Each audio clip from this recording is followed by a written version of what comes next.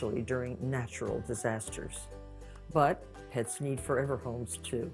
Adopting a shelter pet enriches the lives of one's family and allows shelters to help more animals awaiting care.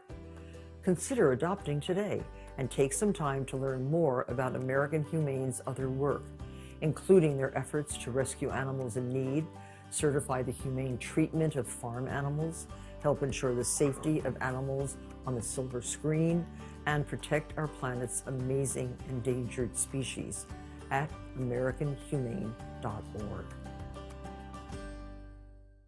Join us at Odyssey as we all do our one thing, together millions of things for our planet. September is World Ozone Month, so it's a perfect month to use your vehicle less. Your car emits a lot of chemicals that can be damaging to the ozone layer. Try leaving the car at home and walk or bike to close destinations. For longer trips, try taking public transportation or scheduling a carpool with friends or coworkers. When we each share our one thing, it becomes 100 things, 1,000 things, 1,000,000 things for our planet. What's your one thing?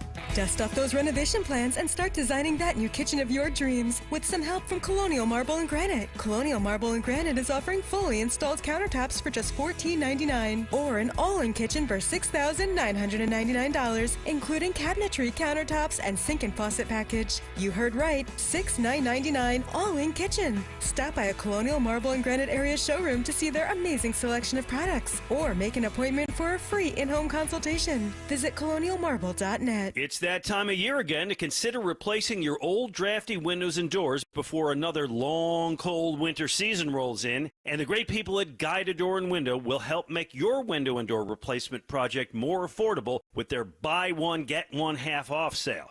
For every door or window you buy, you'll get a second one at 50% off, and you can mix and match the savings to suit your own needs. Buy an entry door, get half off a storm door. Buy a patio door, get 50% off a window.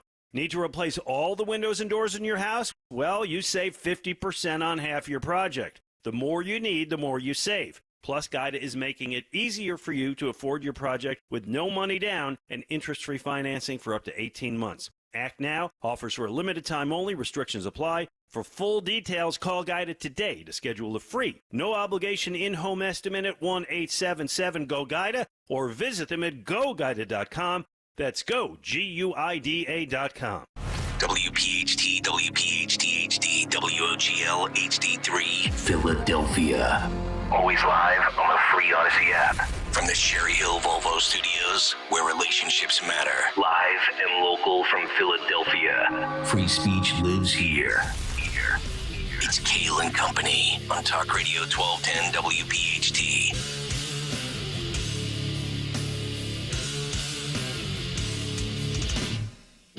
And away we go, live on this Wednesday, September 13th. It is indeed Kayal and Company here on Talk Radio 1210 WPHT. Always live on the free Odyssey app, and of course streaming live for your video viewing pleasure on YouTube as we head until 10 o'clock this morning. 855-839-1210, the phone number. Twitter and Instagram at 1210 WPHT. Dawn Stenslin with the news. Greg Stocker, the chairman of the board. Daniel Valdez, Anthony Dorenzo, our associate producers. Tony Bruno live from Florida this morning. He's going to join us at 8:20. Dawn, good morning. How are you? Good morning on this rainy, dreary morning. Yes, Gregory. Yeah, buddy. So apparently my prediction was wrong yesterday. It was. Cavalcanti did not meet his maker. He did not, but they found a backpack. And then a walnut hit a police car, the roof of a cop car. And we thought it was a gunshot, but it was just a nut falling out of a tree. But anyway. Because sometimes you feel like a nut. That's correct. Sometimes you don't. That is correct. We got a lot of good stuff to get to this morning. Impeachment. They started it first. Joe's age, not what we think, but what do other 80-plus-year-old individuals think of Joe? What? Yes.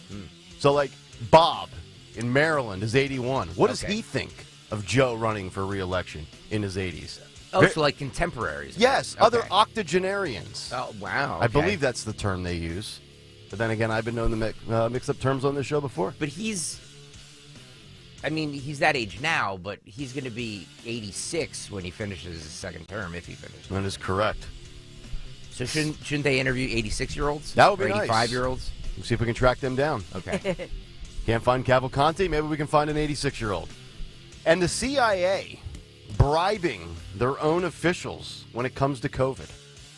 We got a lot of good stuff today. What? This is amazing. Man. Yeah. And Keith Olbermann's back in the news because tearing your Achilles is directly related to your vaccination status. Oh, no, you don't. Oh, yeah. We're going to get there. But right now, let's get down to business. We've got pertinent stuff to discuss and details and updates with Mr. Cavalcante and more. And for that, we go to the great Dawn Stenzel at 6:05 for round number one of the news. Yeah, good morning. We are Wednesday, September 13th, 71 degrees.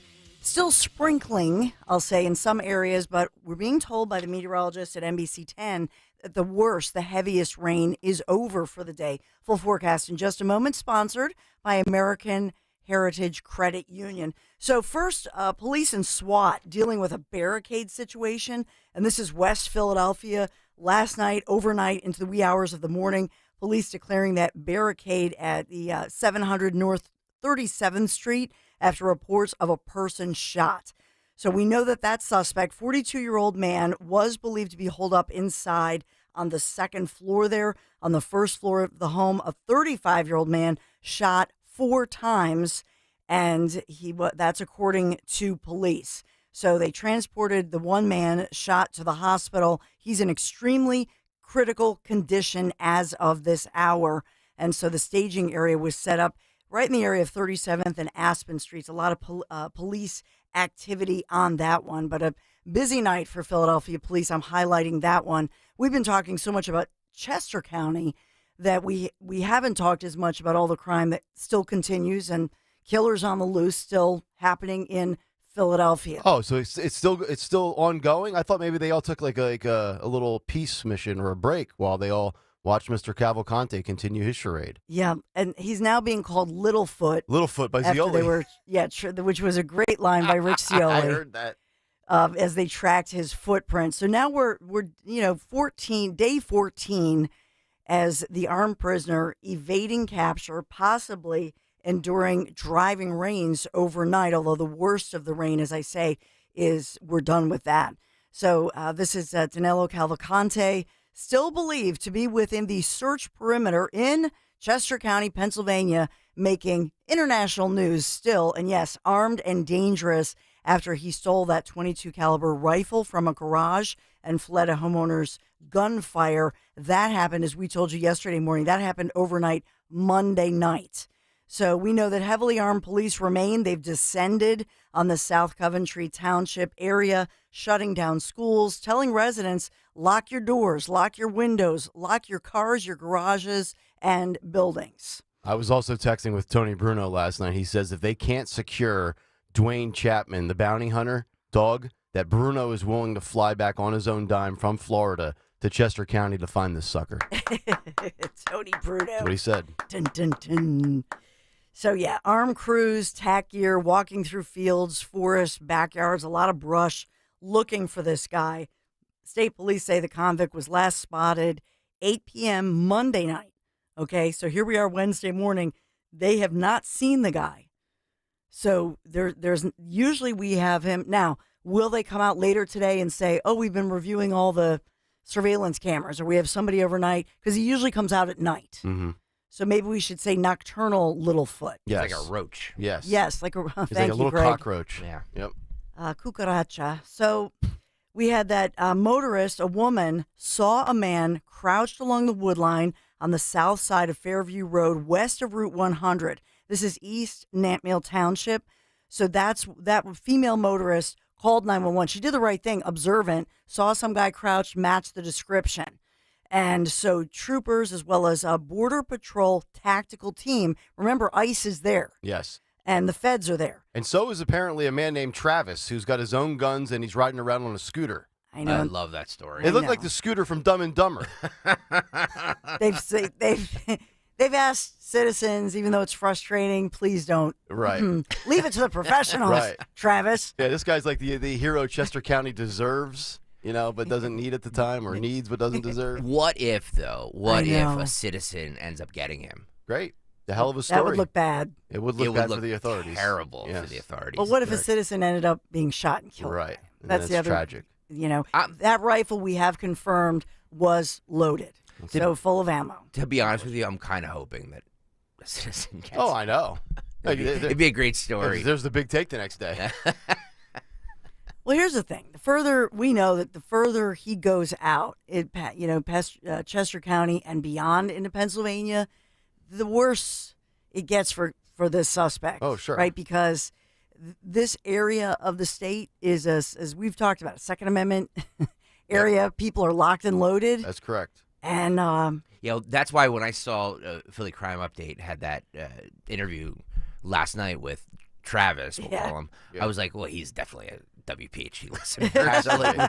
We need to get him. Nice beard going. Yeah, exactly. Travis, be safe, Phil, please. So that homeowner, as we told you, police say was armed with a pistol, fired at least about 7 shots at Cavalcante, but there is no evidence that Cavalcante was hit. So we're looking at 500 to 600 law enforcement officers engaged in securing the current perimeter, as they say, which is 3 miles to the east and west, 2 miles north and south. Governor Josh Shapiro did visit that command center there in Unionville and said that the agents and officers working this case have his full support. So the governor did, after 2 weeks, he showed up at the command center, thanked them for all their hard work, and reassuring the community while asking residents to do their part to help in the manhunt. Nice for Josh to make some time for the people after 13 days. Yeah, so all schools and offices in the O.N.J. Roberts School District will, again, be shut down today on this Wednesday. Wait, if you're a kid, you got to love this. It's like fall break. It's amazing. It's like, they just come off summer break. You know, last few years it was COVID. Well, as soon as they come back from once they reopen after Cavalcante is disposed of, there'll be a COVID outbreak and they'll go back to virtual. It's unbelievable. Poor kids. I don't know though. A lot of kids, little kids, love it and miss it. Yeah. And then the other piece of it, I've talked to so many parents who say we don't have childcare. Yeah. We can't go to work. Right. So it affects your work life. Of course. And then you say, well, let's get the teenager who babysits. She can't go to school. Well, the problem is you got a killer on the loose. Mm-hmm. You don't want to leave. You don't want to leave your kids in the house, even with. So it's just wearing on people. Yep, and it's costing us money. Yeah, what did we say? 1.6 estimated to be $1.6 million per week. Yeah. So ouch. Yeah. I don't know if we wanted to talk about Russian President Vladimir Putin's face-to-face talks with North Korean leader Kim Jong-un, but there was a lot of weird focus as the two leaders met, talking about how they dined together and what they were eating. Sturgeon, mushrooms and potatoes, marbled beef, grilled vegetables. It was kind of bizarre to me that people were really focused on the meal. I'd be more focused on two psychos getting together and having a conversation, but that's just me. And so Kim had proposed a toast to Putin's health. It's kind of bizarre, these details, but the two of them now in it together as, Kim is predicting that the Russian army and the people and Putin are certainly going to win a great victory in the sacred struggle. He called it a sacred struggle for the punishment of great evil that claims, oh my goodness, is feeding on expansionist illusions. So this is Kim talking about his support for Mother Russia and against Ukraine. So we've got Kim, we've got Putin. I guess Xi was unavailable to make it the trifecta. Oh, gosh. Okay.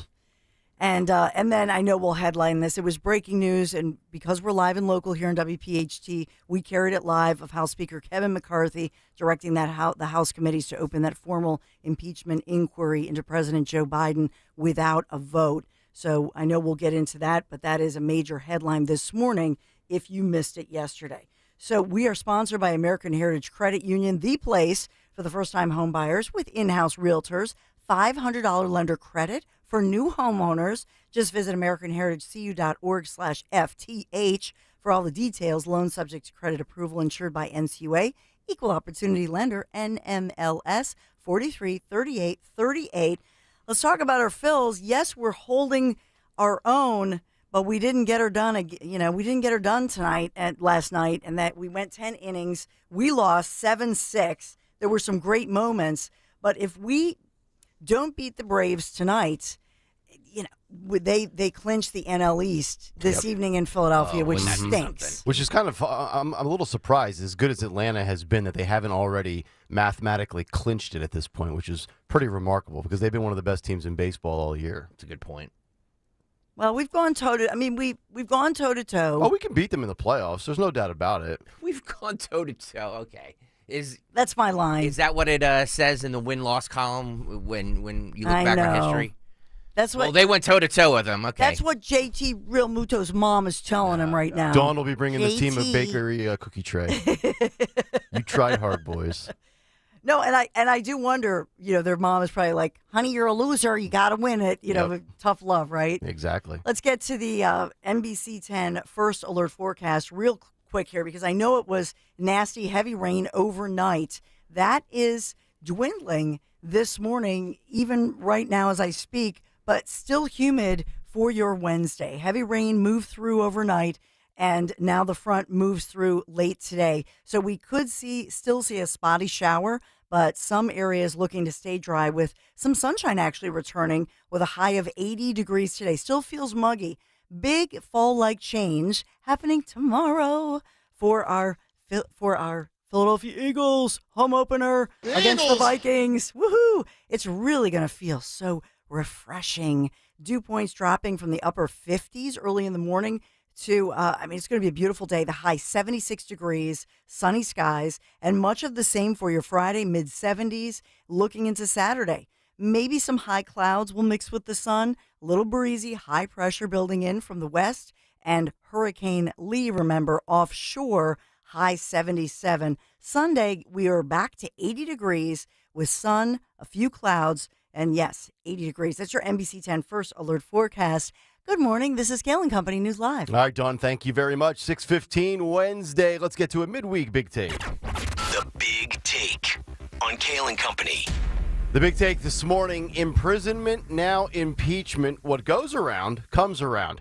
We all remember when we were kids and how we would get into arguments or fights at school or in the neighborhood, and then an adult would intervene and break it up, and we would each argue our side, why we were right, the other person was wrong, and then we would say, well, he started it. Well, that applies today in the world of politics.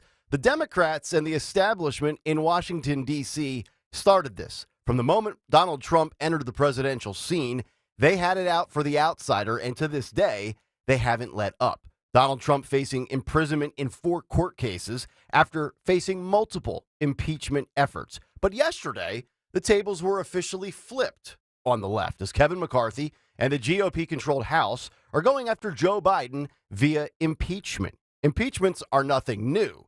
Trying to imprison your chief political opponent and rival, that's next-level third-world banana republic stuff, and that is new. Will the Republicans be successful with this impeachment inquiry? Probably not.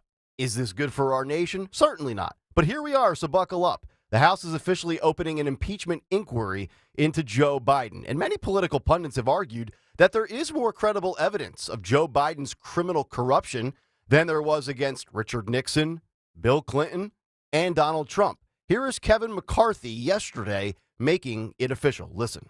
That's why today I am directing our House committee to open a formal impeachment inquiry into President Joe Biden.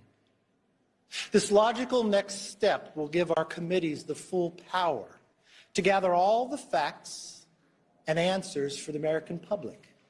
It's exactly what we want to know, the answers. I believe the president would want to answer these questions and allegations as well. This effort will be led by Chairman James Comer at the Committee on Oversight, in coordination with Chairman Jim Jordan for Judiciary Committee and Chairman Jason Smith on Ways and Means. The big looming question will be this. Can they prove allegations that Biden directly profited off of his son's foreign business deals? The evidence is pretty strong. The facts in this case would lead most logical, functional adults to conclude that Joe Biden was at the center of a criminal enterprise. But I'll believe the GOP can emerge victorious when I see it with my own 2 eyes. Nancy Mace of South Carolina was on CNN Monday night with Caitlin Collins. You heard a little bit of it yesterday on the cut sheet, and she said that she supports a House impeachment inquiry. Take a listen to this. support launching an impeachment inquiry into President Biden? Well, I mean, it's hard to say at this point. I think there's a difference between an impeachment vote and an inquiry. The inquiry would give us another tool in the toolbox, specifically to look at Joe Biden's bank records. Everyone's screaming about the evidence. Where's the evidence? The bank records hold all of the evidence. And if the American people, Caitlin, if you could see the suspicious activity reports that I have seen on the Biden family, you would probably support an impeachment inquiry just as a tool to get more information on specifically the bank information, bank records of Joe Biden and his family members. That's an important tool in our toolbox. Important to realize that this impeachment inquiry is essentially a fact-finding mission to find out exactly what these bank records contain. More info, more facts, more evidence.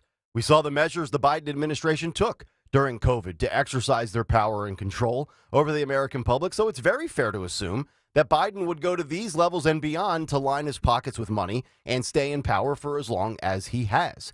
If reelected in 2024, Joe will have spent 16 of the last 20 years at the White House in the roles of vice president and president. You don't last that long in those two roles if you aren't going to the extents and the extremes to which we all assume he has.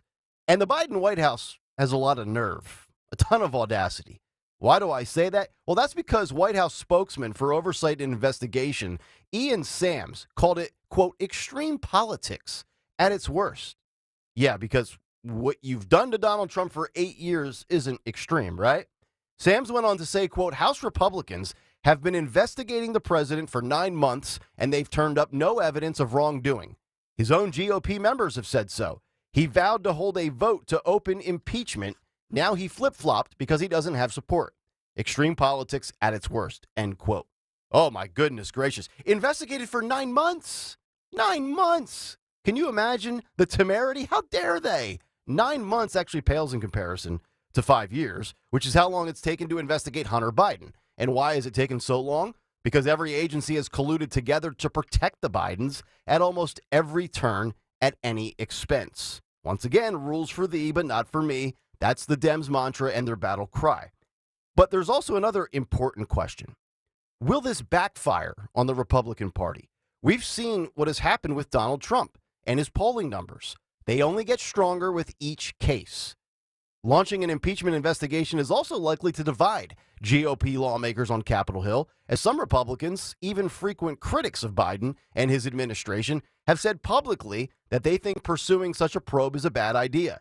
CNN reported on Monday that Republicans in the Senate are nervous that the push could backfire politically and give Biden a boost, all the while distracting from their efforts to paint the president as out of touch on the economy, which he is. And it would be an unmitigated disaster, in my opinion, if the American people lose sight of what Biden has done to destroy the economy as they become consumed and infatuated with Biden's own personal finances.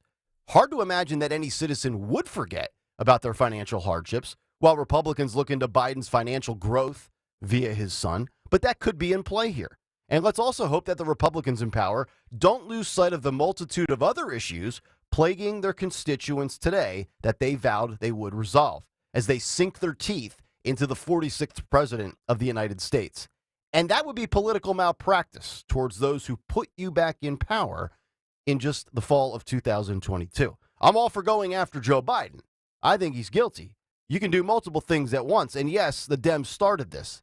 Let's now hope that Republicans can end it. And that's the big take. The Big Take on Kayal & Company. All right, big take this morning. If you want to jump in with your thoughts and reactions, 855-839-1210 is the phone number, 855-839-1210. Twitter and Instagram at 1210WPHT, or, of course, on YouTube. Just go to youtube.com/@1210WPHT and be a part of the Kayal & Company comment community. We'll come back, get some thoughts and reactions to that, as well as what do other octogenarians think about Joe Biden's age? We'll get into that as we continue. 6 o'clock hour off and running. It's Kayal & Company on a Wednesday on Talk Radio 1210 WPHT. Like any good agent, we're here for the open house, for the closing, for handing over keys. But because we're realtors, we're here for so much more. Agents who are realtors volunteer at nearly 3 times the national average. We're working to broaden access to credit, increase affordable housing supply, and ensure fair housing for all. And realtors are bound by a code of ethics. we're here for it all. Realtors are members of the National Association of Realtors. That's who we are.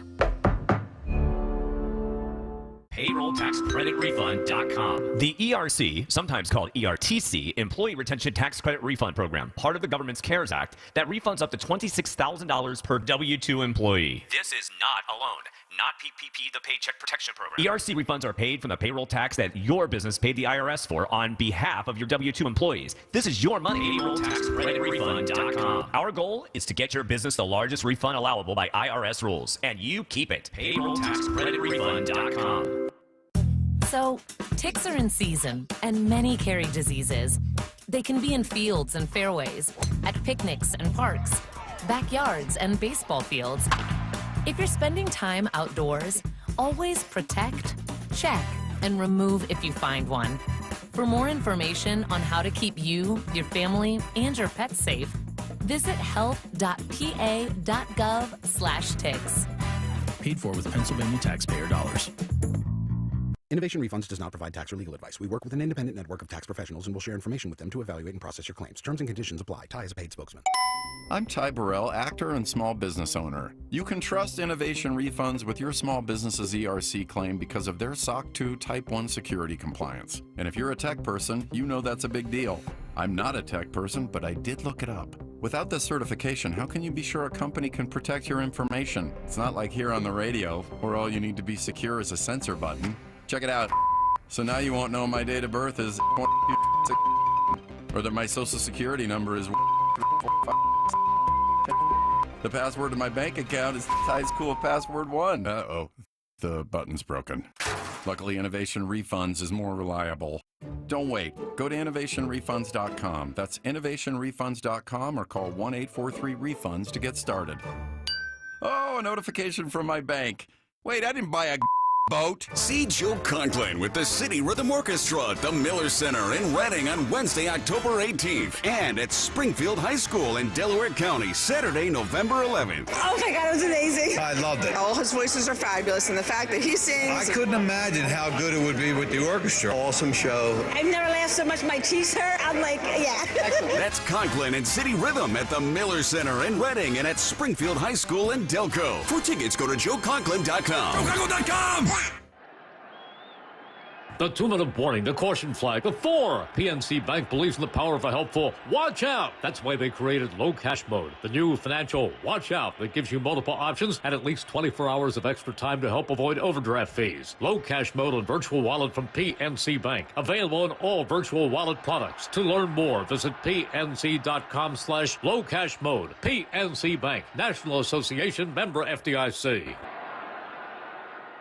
Volvo Finance, in concert with Cherry Hill Volvo, is offering lease and cash bonuses up to $2,500. Purchase or lease a new XC40 or XC90 through Volvo Finance and through Cherry Hill Volvo and receive this additional bonus along with the aggressive pricing already posted on our Cherry Hill Volvo website. This is a special offer and it is not to be missed. Volvo Finance and Cherry Hill Volvo and you, a perfect partnership.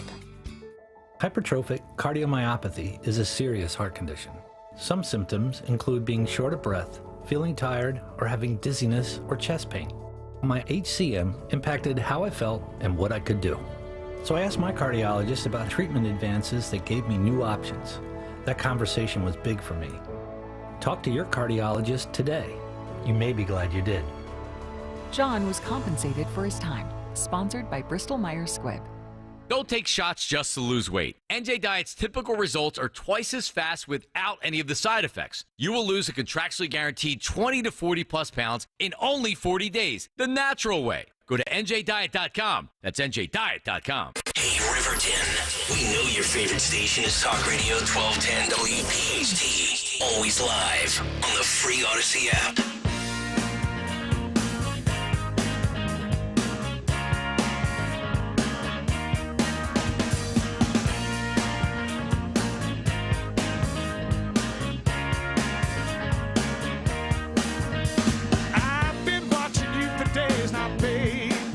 Kayal and Company, 628. Welcome back in. Hopefully all of you up to a good start to your Wednesday. It's Nick, Dawn, and Greg here on Talk Radio 1210 WPHT. Loaded show today.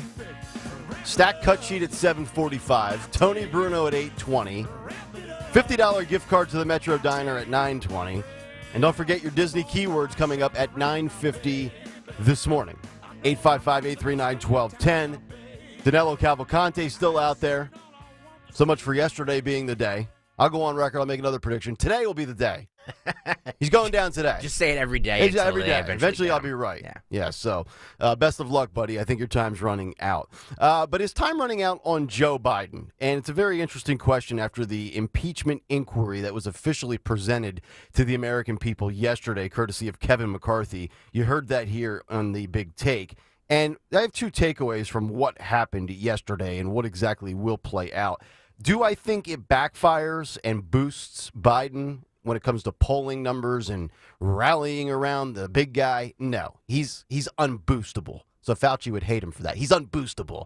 But I also don't think this leads to his removal, because I think at the end of the day, as much as we sit here, we look at all this evidence, and I think if you have just an ounce of common sense, you can connect all the dots and say, okay, something isn't right here. Like, why are you receiving all of these funds and all of this money? What are you giving to other people to return and receive all of this compensation from your son and your other family members and the shell companies and the bank accounts and the wire transfers? You add it up, it just doesn't smell right. It doesn't pass the sniff test, so to speak. But we're still waiting for that last little bombshell, that one smoking gun that kind of ties it all together. And I think that's the objective here of the impeachment inquiry. Dawn, your thoughts on this, because this is a really big story. And if it wasn't for the Danilo Cavalcante story, I think we would probably be spending a lot more time on this. But any thoughts or takeaways and reaction from what McCarthy was able to present to us yesterday?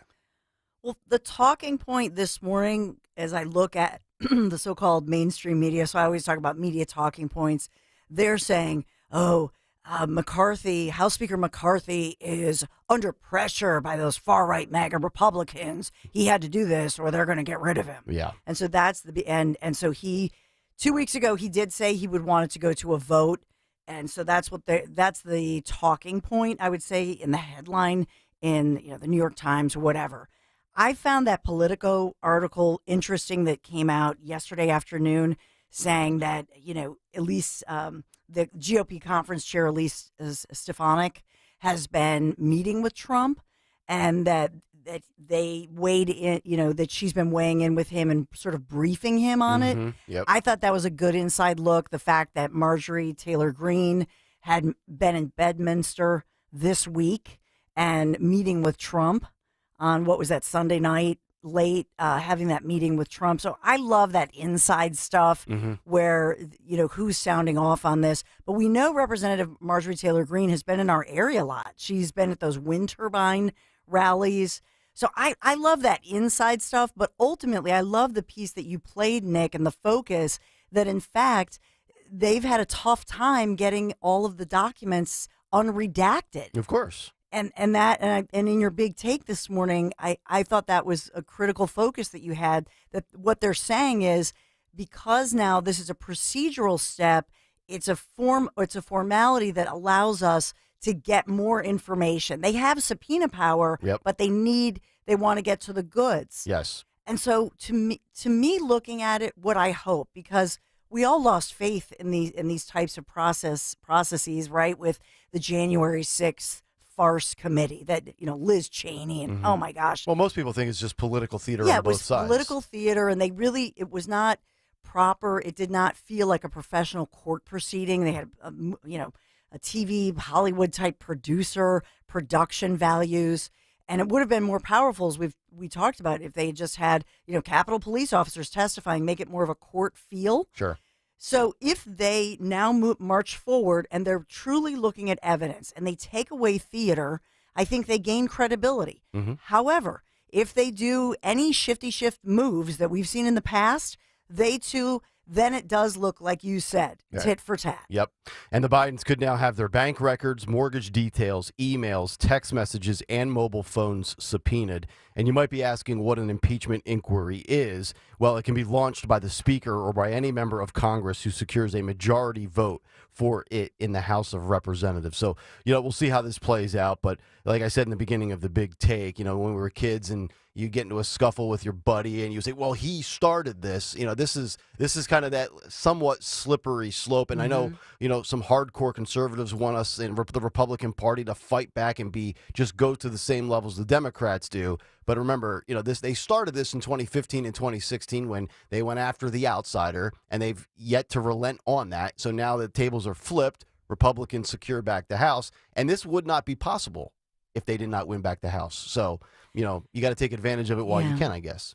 Yeah, and remember with the Bill Clinton probe, when they were looking into him back in the day, they were not looking for the fact that there was an intern scandal with a young college-age young lady. Yep. They were looking for something else. And so whenever they go down this road, I just think, I hope to God that they stick with what they're saying, with the facts and with the tangible evidence. Right.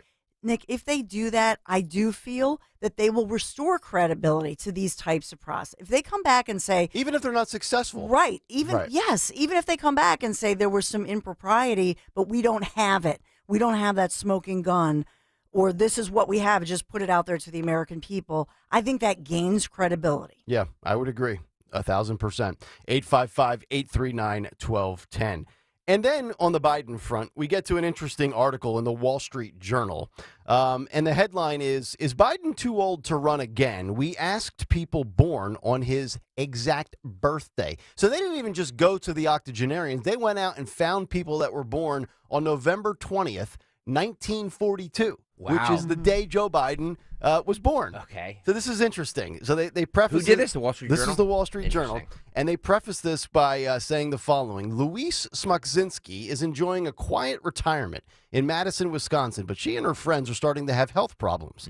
Ken Diller is a biomedical engineering professor in Austin, Texas, who has taught for 50 years and isn't ready to spend his days relaxing on a beach. Unlike Ken, I do want to relax on a beach. But anyway, they have one thing in common. They were both born on November 20th, 1942, the same day as Joe Biden, the 46th president, the oldest to occupy the White House, campaigning for a second term that, should he win, would put him in office until age 86. These octogenarian voters are among nearly a dozen Americans that were born the same day as the president that the Wall Street Journal interviewed. They are uniquely suited to answer one of the biggest questions looming over the 2024 election.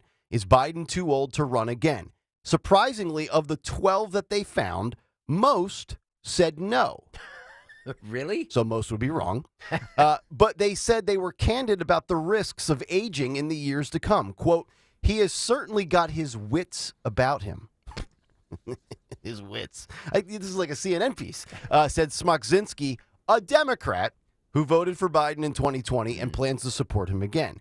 Smoczynski and her husband Florian in their Madison, Wisconsin home last month. She is a retired county employee. She says, quote, where once you're 80, it's definitely downhill. She said she has been largely healthy most of her life, but was diagnosed about 2 years ago with endometrial cancer and continues to receive treatment for her illness. Endometrial. Quote, a lot of our friends are dying or getting dementia. I probably shouldn't bring that up because that makes 80 look terrible. Still, she tries to maintain a positive attitude, saying, quote, people are living longer and living better lives. 80 is the new 60. Okay, maybe there's some people that believe that and can prove it and are still sharp, but that's not applicable to Joe. Joe's not 81 going on 61. Joe's 81 and every bit of 81. But also, a recent Wall Street Journal poll found that 73% of voters think Biden is too old to seek a second term, compared with 47% of voters who said the same for Donald Trump, who obviously is going to be his top challenger. So very interesting that of these 12 individuals with the same birthday as Joe Biden, a majority say no, he's not too old, which, we can get into the term limits and the age maximum again and look at it from a case-by-case perspective and basis. But I'm actually a little bit surprised, unless it's just when you're 81, you're going to defend another 81, whether you're a Democrat or you're a supporter of Biden. I don't know, maybe most 81s are, you're just like, you know what, No, it's not too old. I think it's too old. I mean, I would be fine with 75, which, technically in theory then would disqualify Trump. But if you have somebody under 75 that gets 8 years and 2 terms, so be it. I think we're talking about, I think we're talking about the wrong thing in the sense that my dad is in his 80s. He's 88. And he He's says. Still super with it, right? Dad says, Joe Biden at any age is a disaster. Well, yeah, there you go. Politically, look at his policy. Right. This economic policy, look at he thinks he's this big world international expert, right, on world politics. He has always consistently been a disaster. So I just think the focus on age, it does depend. I was at a family gathering, and there was a family friend there. I've never known her age. And somebody turned to me and said, do you know Jane, or who I shouldn't say, so-and-so is 80 plus? And I said, no way. Like, you would have. Looks great. You would have placed a bet in your 3 parlay dealy. You would have never thought this woman she's so with it and had, it's a lot of people nowadays are getting the work done and so on. And so if they have money, she does CrossFit. She is so hip and with it. I just said, no way. There's no way. So she's doing CrossFit in her 80s, and I'm doing crosswords in my 30s. So I think there are individuals who have, first of all, have DNA, right, and their genetics on their side, but as well have really taken care of themselves, and they're fit, and they're active, and they're living their best life, and traveling the world, and enjoying their grandkids and great-grandkids. And so I don't think age is necessarily the focus. I think Joe Biden, look at his policy over all these years. Yeah. I mean, my goodness. Let's think about that, because this is not the same Joe Biden that you heard and you saw on TV and different clips that we've played from the 90s when he was, ranting and raving and he was in his 50s or whatever. And you say, his policy. Is it possible, and I guess you would have to be a Democrat to truly answer this honestly, is it possible that they don't care about his age, like this lady here in her 80s, or the 26% of people that don't think age is a factor for him, because they know he's not calling the shots and it's not his policies to begin with? We're all of the belief that Joe. We've played clips of Joe where he's like, I'm just following orders. I'm just doing what I'm told to do. And, sometimes there are presidents that are just puppets and others have more of their hand and their fingerprints on everything. Is it possible that Joe's age is irrelevant because the supporters of him, if they're out there, they know he's not calling the shots? It's either the progressives, the squad Dems, the third Obama term, however you want to characterize it. Is that a possible defense to Joe, or a logical rationale that these people have arrived at, that I don't care that he's 81, he's not calling the plays anyway? Mm-hmm. Yeah. It makes me wonder. Yeah, and I've heard some Democrats say, well, Obama's in there, he's helping out. I mean, they really believe that. Why did Barack Obama even choose Biden as a running mate? Because Joe Biden, everybody knew him, and he represented the establishment. But at the same time, he was a vice president who didn't have too much, he didn't have too much alpha power that would overpower Obama. You're right. When you're a president, when you're choosing your VP, you want somebody who's not going to in any way he was manageable. Outshine you. Yeah. He wouldn't ruffle feathers. Yeah, well. That's a thing. That's a thing in a lot of workplaces. He's the safe hire. He's the easy choice. Yeah. He won't be combative and challenge management. Yeah. I've heard that in radio before.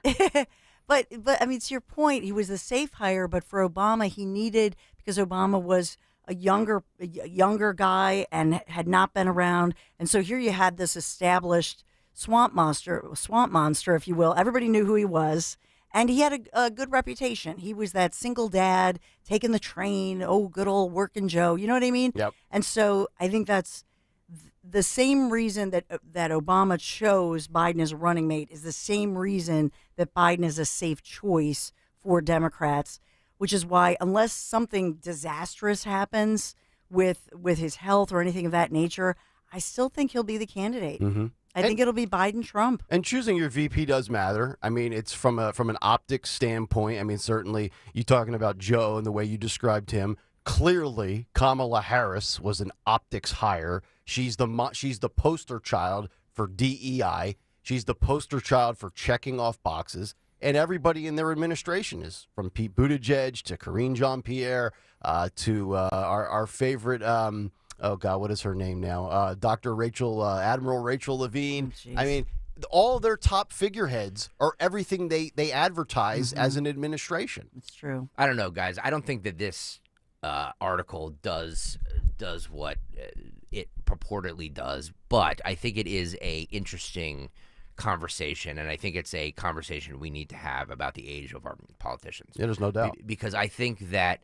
you can say what you want, but it's not the best and brightest that are leading us, and No. it should be.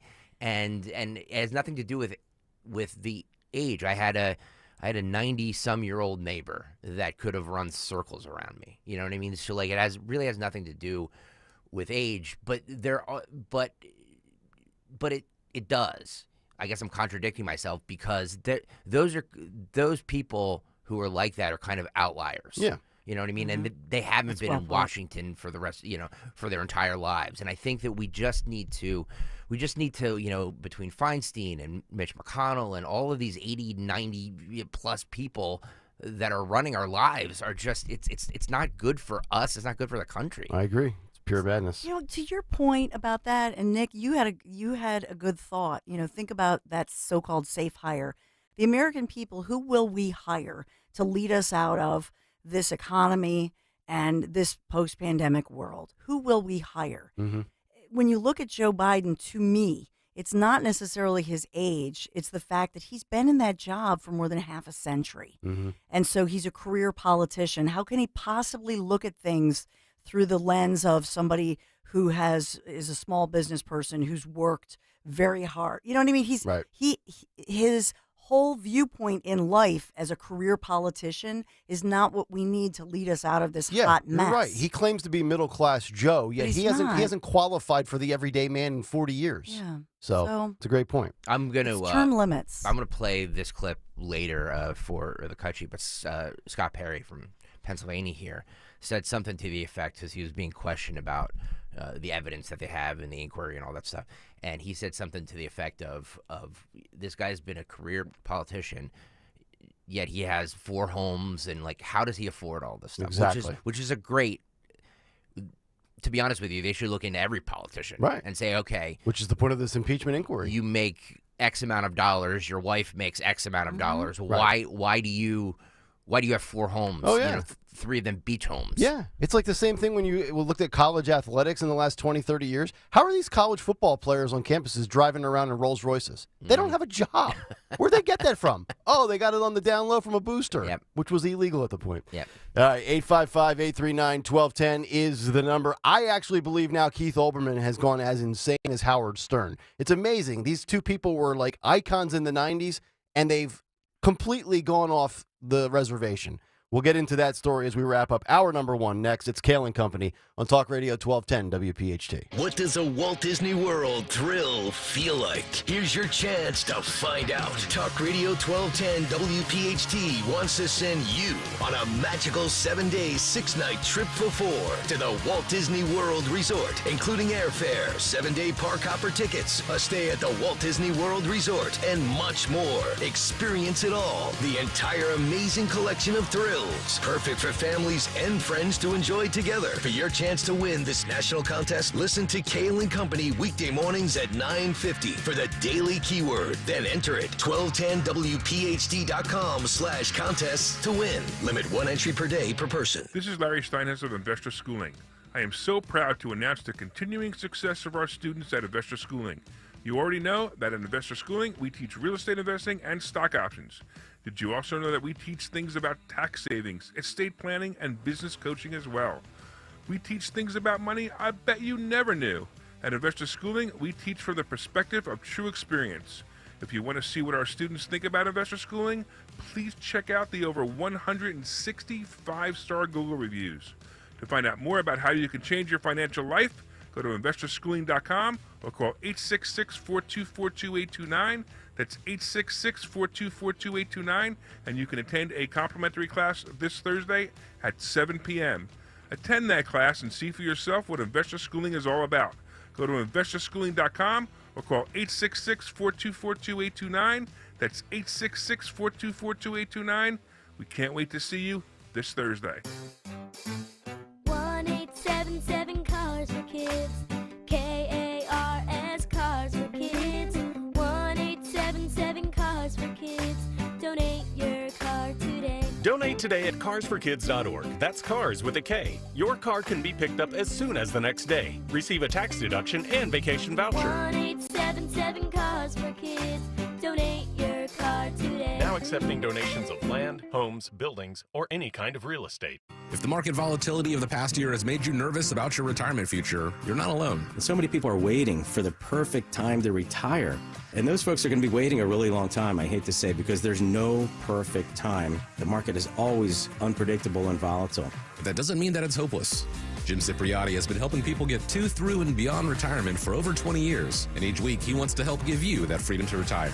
Listen to Freedom to Retire with Jim Cipriotti, now on Saturday mornings at 9 on Talk Radio 1210 WPHT. You know, I can't stand when people say, oh, she's a working mom. Every mom is a working mom, which is why whatacrockmeals.com was actually created. So they deliver nutritious, ready-made meals right to your doorstep. I just put it in the slow cooker, no prep, no mess. And when our family comes home after work and school, especially David will go, Mom, what smells so good? And we enjoy more time together at the dinner table. Just use promo code WPHT for $10 off your first order. You're going to love this. And these are ready-to-eat meals. Whatacrock.com meals. Okay, this is not a situation where they send you a box full of raw veggies and you have to basically chop it up and put the thing together. It's all good to go. All I have to do is put it in the crock pot. So this week, well, game days, we always have the white bean chili. It's a vegan chili, so that's delicious. And that's what we did last weekend and what we'll do tomorrow for Eagles game day. But, last night we had the chicken parmesan. How good does this sound? Chicken parmesan meatballs with spaghetti.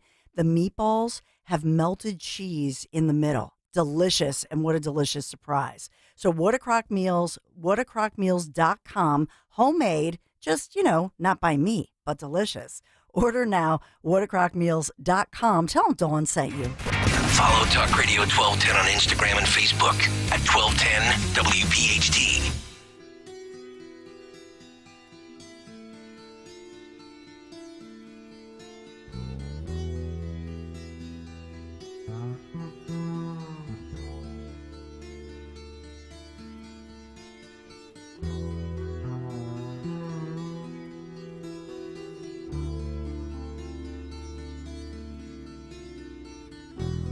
Kayal and Company, 6:51 as we continue here. It's a Wednesday morning. Talk Radio 1210 WPHT. Yeah, you. We're talking to you. Nick Kayal, Greg Stocker, Dawn Stensland. Tony Bruno coming up at 8:20. We're just about an hour away from round number one of what is on the cut sheet. And speaking of Tony Bruno, back in the 90s, obviously Howard Stern, king of all media, right? We've discussed his demise on this show many times. Very rarely leaves his house, scared to death of COVID. We talked about that story last week. But, in the 90s when Tony was, after Tony left the morning show with Angelo and Al on WIP, Tony went to Bristol, Connecticut and worked at ESPN. And if you were or are a sports fan or used to watch ESPN before they got into politics, in the 90s, Keith Olbermann was one of probably the two or three most popular Sports Center anchors. Yeah, Keith Olbermann and Dan Patrick. Dan Patrick right? and Keith Olbermann. I mean, as a kid, I watched them every day. I couldn't get enough of it. And Keith and Tony were good friends and colleagues. And this was before either of them got into politics. Keith ends up going to MSNBC, and now in 2023 has gone completely insane. This is what happens when you're lonely and you don't get any female interaction in your life, and you have no kids, and you just stare at your wall in your apartment. Not that I've ever had to deal with that for a while. But anywho, I haven't gone insane. At least I don't think so.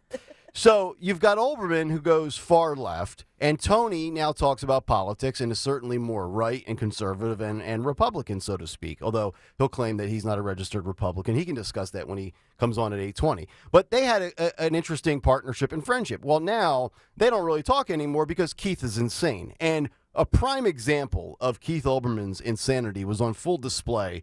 I know a lot of people saw the big headline in the world of sports Monday night. Aaron Rodgers, former quarterback for the Packers, goes to the Jets, plays all of 4 snaps, goes down with a ruptured Achilles after running out of the tunnel with the American flag. It was such an awesome, patriotic moment. Nonetheless, on 9/11, in the backdrop of New York City where that game was played. So the Jets put out a tweet yesterday that said, "Not the way any of us wanted it to go, but we know the commitment you've made to this team will continue to impact us moving forward. Get well soon, Aaron Rodgers." And then there's a picture of Aaron Rodgers in his Jets uniform. And if you look at the beginning of the tweet, it says, "Not the way any of us wanted it to go." So Keith Olbermann felt the need to interject. And Keith quote tweets it saying, "Define any." And as we know, Aaron Rodgers is not vaccinated. Not vaccinated against COVID, spoke out against it, used alternative medicine and other therapies and treatments, and decided not to go in line with most players in the league. I think the NFL, 92% of players are vaccinated. And Keith Olbermann says, "Define any," almost taking a victory lap, as in, whoa, define, not me. Good for you that you ruptured your Achilles and you won't be able to perform your job duties and you're out for the rest of the year. And I was just thinking about this, like imagine celebrating someone's injury that pertains to their profession because the other adult that you disagree with decided not to put something into their body that they did not want to. Like, that is, like, as an adult, such a petty, petulant, childlike reaction. And, like, we know Keith Olbermann is not one of these, like, COVID lunatics. He's scared to death of it. He's like Howard Stern. If you're not vaccinated, every other injury that happens to you is because you're not vaccinated. And think about the levels of insanity that you have to have where there's not one person. Now, I got to believe deep down inside, unless he's completely mentally gone, that Keith Olbermann obviously realizes your vaccination status has nothing to do with you tearing a muscle or a ligament in your leg. But there's not one person on the planet that would think your vaccination status has any effect or impact on your ability to perform a physical activity, which is remarkable. And Keith Olbermann, once again, getting roasted for that, and rightfully so. I don't understand some of these people, I swear, that are so consumed with what other people do when it comes to their personal health decisions. Like, that is like, which I always mock people on Twitter when they get COVID and they come out and say, "Tested positive for COVID, feeling mild symptoms, thankful to," like, honestly, I have no right to know what your vaccination status is, but ultimately at the end of the day, on the list of priorities in my life, knowing your vaccination status is probably the last thing I care about. It's just that these individuals that have gone so far off the reservation to the left, I don't even know if they realize how insane they sound and look. And that's Keith Olbermann in a nutshell. It's a lot like Howard Stern. And, I know Keith used to be on MSNBC, so his political views are not any surprise. I think Howard Stern's probably the bigger shock, considering he used to be the definition of anti-establishment, and now he's just, a puppet for everything that is establishment and left wing. And then lastly, speaking of Twitter, how crazy is this? And this is kind of like a censorship cancellation issue that I have with Twitter and Elon Musk. Speaking of Twitter and Aaron Rodgers, there was a user on Twitter on Monday night that predicted that this would happen to Aaron Rodgers. So I need to find who this guy is and see if he has like the Powerball numbers, or if he knows if it's going to be black or red on the roulette wheel at Parks later tonight. He says this is at Daddy Zaslav on Twitter. Aaron Rodgers is going to tear his Achilles on a rain-drenched MetLife turf in 2.5 hours. So I'm assuming that was around 6:30 on Monday night. What? And I'll be damned, it happened. And Twitter and everybody started reacting to it. They suspended his account for that. Well, to be fair, Aaron Rodgers did have a lot of injuries last season, right? Yes, so he's had his fair share of. And he's 39. And right. So, like, it's not out of the realm of possibility to think But that he predicted the injury itself. Yeah. Like he didn't say he was going to tear his hamstring. Yeah. He predicted the Achilles injury. Yeah. And now Twitter suspended his account. So now so facts are offensive. Predictions are offensive. Predictions that come true lead to your cancellation. I would expect that under Jack Dorsey's Twitter, not Elon Musk. But then again, Elon Musk's Twitter resulted in Tony Bruno's suspension on Twitter. I wonder why. I have wonder no idea. That's weird. It's beyond me. I couldn't believe I saw that when I was looking at the Keith Olbermann stuff, and this popped up, and I'm like, all right, we got to work this in as well. So I'm totally against that. Hopefully that guy gets his Twitter reserved, and hopefully he's playing the Powerball. Keith Olbermann is just a nasty. I know. Remember that thing he did with Riley Gaines and said she was a loser and called her a homophobe? Yep. He is a negative energy, evil, nasty man. I totally agree. It goes beyond politics. I know. He is just at a point in his life where he's just a miserable dude. All right, 855-839-1210. Dawn will have some news to kick off hour number 2. We have a CIA COVID lab leak cover-up story, and also the backlash for the Disney Snow White movie starting to really accelerate. We'll continue hour 2. Kayal and Company coming up next. When you call Oliver Heating and Cooling, you get reliable service for your home's heating, cooling, plumbing, and electrical systems. Just like your car needs regular service and an oil change, your AC system needs an annual tune-up to make sure it's running safely and efficiently all summer. Our technicians will do a complete inspection for only $70. We service all makes and models and guarantee our work. Call Oliver today to schedule your appointment for a tune-up or visit us online at oliverheatcool.com. Oliver Heating and Cooling. Peace of mind for your home and business. Looking for a new Ford? Winter Ford has the vehicle for you. Choose from our large selection of new F-150s, Explorers, Escapes, and Bronco Sports today. Winter Ford also takes care of you after the sale. Stop in their service department with no appointment necessary. Call 800-428-4000 for offer details. Visit in person or online at winterford.com. Winter Ford, people you trust, service and value you'll love. At Cherry Hill Volvo, we are partnering again with our Costco members. Purchase a certified 2020, 21, or 22 XC40, XC60, or XC90 and receive an incredible additional discount up to $1,500 off. A discount added to the unbelievably already aggressive pricing at Cherry Hill Volvo.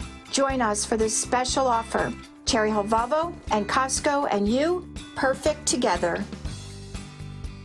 Do you really want to take shots the rest of your life just to lose weight? NJ Diet's typical results are twice as fast as weight loss injections without any of the side effects. Plus, you'll learn proper portion control and develop healthy eating habits.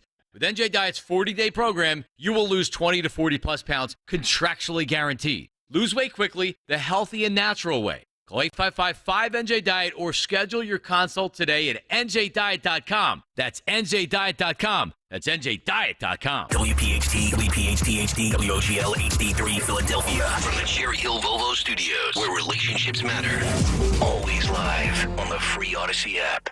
My name is Janice Shikonik, and I'm from Collegeville, Pennsylvania. When I first started working, I had just turned 17 years old. And of course, when you're 17, you don't think much about your future. But then when you get closer to retirement, you have to really be careful because there's a lot of scam systems out there and people that aren't going to think twice about taking your money. And if the stock market goes down, they're like, oh, well, sorry, everybody has to take a risk. And that's why crash proof is so important. You're not taking a risk. You're putting your money in there and you're guaranteed that your money's going to be there when you need it. And it just keeps compounding year after year after year. All the vacations you wanted to take but you didn't have enough vacation time, I can do all of that now. And I really look forward to doing whatever I want.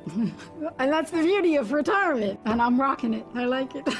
You're invited to reserve your seat at the next Crash Proof Retirement educational event at Springfield Country Club on October 24th. Registration is required. 800-722-9728 or crashproofretirement.com. I'm not even mad that I've never experienced that so-called brotherly love you all brag about here in Philly. I wouldn't expect that being a huge rival and all. That's football legend and all-time rushing leader Emmitt Smith. Even though we've been on different sides of the field, I'm still going to extend some kindness to you folks and tell you all about a way to get relief from that awful joint pain without surgery or harmful medications.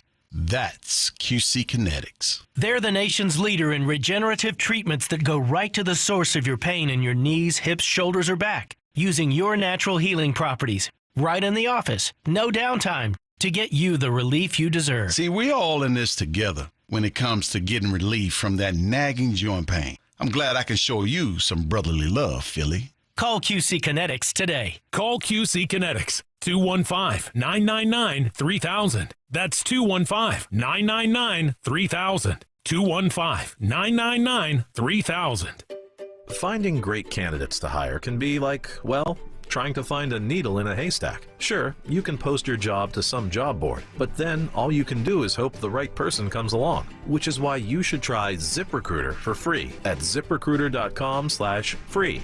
ZipRecruiter doesn't depend on candidates finding you. Its powerful technology identifies people with the right experience and actively invites them to apply to your job. You get qualified candidates fast. So while other companies might deliver a lot of hay, ZipRecruiter finds you what you're looking for.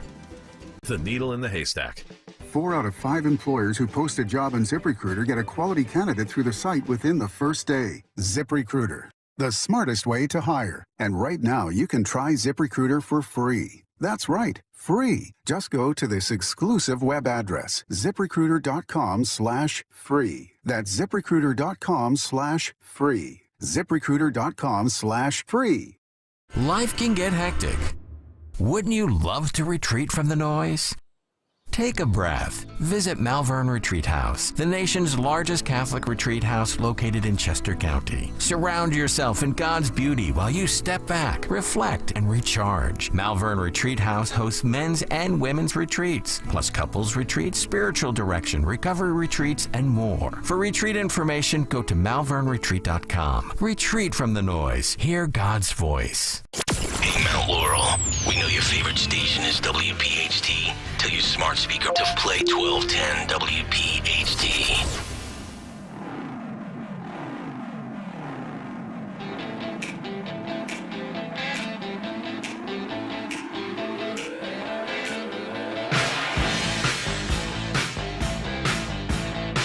Kayal Company, 7:04, hour 2 underway, Wednesday morning. Nick, Dawn, and Greg, Talk Radio 1210 WPHT. Stream us on the free Odyssey app. If you haven't downloaded it already, what the hell are you doing? Watch us on YouTube, youtube.com/@1210WPHT. Hit the like and subscribe buttons. Be a part of the comment community. Chat's fired up today. It is. Bruno at 8:20, cut sheet at 7:45. Yeah, we're only at 47 likes right now on the YouTube channel. At 1210 WPHT on YouTube. So if you're watching right now, please hit the like button. Yes. If you ask, they shall click. 855-839-1210, the number. Couple of good stories before we get to the cut sheet, including a CIA whistleblower claiming that the agency bribed their own analysts to say that COVID did not come from Wuhan. This is a major bombshell. We'll get to that. And also a trip down memory lane where Tony Fauci says masks don't work. We will get to that as we continue this morning. Also, a lot of criticism towards the Disney Snow White movie, which I think will be the latest total flop from Walt Disney when it comes to movies and not generating any good ticket sales because, well, it's all politically motivated. We'll get to that as we continue. But 7:06, let's get the news. Round number 2, and here is Dawn Stensland. And good morning on this Wednesday, September 13th. We're looking at low 70s right now, still rainy, heating up to 80 degrees. Full forecast in just a moment. We are sponsored this morning in Kayal Company News Live by the Pennsylvania Horse Racing Association, and this is Parks, PARX. In the news, everybody's talking about, not just here in our area, locally, regionally, nationally, police and SWAT, still the feds at the state level, Pennsylvania State Police, still searching for the guy that Rich Cioli labeled as Littlefoot. Littlefoot. Because they had to track his footprints. Yeah, what's he wear, like a 6.5? Yeah, it's like tiny feet. Yeah, he's like my daughter. He's 5 feet 120 and wears a 6.5. So he did steal a guy's boots. Maybe he's flopping around in the, looks like Bozo in these, he has these little feet and these big boots. Mm-hmm. But this is Danelli Cavalcante, still believed to be within that search perimeter. This is Chester County, Pennsylvania, after he stole a loaded .22 caliber rifle from a garage. And then when that homeowner confronted him, the homeowner armed with a pistol firing at him, he still got away and eluded the gunfire, the homeowner, as well as authorities. It's amazing. 7 shots, you don't hit them. Somebody sent me a tweet. Somebody sent me a tweet yesterday saying, "Who was the homeowner? Ben Simmons?" Oh, that's not right. Over It's 7. funny though. It's funny though. Well, it was dark. Yeah. Yeah. But he did fire at him. It was the middle of the night. Yeah. I don't know. What if he did? What if he did get a graze wound, or? Well, I mean, there would we be would've droplets seen of blood. Yeah. You would think. Right. You would think. Yeah. But before the homeowner, what's fascinating to a lot of people is this observant, motorist. She sees somebody crouched by the side of the road. She calls 911. That's great. They get his footprints, and this led to Zeoli yesterday. I thought that Littlefoot, the search for Littlefoot in Chester County was hysterical. But on a serious level, we're now 2 weeks into this thing. Tomorrow will officially be, even though today is day 14, they've been out there. 500. I know Sunday night it was almost 600, they said, law enforcement. So they've got ICE, they've got the FBI, they've got special tracking teams. We've got citizens on scooters. Yeah, and that is prompting authorities at the news conference to make an appeal to the public to say, please don't go out there. This guy is armed. He's very dangerous. He's desperate. Please don't go out there hunting for him. Mm-hmm. It reminds me of the scene from Jaws where they have Quint, and before Quint goes out, you have all the citizens around the island showing up in their little boats trying to catch the shark, and we're like, no, just let the professionals handle it. Yeah. Yeah. I'll tell you what, though, it would be a very bad look if this guy or any outsider, so to speak, would actually kill or capture Cavalcante. Yeah, from a law enforcement point of view, I'm sure it's super frustrating to have armed citizens going out there and trying to do this, because you don't want them to try and hamper, your whatever leads or whatever you have. Yeah. Do you get the feeling that we're at the point where the public is now starting to lose faith in the authorities or get angry? Yes. Like, can we just, 1,000 people can't find one guy? Yeah. At the very beginning, people are willing. It's like COVID. At the very beginning, people are willing to do what what they're told to do, and then at a certain point, they're like, "No, that's it. No, this is it." Yep, I agree. Yeah, I think to your point, people are saying, let's do something that's not as, in line with all the rules, and that's just the issue. I will say, what we had this week, and the break may very well be two breaks that I'll point out, is that you have on one hand his sister, who is an illegal according to authorities. Right. They questioned her. She refused to cooperate. And because she refused to cooperate, they are deporting her. Thank God. Yeah. And so now they're going after an entire community of individuals who are fearing that those who are illegal among them may be deported. That kind of situation incentivizes an entire community of individuals to say, we don't want this limelight on us. We're just trying to work hard in the local, mushroom farms or wherever they're working. Yeah. And incentivizes people to go for that $25,000 reward. If you know where he is, turn him in. Yesterday we saw him again, warning that if you know where this guy is and you help him, we will prosecute you. I think that is something that incentivizes an entire community that might be the best to know where he is, to turn him in. Also, I will say, because they found the backpack overnight, they're still, I guess, doing the testing to confirm that it's his backpack. But remember, they have the sweatshirt that he dumped the day, night before last. They have his old shoes. So now they can give that to those canines. Yeah. To do the search. They have a good, fresh scent on him. Oh, yeah. Right? Yep. And you talked about the heat last week and how that really hindered their efforts in that body heat type thermal imaging technology. Right. The weather matters too, because starting this afternoon and especially in tomorrow, the weather is going to change. Advantage law enforcement. Yeah. Yeah. So I do believe that they have some good breaks that will lead them. And also, he's got to be growing a bit weary. Right. Like, you can't be totally with it at this point, right? You're not sleeping, you're not eating, you're on the run, you're high alert. Like, your body's got to be starting to shut down. They should all the illegals that they say are, that they want to try and get to help him or whatever like that. They should They just say, hey, come on in if you have any information. They'll come in and take a giant net, put over there, and then throw them across the border. I saw a tweet from Seth Williams, former district attorney and defense attorney. He tweeted this. This is a great point. He says, I hope Cavalcante is safely apprehended. 500 law enforcement officers scouring 10 square miles. That's exactly what Kensington needs. Yeah. Imagine if we took the resources we're using right now and took them to Kensington. You would clean that city up in 1 week. That little section of town. Remarkable. Yeah, it's all possible, and that's what we've talked. I mean, we've talked about that compare and contrast. The people here in Philadelphia are like, yeah, welcome to my world. Every single day, they're looking for a killer in my neighborhood. Yep. Why isn't everybody outraged? Yep. Exactly. And why doesn't the governor? You had Governor Josh Shapiro visiting the command center in Unionville. Well, why isn't the governor here? Why isn't? Well, he did go to Kensington within the past year, but to the point of people in the various communities. We're coming up on Nicholas Elizalde's. We've talked a lot about the 14-year-old. 1 year, right? Yeah, it's coming up on 1 year. And you think of football season.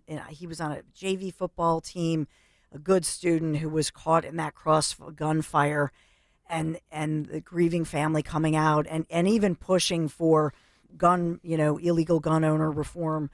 You think about people in this community frustrated by the crime and then looking to Chester County and going, oh, well, look at the people in the suburbs. Look at the resources they get when you have one guy escape. That's correct. That's, I think that there are a lot of people hurting still in Philadelphia when we talk about that. We've been headlining for you the fact that the House Speaker Kevin McCarthy directing the House committees to open that formal impeachment inquiry into President Joe Biden. A lot of reaction, and of course, all the networks leading with that this morning and following that trail. So that we're covering that this morning very carefully for you. I'll just point out to you one story as we head into kind of flu and cold season. The leading decongestant used by millions of Americans who've been looking for relief from a stuffy nose. I saw this. Did you see this? Doesn't work. It's the government is now saying, the FDA says it's no better than a dummy pill. Oh. So it's the a placebo. The FDA basically says, big pharma, this doesn't work either. Shocking. That seems to be a theme and trend the last couple of years around here. Honestly, guys, I wonder how much of these are placebos and it's just all mind. It's like, oh, look, this is going to make me feel better. And all of a sudden, hey, look, it's making me feel better. Yeah. Well, I because think that happens more often than people realize. I think you're right. Well, because it's the Sudafed that's the one that doesn't contain the pseudoephedrine. Sudafed's the one you have to get behind the counter, right? The good stuff. They don't leave it out for you to just grab. So as I always say at the pharmacy, and you have to show your driver's license. Right. And I always say, I want the Breaking Bad Sudafed. Yeah. And, because that's the good stuff. The other stuff that's out that you don't have to show your driver's license for, why do they even bother? Yeah, that's a good point. So I love that they did. It's like, thank you. What we all knew, the FDA had to tell us. Yes. We've been talking a lot about the Phils losing in the 10th. Braves could clinch the NL East tonight in Philadelphia. Ouch. There are a lot of pep. I know NBC 10 is hosting a big pep rally today. And with the Eagle, in advance of the Eagles hosting the Vikings tomorrow night for the home opener, so a lot of Eagles excitement. Yeah, by the way, that game's going to stink tomorrow night. I'm just going on record. Why? It's going to stink. Short week. They look like crap on Sunday. They're not going to look good 4 days later. Wow, look at you. And Minnesota's terrible. They got beat on Sunday as well. You expect another. I'm not saying the Eagles are going to lose. I think Eagles definitely win the game, but it's going to be a low-scoring, ugly game. Eagles -7. Yeah, why not? What's the over-under? Do you have that number over there? Hang on. I like the under better. It's probably 46, 47. FanDuel.com/Greg, by the way. Yeah. The over-under is 48.5. Oh, I love the under. That's a 24-14 game, something like that, 24-16. Interesting. Yeah. Interesting. You guys got it all down. You got the short week. You are right about the short home field though. I don't know. Like they're gonna be fired up after that game. I think on Sunday. Oh yeah, no doubt about it. There's a lot of Taylor Swift news. I'll just give you a headline that USA Today is being ripped because they just had a bunch of layoffs. Gannett did. Shocking. Left-wing publications don't sell. And then at the same time, they're hiring a reporter just to be a new Taylor Swift reporter who's going to make a 6-figure salary. So you just follows around. Just her? Yeah, just does Taylor Swift stories. but not fangirl stories necessarily. Okay. Just covering the business side, Her covering the good, downloads, the her bad, sales, the tickets. Exactly. Well, I mean, look at the reaction she got when she showed Yeah. up to what's his name's wedding. Yeah. On LBI last Well, month. She's dating Travis Kelce now, apparently. Really? Jason Kelce, the Eagles center brother. Yeah, I saw that. I thought that's where Dawn was going with this. Wow. Swift story. Yeah. I didn't see that. Yeah, Wow. or they're, I don't know if they're dating is the right word. Whatever these people do these days. Well, she scored big time at the VMAs last night. She won most of those categories. I saw the list of the artists and stuff for the VMAs. I was like, I don't know who half these people Didn't are. recognize any of them, No. did you? No, I didn't even realize the VMAs were still a thing. The VMAs were so, like, I think back to, like, the 1992, 91 Yeah. Video Music Awards when it was such a Madonna, Michael happening, Jackson. You know what I mean? It was always the first week back from school. That Thursday you would watch it. It Yeah. was so everybody would talk about it Friday morning. Do they still make music videos? I have no idea. I guess so. Because that's what it stands for, Video Yeah. Music Awards, right? I believe so. Yeah, very interesting. Travis Kelce. That's true, right? I'm not. I mean, all these stories are seeing it? saying it. They're Yeah. they said they're hanging out. Yeah. Are they the new power couple? Uh-oh. Ooh. I wonder what Jason's thoughts are. Mm. So let's get this That'll straight. be like his sister-in-law. Yeah, so Travis is hanging out with Taylor Swift, and Jason Kelsey's shotgunning beers with WIP. Take a guess which one plays on the offensive line and which one's a pretty good-looking man. Travis for the win. That's a great point. I love it. Yeah. And I didn't get to watch we interviewed Anthony Dorenzo set up yesterday the interview with the local producer of the documentary, Kelsey. Oh, I heard that interview. Oh my by the way. It was gosh, great. If you haven't heard it yet, go back on the. I think it's available on podcast. You should go back and listen to it. It's But really good. I wish that Taylor had been maybe dating. That'd be cool if Are she'd we been. still in the news? Yeah, oh, we are. sorry. Okay. Yeah. All right. Is this still the cut You sheet? got me all distracted. Don't distract me. I'm like ADD over here. We're crying out loud. That's the brand of the show here. That's what we thrive on. Listen, I got to get this in. Don't be distracted. Bet Parks Pennsylvania Derby at Parks Racing. Yeah, it's Pennsylvania's biggest day of thoroughbred racing. The Bet Parks Pennsylvania Derby at Parks Racing, Saturday, September 23rd. Gates are going to open 10 a.m. Free family fun, live music. It's a blast. Just visit PennHorseRacing.com. Gambling problem, call 1-800-GAMBLER. Thank you, Bet Parks Pennsylvania Derby at Parks Racing, for sponsoring Kayal and Company News Live. Today, the worst of the rain is over. 80 degrees. We're in the low 80s today. Still kind of feeling muggy, but the sun will come out. But tomorrow, refreshing, mid-70s, sunny. It's going to feel like fall, and that trend will continue Thursday, Friday, and Saturday. Kayal and Company News Live. All right, Dawn, thank you very much. 855-839-1210. So we know that we've lost a lot of faith and trust in many of the institutions in this country, and certainly many agencies over the last 3.5 years. And you can add the CIA to this list now. Unbelievable headline here, as a CIA whistleblower claims that the agency bribed their own analysts to say that COVID did not come from Wuhan. A bombshell Republican report exposes the alleged virus origins cover-up. And again, when we've had all these whistleblower stories in the last 2 or 3 months, I always say, I believe these whistleblowers, because what do they have to gain from lying with this? They're not getting any monetary compensation. Yeah, they get their 15 minutes of fame, but their professional careers could be over. Their lives could be threatened or at risk. And this is a very interesting story. 6 of 7 members on a CIA COVID discovery team were given significant monetary incentive to change their position, according to the whistleblower.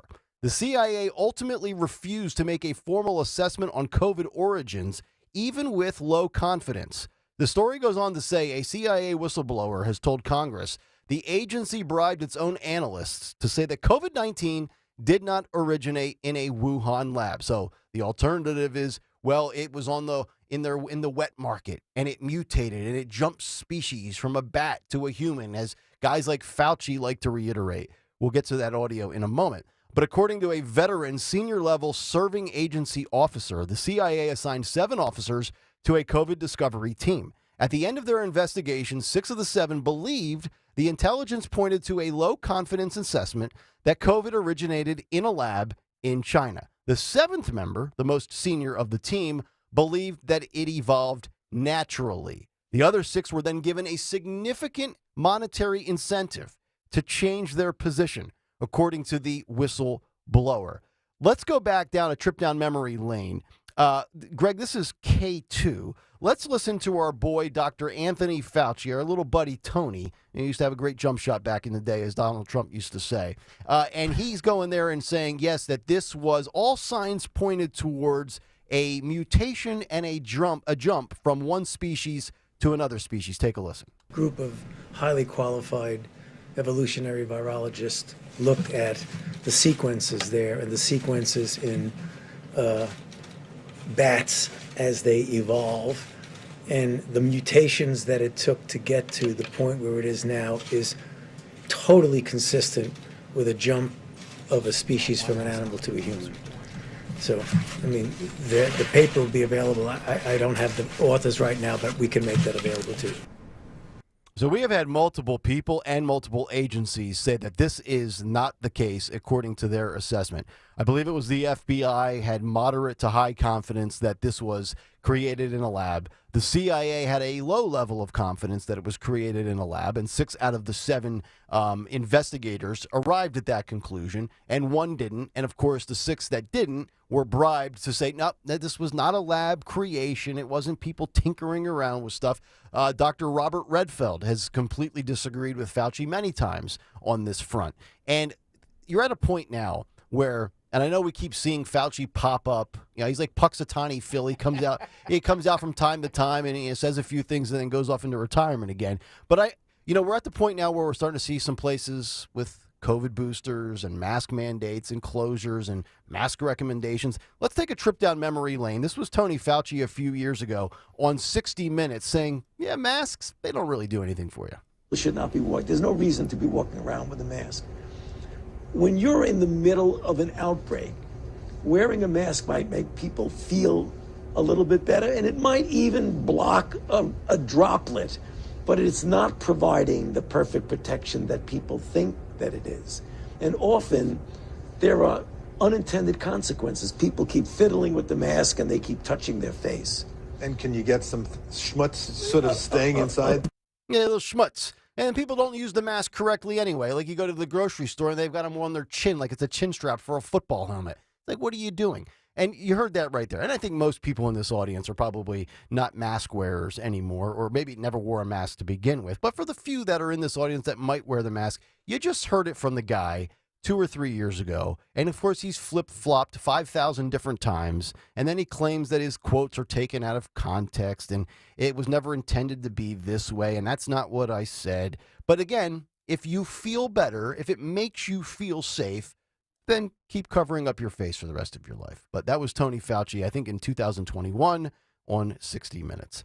855-839-1210 is how you climb in. Working our way towards what's on the cut sheet, which is up in less than 20 minutes. We'll come back, work our way towards that. And also, Disney, get ready for another disastrous movie release. It's amazing. You go left wing, and nobody wants to consume it. The backlash for Snow White continues. We'll give you that as we continue. Kayal and Company.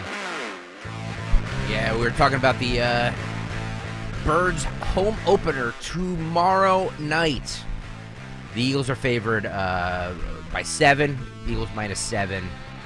The over-under is 48.5. I'm going to disagree with Kayal. I'm going to go with the over on the 48.5 because I do think it's going to be. I think the Eagles are going to be juiced up, revved up and ready to go, especially in front of a hometown crowd tomorrow night. The NFL season is here, and now's the time to get incredible offers from FanDuel in partnership with the Valley Forge Casino. It's America's #1 sports book. Right now, new customers can bet $5 and get $200 in bonus bets guaranteed.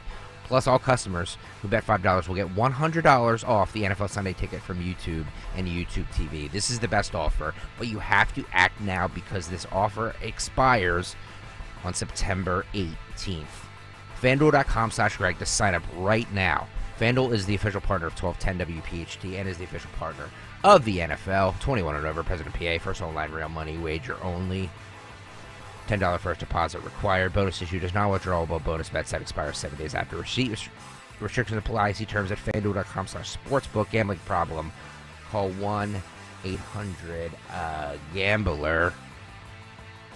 The NFL Sunday Ticket offer ends 9/18/23. No refunds. Terms and embargoes apply. $100 off NFL Sunday Ticket, not YouTube TV. YouTube TV base plan required to watch YouTube TV. Redemption requires a Google account and current form of payment. Commercial use excluded. Subscription renews. Cancel anytime.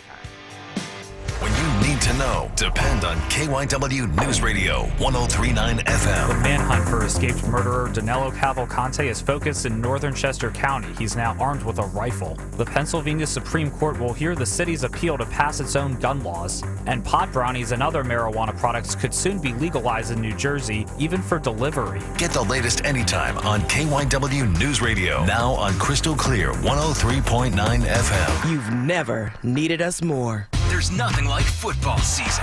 And this year, fans in Philly can listen to Penn State football free. Catch every Nittany Lions game live with Talk Radio 1210 WPHT. Free on the Odyssey app. Every touchdown, every tackle, every win. All right here. To get started, download the Odyssey app today. That's AUDACY.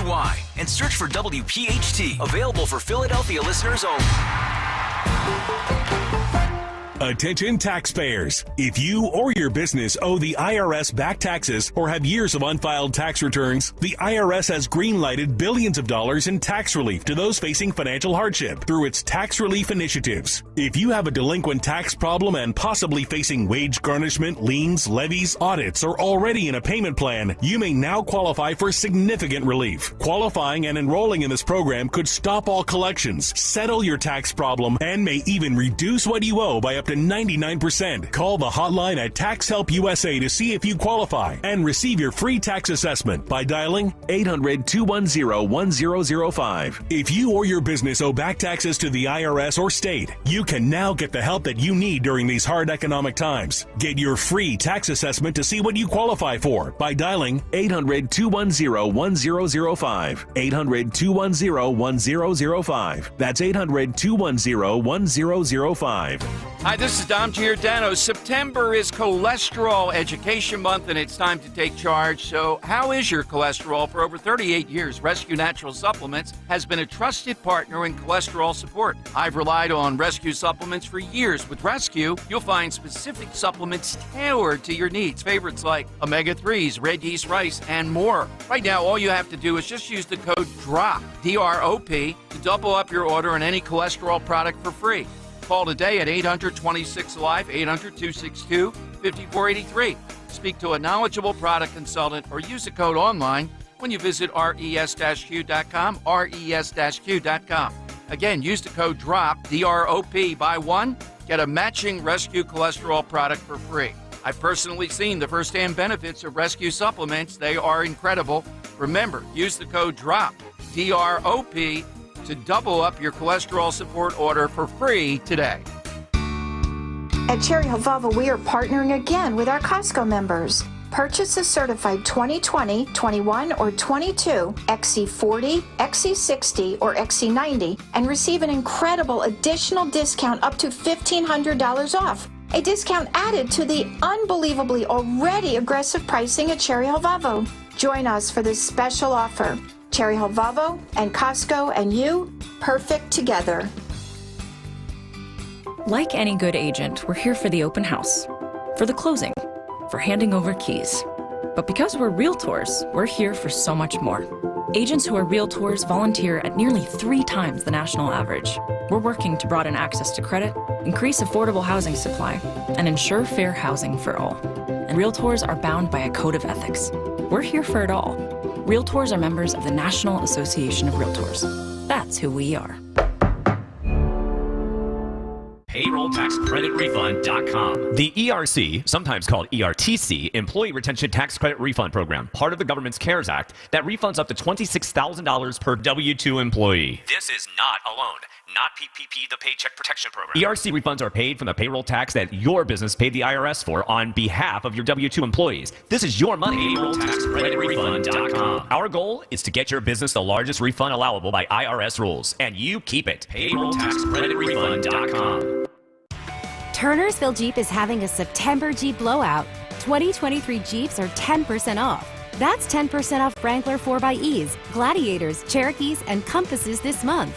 Choose from a massive inventory of over 250 Jeeps, and TurnersvilleJeep.com wants to pay you above market value for your vehicle today. TurnersvilleJeep.com on Route 42 in Turnersville. Drive a little, save a lot at TurnersvilleJeep.com.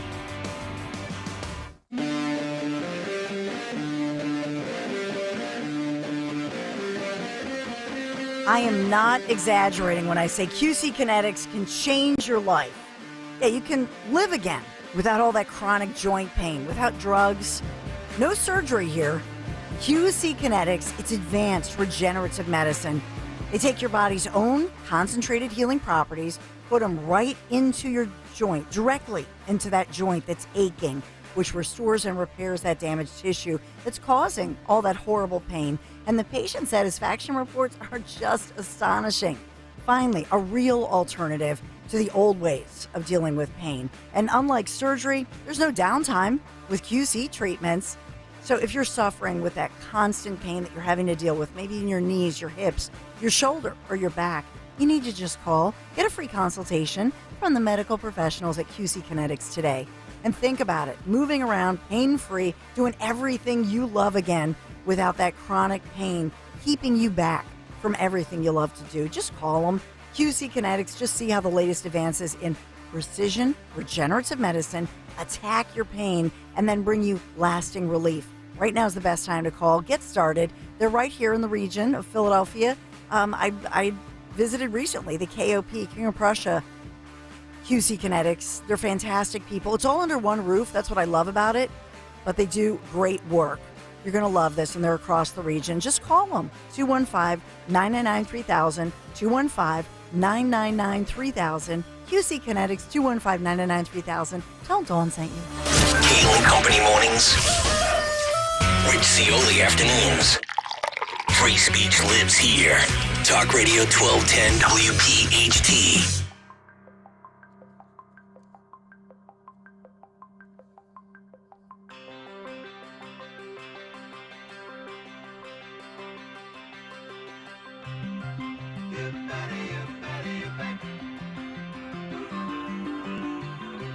.735, Kayal and Company continuing live here on this Wednesday morning. The backlash to the Snow White actress's woke comments could tank the Disney remake, experts say. We'll get to that in a couple of minutes. Speaking of Disney keyword coming up at 9:50 this morning.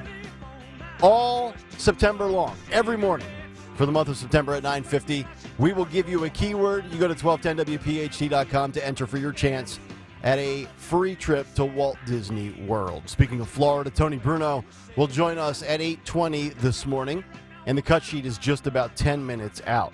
Before we get to what they're saying about this movie, I saw this headline on Fox News. I've got it on in the studio, as I do every morning, and I screenshotted it, and I posted it on Twitter because I think it's pretty outrageous. But the headline on the bottom of the screen on Fox News, as they were talking about Joe Biden and his impeachment inquiry, which was our big take this morning. If you missed that, get that on the free Odyssey app with the rewind feature. But the White House has now sent a letter to media executives urging the outlets to ramp up the scrutiny of the impeachment inquiry. I want to.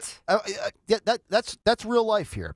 White House sends letter to media executives urging outlets to ramp up scrutiny of impeachment inquiry. So we essentially have a state-run media now, which is what they have in China.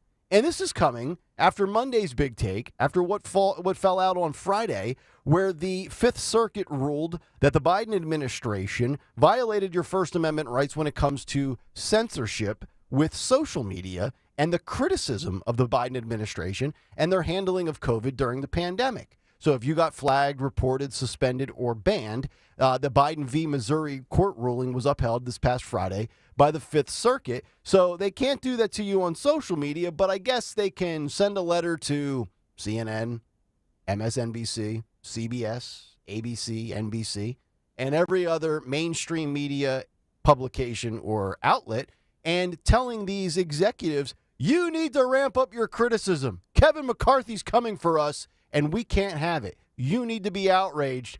And think about where we're at a point. And I remember This would actually happen when I was in sports media for a little bit. Whether it was in Philly, Nashville, or Atlanta, there were some sports teams in the cities that I were working in where they didn't care what you said about them. Like, credit to the Philadelphia Eagles. The Eagles never gave a you-know-what about what almost anybody had to say about them because they know they run the town. They're the big shots. They're the best team. They're the most talked about team. But the Flyers had really thin skin. Luckily, nobody talks about that. Yeah, so. right. You never talk about us, but when you do, you're critical. Oh, I'm sorry. That's right. You air on our station. We won't be as so harsh. Like, I can't believe we're living in a world where the Biden administration is now going to media outlets and saying to ramp. Imagine somebody coming here and saying, I need you to increase your coverage on this and be super critical of that. And I'd be like, well, if I don't believe it, I'm not saying it. That's first of all. Well, to be fair, I mean, if you subscribe to like RNC, DNC, all that stuff, they do send out a list of talking points. Of course. Yeah. And you can either choose to follow them or don't. Right. So it is interesting that letter or whatever was set out by the White House because I do have audio of the the night shows last night being critical of it. Okay. All right. So we'll get to that then. Are they listening? I guess so. All right.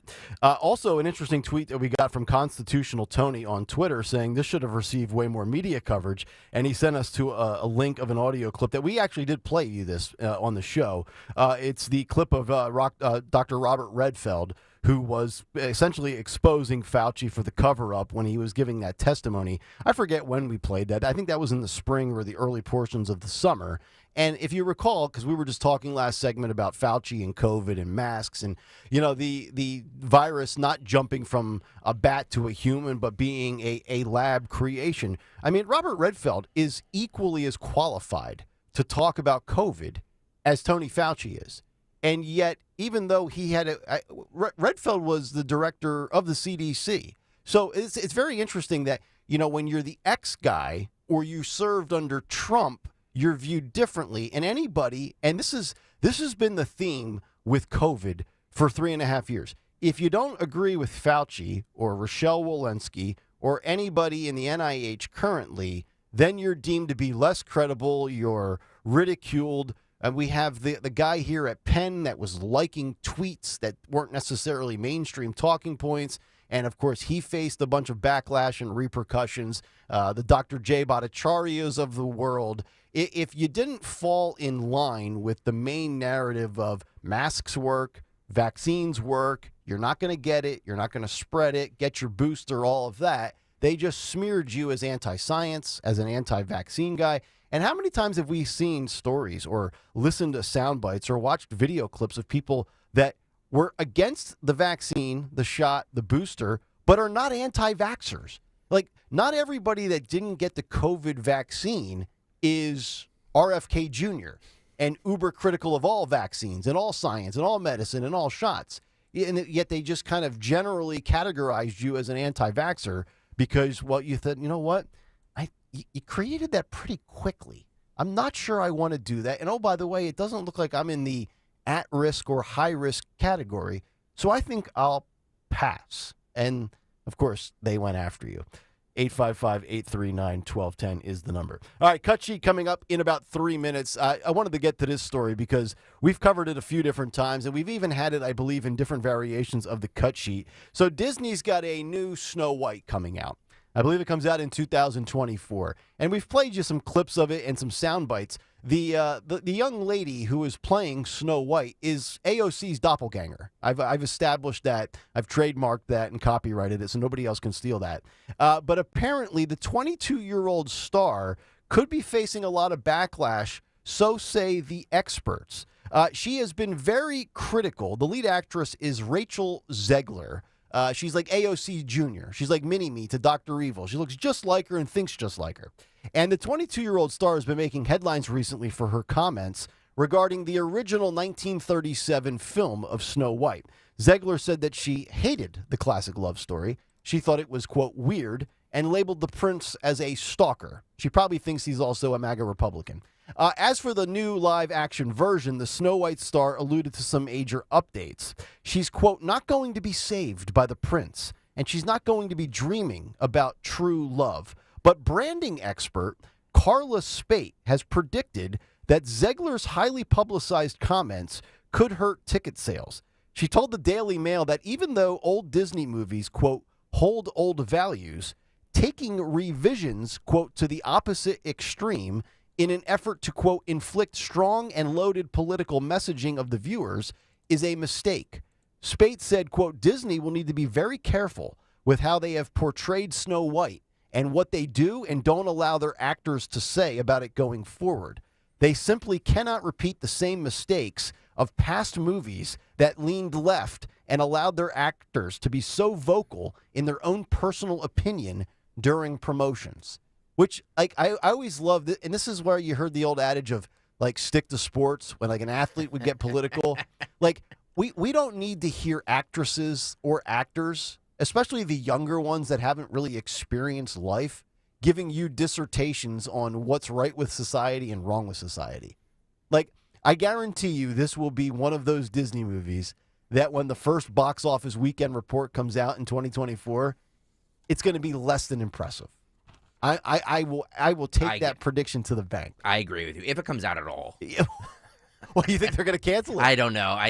There's so much backlash about this already. Yes. That you have to wonder if it's even going to see the light of day. Like, imagine being a 22-year-old actress, and you're going to sit there and give people that enjoyed the 1937 version, let's say these people are 50 or 60 or 70, and you're like, wait a minute, little girl. I've got 3 or 4 different decades of experience on you in life and this and that. And, like, just stick to the movie script, and maybe I'll take my grandkids or my children to see it. But, like, once again, you're turning off a segment of the population for what? Yep. To virtue signal? It's going to be your own demise when this is the box office dud. But that's been the theme and the mantra lately and the trend for Disney. It's funny that it just happened during her interview. I guess there were live action shows that were scheduled. Those have been put off, so we don't have the official confirmation as to what's going to happen. But there's so much backlash online. Yeah. And once again, it's much like the Bud Light situation. This is just somebody involved who should have promoted it as a wonderful, fun opportunity. What a fun time to portray an iconic, Disney figure, that she could have just been positive about it and said, "Oh, you have to watch it. It's so much fun." Could be your big breakthrough. Right. 22 years old. Just promote it as something that's a real honor. Yep. To represent, an iconic Disney figure. That's it. Boom. You're done. That's correct. Another PR expert, Nick Eady, had similar thoughts, telling the Daily Mail that he thought the film's star has proven, quote, she isn't the best person to be promoting the film, which I would agree with as well. You think? I think so. All right. 855-839-1210. It is 7:45 right on the dot. Let's get to a Wednesday edition of What's on the Cut Sheet. What's on the Cut Sheet?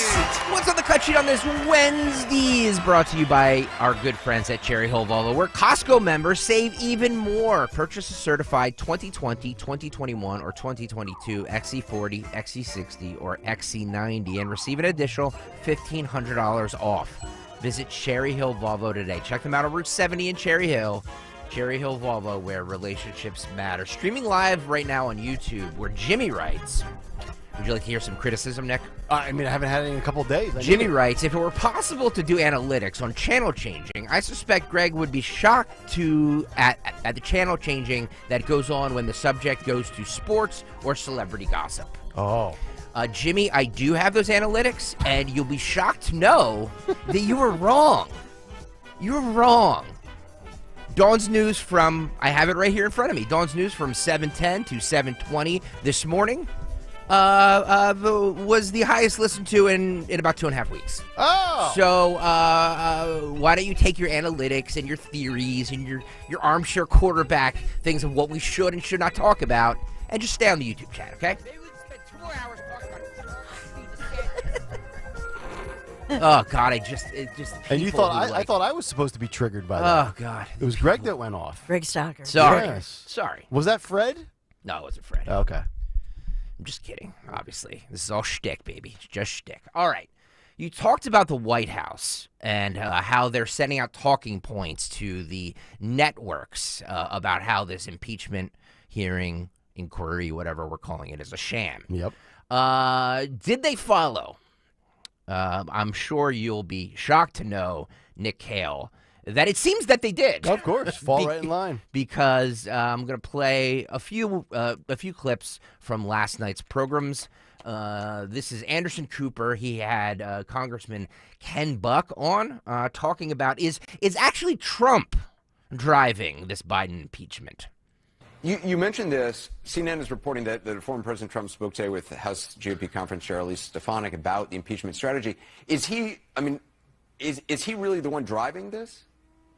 I don't know whether he's driving it directly or indirectly. Certainly, as he participates in social media and talks about this on social media, he is driving the activists to call members of Congress and get involved. So whether he called Kevin McCarthy directly or whether he is just sort of getting the troops riled up, I'm not sure which way it happened, but certainly members of Congress are hearing about it.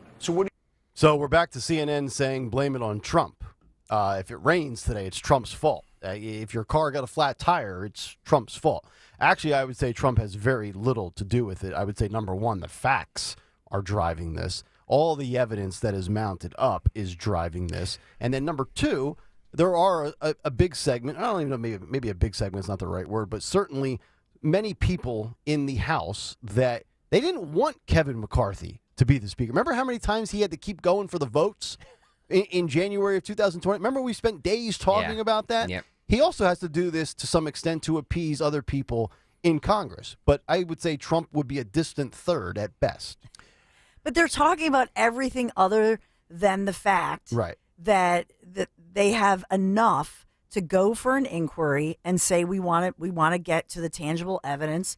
Is this real or what? Mm-hmm. And nobody wants to talk about the issue, which is this individual who is our president of the United States of America, because they're essentially accusing this individual of major pay-to-play corruption. Mm-hmm. That's what he's being accused of. That's correct. Nobody wants to, they want to talk about Trump, they want to talk about anything else, but they don't want to talk about the issue. And for them to say, and I laughed out loud when they had the audacity to say, how could they open up an inquiry of impeachment when President Biden is running for re-election in 2024.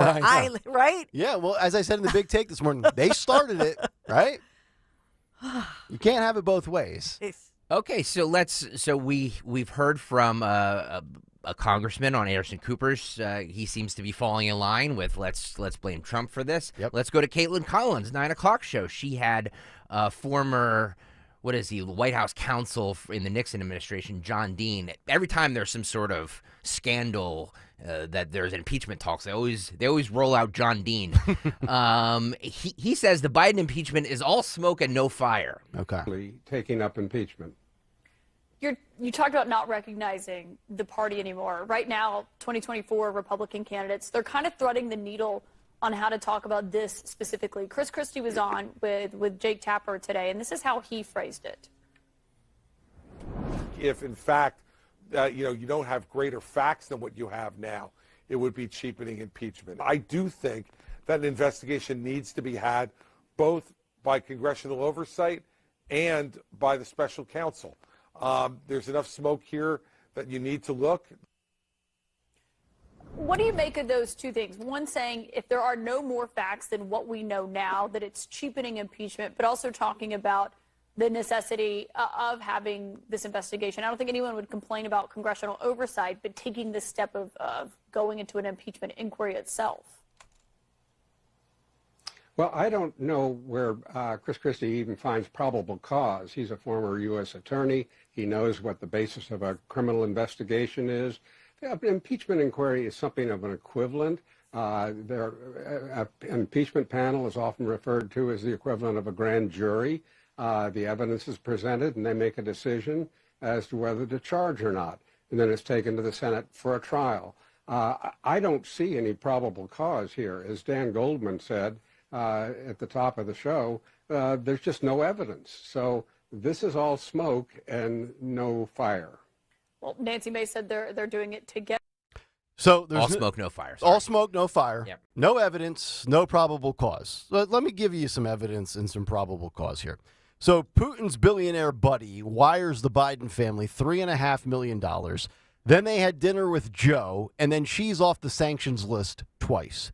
Joe flew Hunter to China, and he came back with a bucket of cash, and then Hunter told them to pay up or else. And then Joe wrote the Chinese executive's daughter recommendations to get into Brown University. They greased the regulatory process so the Chinese could buy an American car company. Hunter got a massive diamond that he lost, and Joe goes soft on the country that gave it to him. You go on down the list: burner phones, shell companies, bank accounts, wire transfers. I've never met anybody that just gets money for free without doing anything in return. So when Dawn said pay for play, yeah, I think that might be applicable here. I'm going to play after this next cut from the media last night. I will play Scott Perry, who basically said what you're saying right now, Nick. Maggie Haberman from the New York Times was on CNN also last night saying impeachment could benefit Joe Biden. Congress members. Yeah, and for some of them, an inquiry is not even enough. They want to move full steam ahead with a full impeachment of President Biden. Well, and it's important to note, Caitlin, that, look, to Congressman Goldman's point, we don't know, there's no evidence so far that ties Joe Biden to any of this, at least nothing that they have brought forward and that we have seen. Now, they're suggesting that could change if they move ahead. Something else that could change if they move ahead is this could benefit President Biden. This could end up having ramifications for Republicans if voters who don't really want to see these kinds of inquiries all the time feel like this is going too far. And I think what you heard from the congressman just now, what he was talking about real work that has to get done, that's what you're going to hear Democrats talk about over and over and over again. Yeah, and what does an impeachment inquiry even look like if the government is shut down is another question. You know, you might have a few 81-year-olds today heading to a local CVS or Walgreens to get boosted. But you know one individual who's 81 that won't get boosted? Joe Biden. Because his poll numbers are so low, they're unboostable. The reality is this. Do I think the Republicans will emerge victorious here with an impeachment? No, I do not. But do you think that this guy is actually going to see his numbers go up? I do not think that's going to be the case. With Trump, it's different with the way they go after him and his poll numbers go up every time. I do not think that this will backfire as far as a rallying cry around Joe Biden. Because if anything, we know the Democrats, an overwhelming majority, they want a reason to get away from Joe. They're looking for the easy out, whether it's his age, impeachment, whatever it might be. They want to move on to somebody younger. Where on the Republican side of things, there's still a strong level of support for Donald Trump. So it's whose camp wants their guy to stick around longer more? Republicans do with Trump than Democrats do with Joe. Pennsylvania Representative Scott Perry took to the podium yesterday to give his thoughts. He's part of that Freedom Caucus contingency in the House, saying he was asked by a reporter about evidence of Biden corruption, and this is what he said. Cut 4, Daniel. Claims that he would do that. I don't think it'd be appropriate. All right, last question. Yes, ma'am. Can I just ask, what actual evidence do you have as opposed to allegations to show to the American public that would merit an actual impeachment inquiry of Joe Biden and prove that today isn't just about some of you? Oh, I don't know. McCarthy for the sake of enacting political revenge.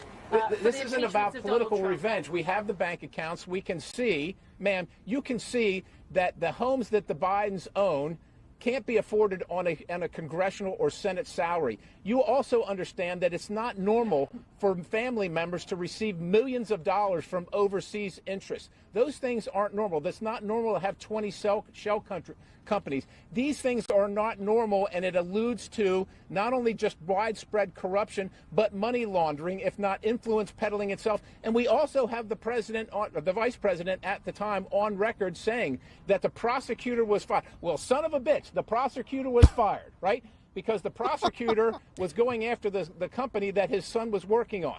That's what we have. If you can't see that, if you are that blunt, look, I'll turn it over to the attorneys. I can't see that. They think it's political revenge. It's because you don't report on it. Yep. Thank you. Well, and that's a great soundbite from Scott, by the way. If we can get the SOB bleeped out and on my board, that would be great. It would be like me going to Twitter and posting a picture of me closing on a home that sold for $1.3 million. You would be like, Wait a minute. How does Nick Kayal afford a $1.3 million home? He's a radio host. Joe has been a congressional person and a politician for 45, 50 years, whatever it is. $170,000 salary. His wife, an educator, and they live like royalty. The math doesn't add up. But it is interesting there how the mainstream media, they're all like befuddled today. They're like, and yesterday, well, what evidence do you have? We haven't. And it's like, if you've been paying attention to other media outlets beyond the mainstream, we've been talking about this for months. It shouldn't be a surprise if you're actually willing to listen to other sources and other outlets that actually delve into the negative on your side of your party. But that was a great soundbite, Dawn. Scott just went, oh, well, son of a. Yeah. I think we should look into how a lot of these. Every one of them. Like, how they afford being career politicians. We know what the salary is. Yep. And for the most part, you know what the wife or husband does and makes. Jill's a teacher. Yeah, I mean, she's a doctor. But PhD. My wife's a Philly But yes, she's an educator. But again, Yeah. he's been a career politician. Right. Doctorates in education don't pay that much. And He was first elected to the Newcastle County Council in 1970, right, and to the U.S. Senate in 1972. That's Right. what you call a career politician, And right? even the salary of the president today, was it $400,000? Yes. Which is still a great amount of money, but I mean, even at that point, it's like, you still living like Joe lives? Exactly. Exactly. John Fetterman was asked about the impeachment. Oh, this is great. The This House is the best of the day. The House impeachment inquiry yesterday. He gave this weird. You have to see it too on YouTube. Like, it is just like he's just so. He looks like he just got out of a prison. Wait, maybe he should be taking Cavalcanti's spot. It's just it's this weird reaction to it. Like, I guess he's trying to be funny. He is, but I don't know. It lands very weirdly. This is cut one.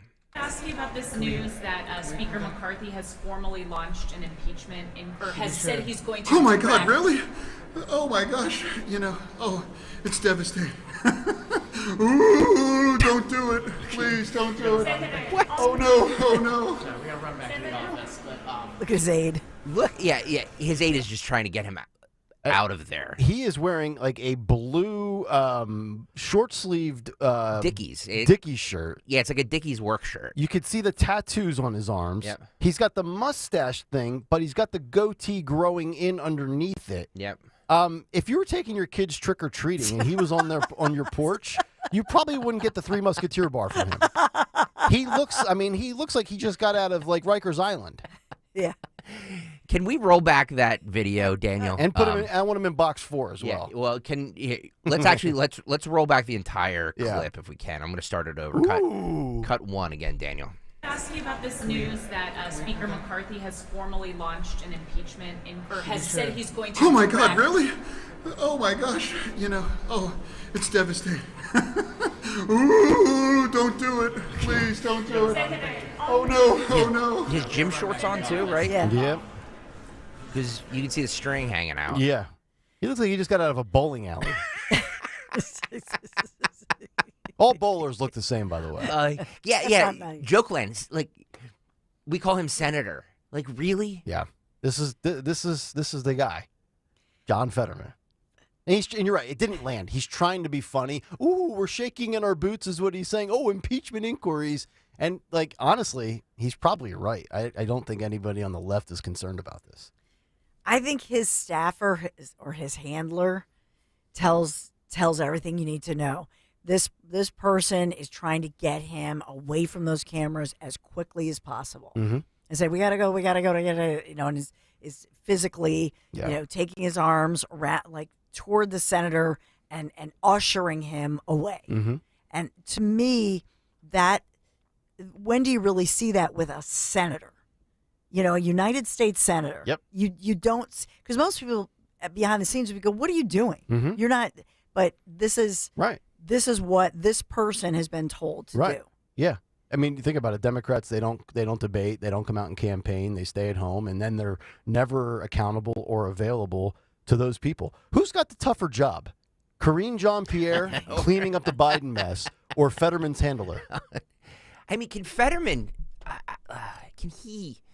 can he wear a suit or at least a collared shirt for God's sake? And I'm like, look, I have a flannel on today and a band shirt on. Like, I'm not exactly dressed for success today. Same here. But like, I'm not a United States senator. Nope. And act the part, bro. We've seen him in, I think, a suit one time, and that was the photo op that he did with for picture day, basically, with Giselle and his kid, and that was it. Kids and his kids, yeah. So what do we have? We have a remix or a song parody. We do. Yeah, by one of our listeners, Newman Price. Sent it in. News to me. Yeah. You want to hear some of it? Of course. All right. I was totally unaware. It's to the Leonard Skinner song "Ooh That Smell" remix. Oh my God! All right. Now, let's not have too much fun. We don't want the analytics to dip off. The analytics ain't dipping off, dude. Trust me. Look what's going on inside you.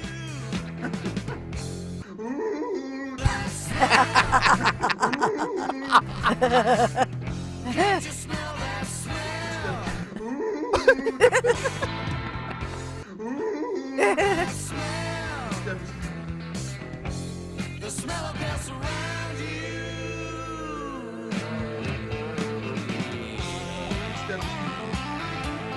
Oh my God, really? Oh my gosh. It's devastating. That's good. That's good. Newman Very good. Price sent that in? Newman Price. Oh, Very nice good. work, Newman. Look at us taking requests from listeners. You know, Fetterman there sounds like the Sasquatch in the Jack Link's commercial. What an odd reaction to something, right? He's an odd human being. In that version, it does make me think of Shaggy and Scooby Doo. Oh yeah, he could do some voice work. Yep. and let's be real too. He was an odd guy before he had the stroke. Yeah. This is not all just the side effects or the lasting results of the stroke. Yep. There's a guy that was unemployed before he had a stroke, living in his parents' house as a Harvard graduate. Yeah, but people, even those who didn't vote for him, said that he was very personable, quick, funny. He was a funny guy, and so it's good. I think that's actually the best we've seen him. Mm-hmm. That his speech is not that staccato style speech where it's almost like a Tourette's situation where he's not making full sense. Right. And so now it looks like he's healing as far as the brain injury that I think all the experts are saying he suffered with that stroke. Mm-hmm. But on the other hand, he's still not 100%. No. Right? And he's never going to be. Even his voice seems different. Yeah. Well, I was getting screenshots because when that video came out yesterday, people were tweeting me with pictures of him in February getting out of the facility that he was in and pictures of him now. And people love to put the compare and contrast photos because I genuinely think there are some people out there that think this is like a stunt double or like this is not the real Fetterman, like Fetterman's really dead or something. Yeah. It's just hilarious. I'm going to give a warning. I'm going to give a warning right now. If you have kids in the car, you might want to turn us off and come back in a few minutes. Let's just keep the channel on, but just turn it down. Yes, I'm giving you a fair warning. If you have kids in the car right now, turn it off. Come back to us later. Turn on Leonard Skinner, Do That Smell. It made me want to hear that song. Ooh. And I can't believe I have to hear this because I can't believe I have to say this because we're talking about a Senate hearing from yesterday. I don't know if you guys saw this. My boy Kennedy. So Illinois Secretary of State Alexi Giannalis, I'm sure I'm not saying that right, testified Tuesday at a Senate Judiciary Committee hearing entitled Book Bans, Examining How Censorship Limits Liberty and Literature. For those of you who don't know, Illinois has passed a law banning the banning of books. Mm-hmm. So they're banning the banning of books. You can't triple stamp a double stamp, Lloyd. So Senator John Kennedy from Louisiana went viral yesterday because he read excerpts from these explicit sex scenes at the Senate hearing. Now, I beeped out most of the stuff. And this is the content that they're trying to ban that they're like outraged over. Yeah, he's interrogating Giannalis by reading aloud explicit passages from the books All Boys Aren't Blue and Gender Queer, which have been banned in certain libraries. So these books have been banned. Illinois wants to put them back on the shelves, I guess. Yep. Democrats want them back on the shelf. So this is, again, I gave you fair warning. If you have children, turn it off. But I'm going to play it. I beeped out, for the most part, but it's still very graphic. Okay. But again, this is a Senate hearing from yesterday, guys. A Senate hearing.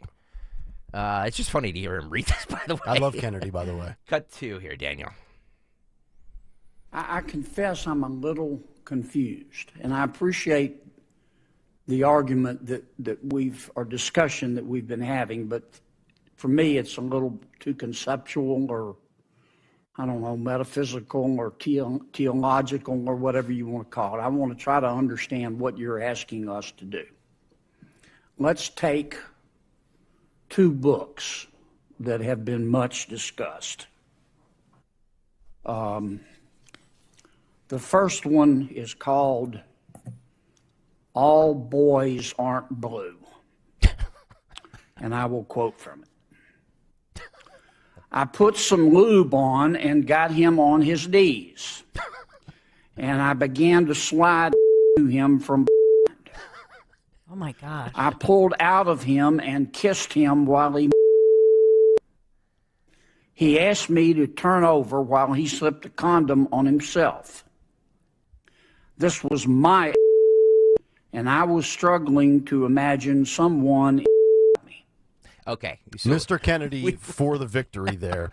There's Good a job. lot All more. he's doing is reading Yes. a Yes. children's book. That's all this is. And Correct. quite frankly, why do we even have to bleep it out? It's a children's book. And, it's amazing that Because we have to abide by FCC guidelines here on this. The Biden administration is for putting this book. So right. we should argue to the FCC, well, President Biden wants this book and says it's perfectly fine in a classroom. How any Democrat or any teachers union representative or school district employee can defend that book being on the shelf in the school library is beyond outrageous.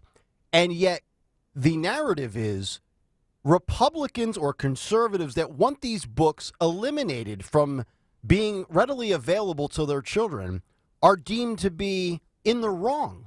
Yeah. On what planet does that make sense? What parent would say, you know what, I want my 9-year-old or 12-year-old to have access to that book? Are these, just so we have all the facts straight, these are in elementary school libraries? That's correct. Yes. And they've been banned. And we're sure about that. Yes, and the left Not wants that- the not ban to go away and so that this can be back on the shelf. Not that it being in high school makes any difference, because, God, I wish these Shouldn't books be like this- available for any minor. I wish some books like anything like under this were eight- I would spend anything more time under in the 18. library. Yes. Sorry. No, if you over each other. seriously, No, it's for good. high school kids would laugh at this and make they'd Yeah. probably laugh at it, and that's the problem. It leads to, unfortunately, it leads to some bully issues when you have that because it creates more fodder. Like, oh, Jimmy, are you with the lube? I mean, why would you even go? Why? I saw this clip and I heard that they're going to do a big take on it either tomorrow or Friday. I just want to understand why Democrats are so perverted. And yes, to Dawn's point, I had to beep out certain words, not because the words were dirty, but because the action of what he's saying is could be deemed offensive by the FCC. So that's why I beeped out where I could. Would you guys like to hear some more missives? Sure. Oh, yes. I'd listen to John Kennedy reading the phone book. All right, Daniel, I'm going to start where I left off there. He got on top and slowly himself into me. It was the worst pain I think I have ever felt in my life. Eventually, I felt a mix of pleasure with the pain. Close quote. All boys aren't blue. The second is another much discussed book.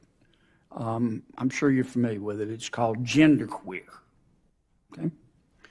Let me read an excerpt from that. Quote, I got a new strap-on harness today.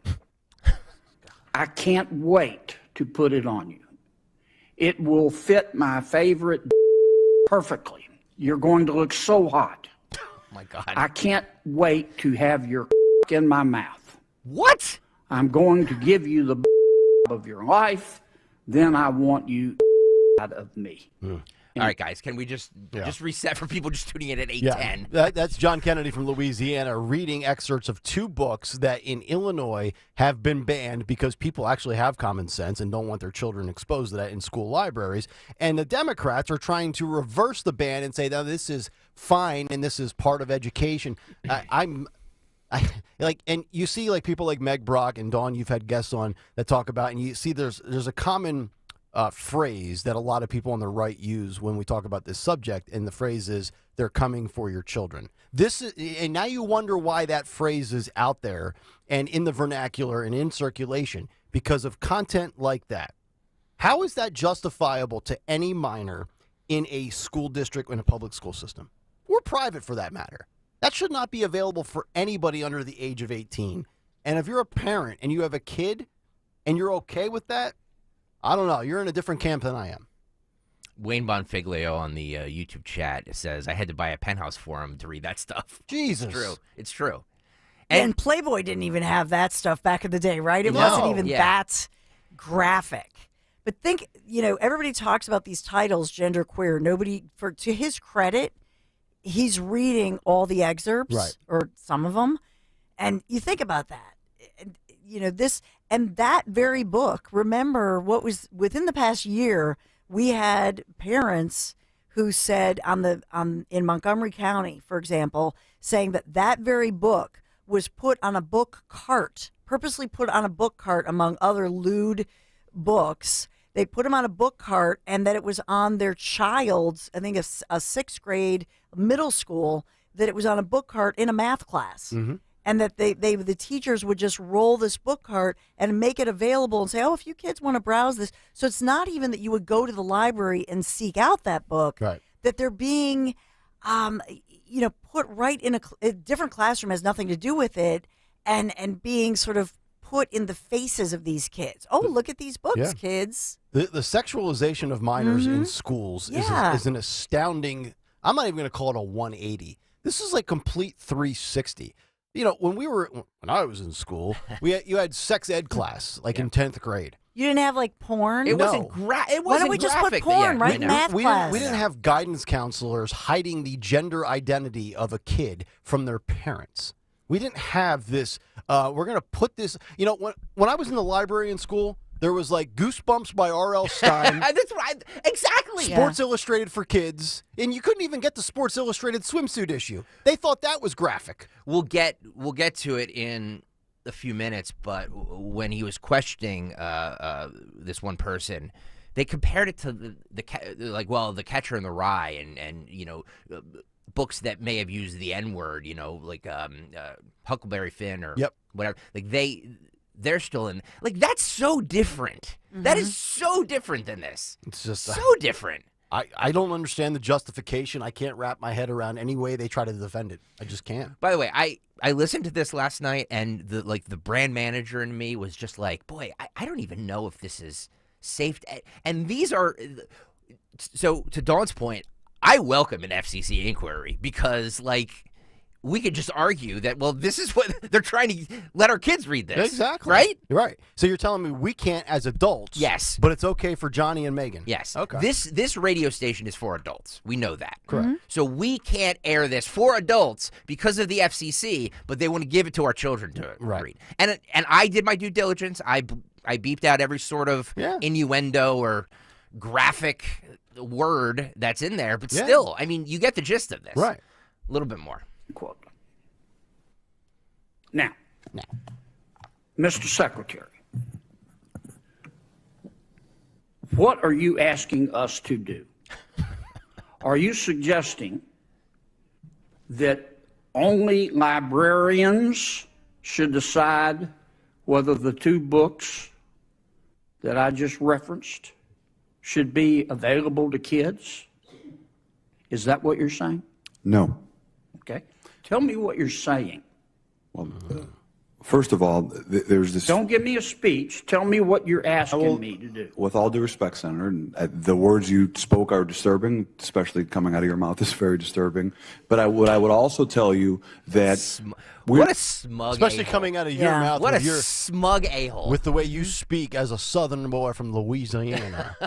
Ooh, those are some party lips, Mr. Librarian. Should this be in the Dewey Decimal System or the card catalog?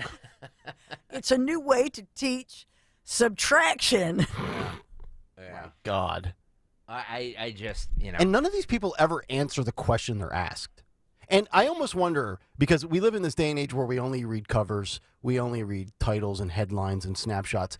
I almost wonder, and I'm not defending Democrats or anybody that wants these books out, but I wonder if they've actually read the entire thing, much like the Florida Advanced Studies for African American Studies, where DeSantis was being accused of everything that he really wasn't trying to do because nobody actually read the 40-page syllabus. They just run with narrative. Like if people actually took the time to process stuff, they wouldn't be objecting to Kennedy's point here. Agreed. We continue. I'm not advocating for kids to read porn, to Senator Booker's What point. are you advocating for? We are advocating for parents, random parents, not to have the ability, under the guise of keeping kids safe, to try and challenge the world view of every single manner on these issues. You're getting conceptual game. I'm not getting conceptual. Well, I'm saying yes, that you are. Yes, you are. Because I want to know what you're recommending. It sounds to me like what some of you are saying, the librarians should decide who gets to see that book. I'm saying when individual parents are allowed to make a decision of where that line is, and To Kill a Mockingbird, which involves a rape scene, should that book be pulled from our libraries? I think it becomes a slippery slope. I think you ought to think about it a little bit more. Poor choice of words. I'm just saying. Sorry. Yeah. No, it's a good point. It's not,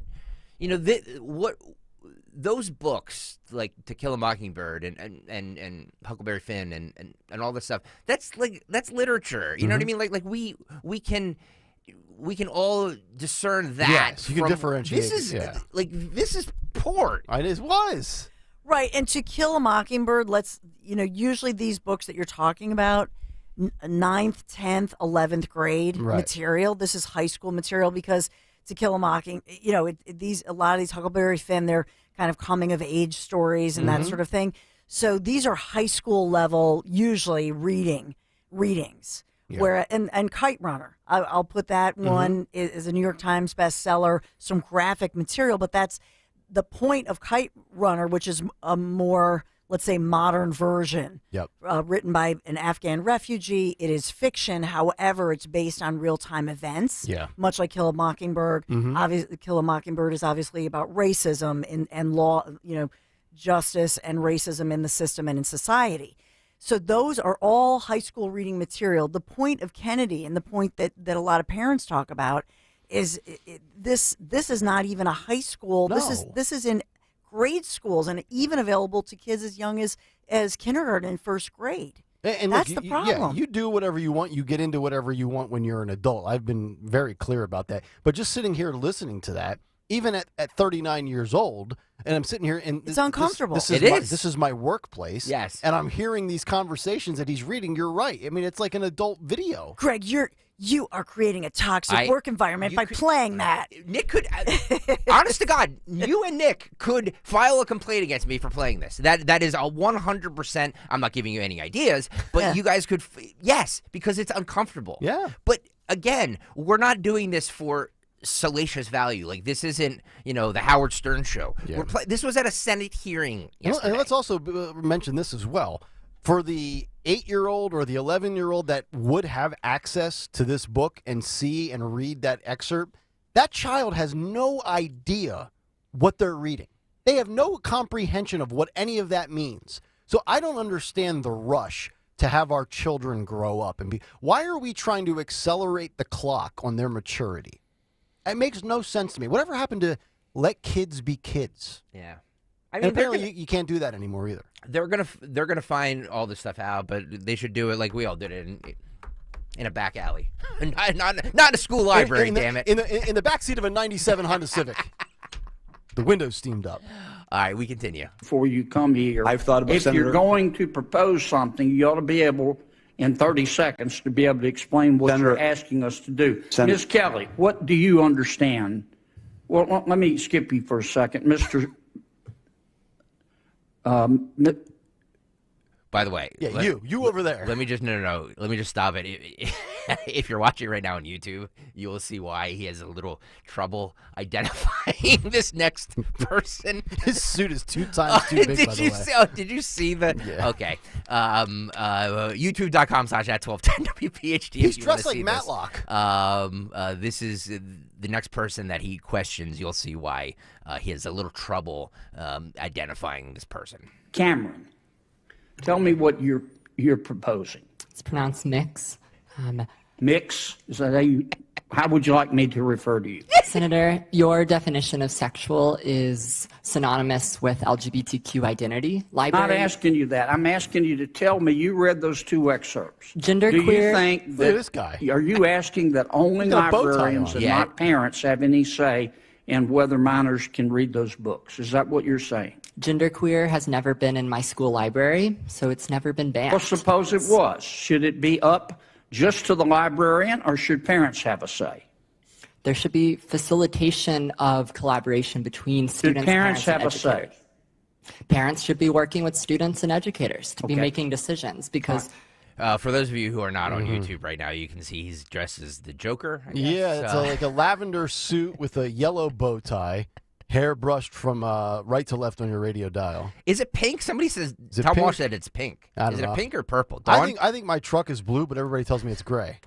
It looks like pastel lilac to me. Yeah. Pastel lilac. Sounds like pastel lilac as well. He's not answering the question because everybody in that room is, kind of eyes averted. It's awkward. And I really think they should have like a Mr. Rogers moment and just read it out, have story time, put a little twinkling, sound effects in the background and say, hey, every day in Congress, we're going to read excerpts from America's favorite books like this. If they want these in reading times, then let's have it out. Let's make it public and let's not bleep it out. Eartho on the YouTube chat says, I may have to unsubscribe now. I don't blame you. I don't blame you, Eartho. I mean, it's just not. Everybody in that room knows this is not appropriate for young children. And I'm telling you, I would even question putting. I like the local schools who will say, hey, if you want these books, first of all, they're cheap. You can go to Amazon. They'll deliver them day of, right? Yep. Nowadays, it's not like the back in the day of the Dewey Decimal System when you know what I mean? Libraries are not the only place. In fact, for most people, they're the last place that you get a book. Right. So that's number one. So both sides are, kind of pimping this issue, but for obvious reasons. It's just not appropriate.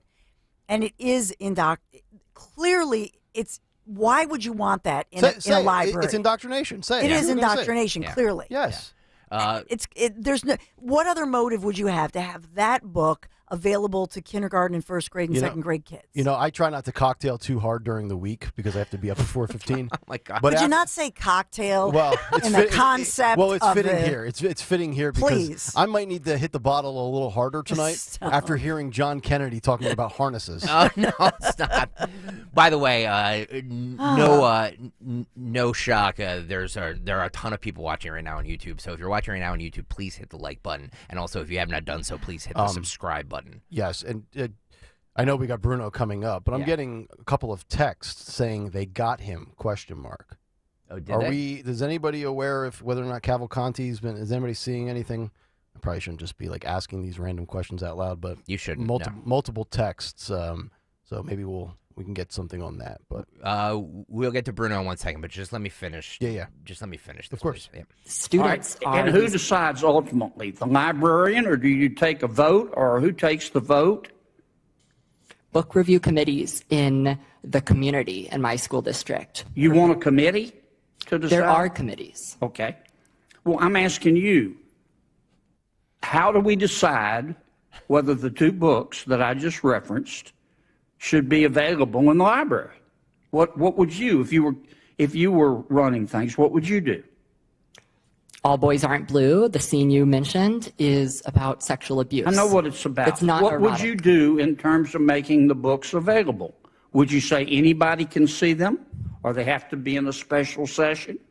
Students who do not read books like All Boys Aren't Blue cannot learn what is appropriate. I understand that. They cannot learn. I understand, but none of you about want to abuse. answer my question. You come here and you say censorship is bad, and of course it's bad. But the obvious response is, okay, you heard the books we're talking about. Okay, we're not talking about Catcher in the Rye. So tell me what you want, who gets to decide. And all I've heard is the librarians. And parents have nothing to do with it. And if that's your response, what planet did you just parachute in from? Parents, Senator. Or what country, more appropriately? This is not China. Parents, Senator, with all due respect, parents absolutely have a say. My parents were immigrants, came to this country. We never checked out books without our parents seeing what books we were reading. They encouraged us to read books. Mr. Secretary, I understand this is good for your politics back home. It's got nothing to do with my politics. My bill is passed. Of course it does. It has everything to do with your politics. I'm here to... But you came here with a problem, and I'm trying to understand the solution, and you don't have one. We solved the solution. Other than to tell us that we don't agree with you, we'll be on the wrong side of history. We solved the problem in Illinois. We fixed it because we well, there are others you could work on. Well, that's why I'm out here of to help. Time. Thank you, Mr. Chairman. To help other states make these decisions. Wow. I wish you would have asked that guy about what's going on in New Jersey, where parents are being cut out of the conversation. That's correct. I'll tell you what, we've aired Kennedy now in 3 or 4 different editions of the Cut Sheet in these types of settings. Yep. He's undefeated, in my opinion. Yeah, he did a great job. That's why I played the entire thing. Yeah. You know what I mean? He's really good. It was just worth it. I just love, too, the iPad next to him. Imagine him on Christmas opening that. What is this gizmo here? Wow. That is, yeah. There you go. Oh, man. People who tune in from 8 o'clock to 8:30 definitely got their money's worth today. I would agree. I would agree. Oofa. All right, Tony Bruno's coming up in just about 5 minutes, and it is official. Danilo Cavalcante is in custody. That according to Chris O'Connell from Fox 29. Wow. So as Janine said in Ghostbusters, they got one. He's gone. I was only a day off on the prediction. All right, quick break. We'll get to Bruno, and then we will certainly talk about Mr. Cavalcante's apprehension in a little bit. Kayal and Company, 8:29, and we're back after this here on Talk Radio 1210 WPHT. Hi, this is Dom Giordano. You've heard me talk with you about my friend, board-certified prosthodontist, my dentist, Dr. Robert Bentz of Bentz Dental Group in East Norriton. Dr. Bentz is nationally, locally recognized as one of the area's top prosthodontists. I stopped in to see him, showed me his 3D printer. We've talked about this before, but they have incorporated it so much in their practice. It really helps him expand his patient solutions, specialize in new ways to help you achieve your oral goals, makes it so convenient. We've talked about in one sitting and all the rest of it, some of the stuff he can do. Now more than ever, too. Local dentists, they refer their patients to him for more complex cases. He loves to be a problem solver. Call Dr. Bentz at 610-272-6949. Make that appointment today. He's my dentist, my good friend. He's at your service to get your dental health back on track. Call him with any questions or make an appointment. 610-272-6949.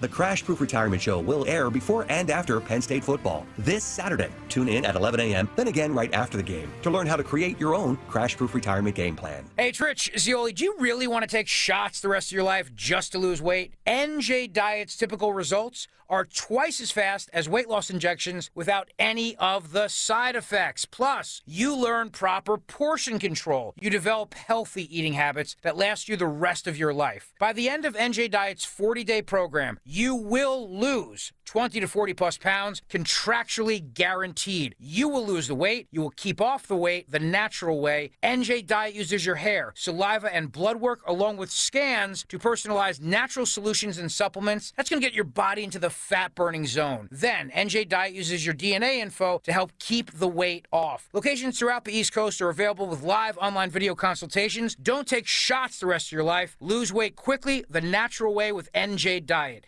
855-5NJ-DIET, 855-5NJ-DIET, or schedule your consult at njdiet.com. njdiet.com, lose the weight for good.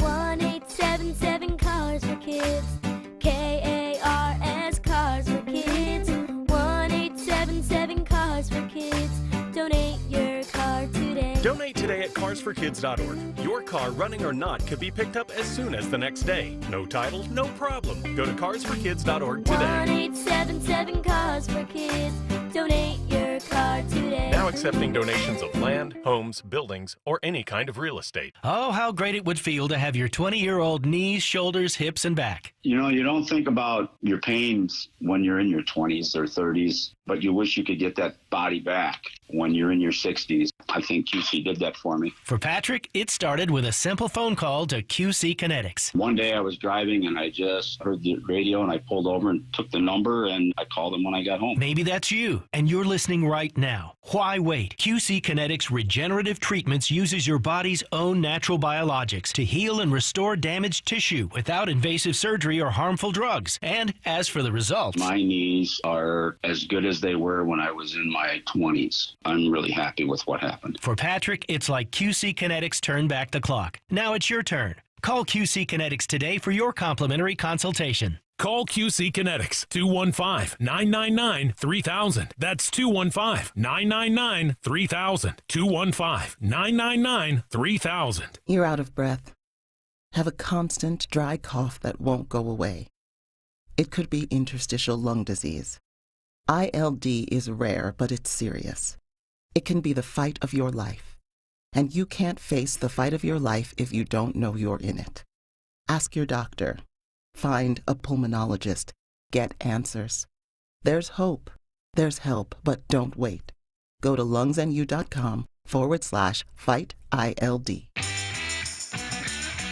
Hey, we got to talk about innovation refunds, because this is something that if you're a small business person, you survived COVID. What a rough time that everybody dealt with during the COVID pandemic, all the shutdowns, but you survived. And that's why it's important that you know about innovation refunds and the ERC. I've been talking about this a lot. Just to inform you, you might not know that you are due a big refund. Okay, this is not some loan. Innovation Refunds has been asking small business owners to just see if you may be eligible for this payroll tax refund, and it's through the ERC, the Employee Retention Credit. Okay, it's a tax refund for businesses who kept employees on payroll for parts of 2020 as well as 2021. And I'm talking to CPAs, people who are experts at being an accountant, who are saying, we don't really know, this is not our skill set. And that's the important piece of this, that you've got to understand how different it is filing an ERC claim that's very different from doing your regular income taxes. Even your own accountant may not know how to cut through all that bureaucracy. That's why I want you to know about this. So if you are a small business owner with 5 or more full-time W-2 employees I'm talking about, learn more about your ERC eligibility by visiting innovationrefunds.com or just call them 1-843-REFUNDS. Talk to that team member. There's no upfront charge here. They don't get paid unless you get paid. Innovation Refunds does not provide tax or legal advice. They're going to work with an independent network of tax professionals and will share that info with them to evaluate and then process your claim for you. Terms and conditions apply, but Innovation Refunds is something that you need to find out about, because you may be due a whole lot of money that's owed to you. So all you got to do is call 1-843-REFUNDS and talk to a team member. It's innovationrefunds.com. Innovationrefunds.com. Tell them Dawn sent you. Hey, Paoli. We know your favorite station is Talk Radio 1210 WPHT. Always live on the free Odyssey app.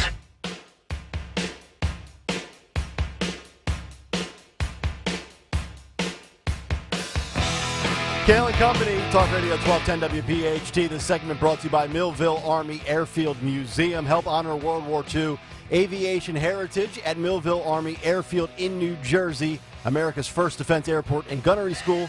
For P-47 Thunderbolt fighter pilots, admission is free. Schedule a group tour online, p47millville.org, and become a member today. The breaking news, if you're just tuning in this morning, just a matter of moments ago, the Pennsylvania State Police confirming that they have captured Daniel Cavalcante. They have taken him out alive. And right now I'm watching on Fox News, there's aerial footage of the officers escorting him to, I believe, a vehicle as he's handcuffed. And he's wearing a Philadelphia Eagles sweatshirt. We saw the picture. Somebody said he was a doppelganger for somebody in the Phillies bullpen a few days ago. I think Cavalcante was hoping to stay on the loose until Thursday Night Football concluded with the Eagles and Vikings, but he'll be watching it from the slammer. Yeah. So they did a great job in getting him.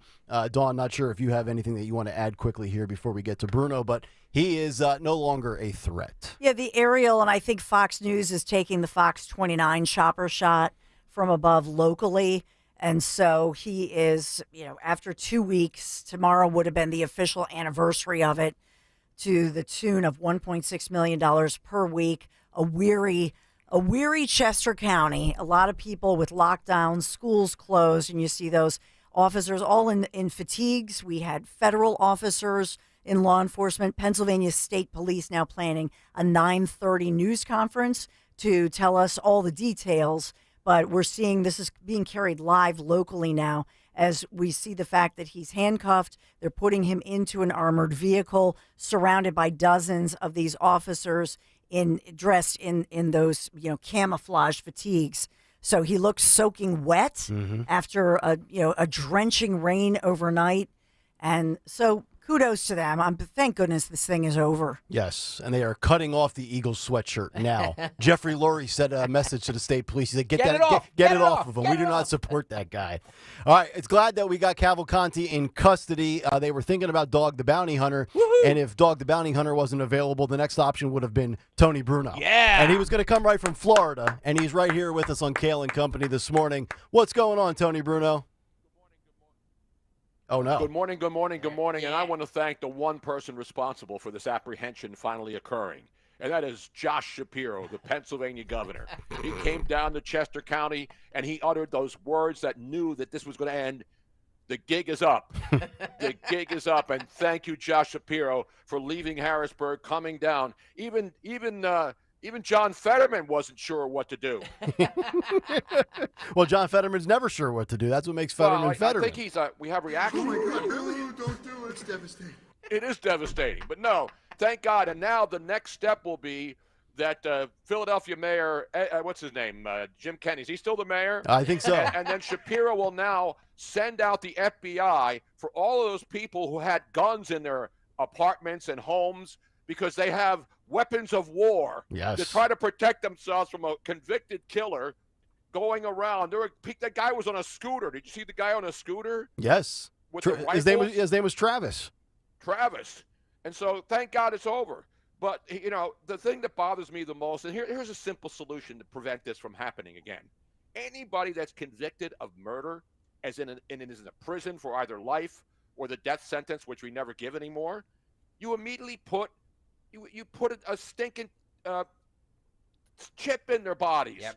You put a chip in their bodies. Amen. Then you can track them. You don't have to have thousands of police and millions of dollars chasing down a criminal who shouldn't even be in the country, and his sister should be in prison too. That's a good point. Because what we were wondering, how did he get shaved? And then the Eagles. I hope the Eagles don't have him come out at halftime. Jeffrey Lurie will say, you know what? I think this guy was mishandled. Let's bring him out and bring him down let's have him do the halftime. Let's have him run out with the guys with the flag. Yes. You make a good point with the chip. I'm surprised that wasn't a part of Joe Biden's CHIP Act. Exactly. No, seriously. Yeah. You're in prison. You're a multiple killer. You killed somebody in Brazil. You butchered a woman here in this country. And then you're allowed to just roam around, steal trucks, get shaved, go to your sister's house. And people are wondering, how the hell they could track a guy from January 6th in the middle of the country, but they can't find a guy who's roaming around in Chester County? Mm-hmm. I mean, it's unbelievable. Now, I'm not blaming the law enforcement. I'm not blaming the people who were out there with a dangerous criminal on the loose. But the fact that this guy was able to stay out for 2 weeks when we can arrest people in their homes in Montana through a leak, this is simple. It's simple. Anybody that's convicted of murder and is in prison, or rapists or dangerous people, put the chip in. Then if they get out, boom. You bring up the GPS, and they're gone. They're caught. Yep. This guy's right. The children of the corn should have caught him when he went into those cornfields out there in Kennett Square. Where are they when we need them the most? Remember that movie? Of course. terrified of that movie when I used to play it for him. Still am. I said, the corn kids are coming, man. Exactly. Tony Bruno joining us live from Florida. He's fired up. So that's the big story. I mean, locally, nationally, internationally. But the other big story, of course, Joe Biden and the impeachment inquiry that Kevin McCarthy and House Republicans presented yesterday. Your thoughts and reaction to that big story? Well, it's obvious. I mean, I think the Republicans are stupid. Let's be honest.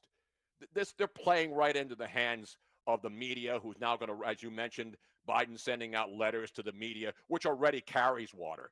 The media is going to need forklift trucks to carry the amount of water now that they have to carry to make Joe Biden a martyr. That's what this is all about. Because let's be honest, we all know the Democrats are trying to figure out who are they going to put in there, because Joe Biden is not going to be the nominee. I mean, there's no way. And I think the other thing Biden will probably insist now to tell all the television networks that anytime Joe Biden goes out, do not go live to any of his events. They're going to now be able to censor because, then they sanitize it and they put out a commercial because, he's shaking hands and he looks normal. But when they take him live, that could be the most damning evidence that Joe Biden is not ready. I know he was traveling, but he's not, by the way, he's sleeping on Air Force One. Yeah. He's sedated on Air Force One. And it's tough traveling around the world to go to Vietnam and then come back to Alaska. I get that for any age. But the bottom line is, anytime they go live to him, the media automatically sanitizes it. And then the White House puts together clips of him shaking hands instead of what actually happened. Mm-hmm. And that's the bottom line. We can see what happened. We don't have to be partisans to figure out that this guy is not capable of leading the world, the free world. And so they're going to now protect Joe Biden, and the stupid Republicans are going to waste money. By the way, it's only a waste of money when there's actual facts and data and records of money in bank accounts and all these other companies that are set up, and Hunter Biden's laptop, which they call Russian disinformation, turned out to be true. So again, if you're going to be fair, then do it for everybody. That's Totally what agree. people are sick of. People are sick of seeing, Biden now telling the media to run interference for him. They already do that. They do it gladly, and they do it 24/7. And anybody who doesn't see through this basically is just a hack, a partisan, or somebody getting paid to post on Twitter to make money getting people riled up. Because that's what these people, like the Krasenstein brothers down here and right near me, who, by the way, were absolutely convicted of a crime. They were scamming people with gold websites, and they were scamming people right here in Cape Coral, Florida, on housing situations. Oh, wow. Yet now they're the heroes of the left on Twitter, on X, because they spend 24 hours on there throwing out stuff, knowing that they're going to make money because they'll throw something out so preposterous that people just go in there and respond, and that's how they make money. They don't have jobs. These guys should be in jail, yet they're on Twitter X making millions of dollars, triggering morons on Twitter who want to get involved in a conversation with a guy who basically, Elon Musk, Elon Musk even promoted these guys because he knows they're going to drive traffic to the site. So that's what the internet, that's what Twitter is, and then what's the other one? Threads. Yeah, Threads. Now they're I didn't even know Threads was still around. Robin got some new Threads yesterday. We went over to TJ Maxx. You get the max for the minimum at TJ Maxx, by the way. Not an endorsement, just Right. because we have a TJ Maxx card because we got like 10% off. Just an observation. Speaking and by of the way, speaking of sports, yeah, we got it. Why, look at that. That's going to be a great ad for the Eagles. Oh, I He's know. got that gray hoodie. Yeah, but it's not the Kelly Green one though. So he was wearing dated product. Yeah, what's up with the hair, though? I see he's got he looks like Johnny Depp in Crybaby. Remember that movie with the hair in the front and he's like tearing up? Yeah. I got to get your thoughts on this. You mentioned hacks and posting things on Twitter. You used to work with Keith Olbermann when you guys were together in Bristol, and I've known Keith for 30. I didn't just work with him. I've been working with Keith since the 1980s when he was just out of college in New York. This is remarkable, even for Keith Olbermann. As we know, Aaron Rodgers on Monday Night Football goes down, ruptured Achilles, and the Jets post a statement on their official Jets Twitter feed saying, "Not the way any of us wanted it to go," and then Olbermann pipes in and says, "Define any." And then Olbermann is arguing, and he's been on Twitter all day for the last 2 days, trying to connect the dots of a ruptured Achilles with Aaron Rodgers' unwillingness to be vaccinated. What happened to Keith Olbermann, Tony? I mean, Keith, I told you, Keith and I were great friends for 30 plus years. And we used to talk about politics. I was on his show. I was on his shows when he was on MSNBC. He always had me on, whether it was MSNBC, whether it was ESPN. We did the show, the Olbermann Show. I would go up to New York every weekend and be on that. So we really never got into politics, and I don't care about people's politics. Keith and I never discussed Trump or anybody else because I don't care about that stuff. We were entertaining. We were doing a sports show. And I actually would go to him every once in a while and try to get him to talk about politics, and he didn't because he was smart. When you're in ESPN, this is before they went woke. Yep. And then now everybody's woke, and now they're firing all their people, and the only people left are woke people who don't make a fuss. And that's what the good thing is. Guys like Scott Van Pelt, who's great. But anyway, I don't know what's going on with Keith. Obviously, he is also banking on the fact that he'll get a lot of response from the few people who still agree with him. And this is the problem. I saw that yesterday, and I don't respond to Keith, and I don't call him, and I don't rip him publicly. I don't know what's going on with him. I know he lives alone up there off of Central Park, and I know he's got a couple of dogs, but I think he's just doing this hoping for affirmation from the people who still follow him because he gets hammered now. He does. I mean, what he did with the swimmer, it was ridiculous. Yeah, too. Riley Gaines. Riley Gaines. I mean, what he said to Riley Gaines, I mean, that if anybody else did that to well, now you can criticize women if you're a guy because women don't matter anymore if you're a dude who wants to compete against them. And we live in a bizarro world, guys. We do. Remember Bizarro Superman back in the day? There was the real Superman and then Bizarro Superman where everything made no sense. Right. Like Superman went rogue. Yes. I mean, didn't Batman go rogue? Didn't Spider-Man go rogue? Everybody, all the superheroes are going rogue I now. might go rogue too. How does one go rogue nowadays? I don't know. Some would say I already did when I joined this station, but what do you? But it's just crazy. I mean, and now the big story, other than the rest of this dude, is that in Mexico today, I don't know if you saw this, Mexico has actually opened 2 coffins where they say that these are aliens from outer space. Yep. Yeah. So now that's going to take over the news cycle for about 30 minutes until something else happens, or until Donald Trump says something, or until CNN or MSNBC bring on another guest saying that this impeachment is a joke and we're wasting money. Yep. We're wasting money on an inquiry, by the way. That's and correct. That's the other thing. People don't understand the difference between an inquiry, which I think is stupid anyway. They're making Joe Biden a martyr. They're making people he's going to be a sympathetic figure because of this stupid impeachment. So you think he's going to get a boost, kind of like Trump did when Trump gets indicted? Absolutely. Okay. Especially when you have people who just watch the media that they agree with, whether it's CNN, MSNBC, Fox News now is pretty much benign. They're non-binary now. They used to be the far right channel. Now they're non-binary news. And so when Fox News now is seen as a, again, these are all propaganda outlets. And that's my biggest gripe, guys, as a person who was a journalist for many, many years, who took the 5 W's of journalism that you learned in day 1 in school, that it's the 5 W's: who, what, when, where, and why. Yeah. And nobody uses that anymore because everybody wants to have an opinion. And that's great. You should. But if you're somebody who's a journalist, whether you're writing for major news, I'm talking about major publications. I'm not talking about fringe sites that are just on there trying to get people excited so they would subscribe to them and watch their feeds. I'm talking about legitimate journalists, the New York Times, the Washington Post, the Philadelphia Inquirer. These were once respected news organizations. Now they're laughing stocks. Yep. They're just stooges, and they do what they're told. And the fact that Joe Biden's regime can send out letters to news media to tell them to be skeptical about this impeachment proves my point. The media is corrupt, and that's what bothers me more than any of this other stuff. Yep. The fact that we have a corrupt and complicit media that only goes one way 95% of the time. There's some far-right people, but nobody listens to Alex Jones. Alex Jones is still banned on Twitter, X, whatever it's called now. Yep. So we can still censor people and get away with it as long as it's the people that we don't care. And this woman, by the way, in Virginia, with the porno on with her husband. Yeah, the Democrat now we're candidate. supposed to be outraged that a husband and wife are doing porn online and I had like $2 worth of tokens left, and they took it down. Oh no. Yeah, I had some tokens ready to find out what they would be able to do. I wanted to know what I would get for $5 if I watched that couple out there in Virginia. Now remember, these are married people. These aren't freaks like the mayor of Burbank, California, getting paddled at some tranny show. Yeah.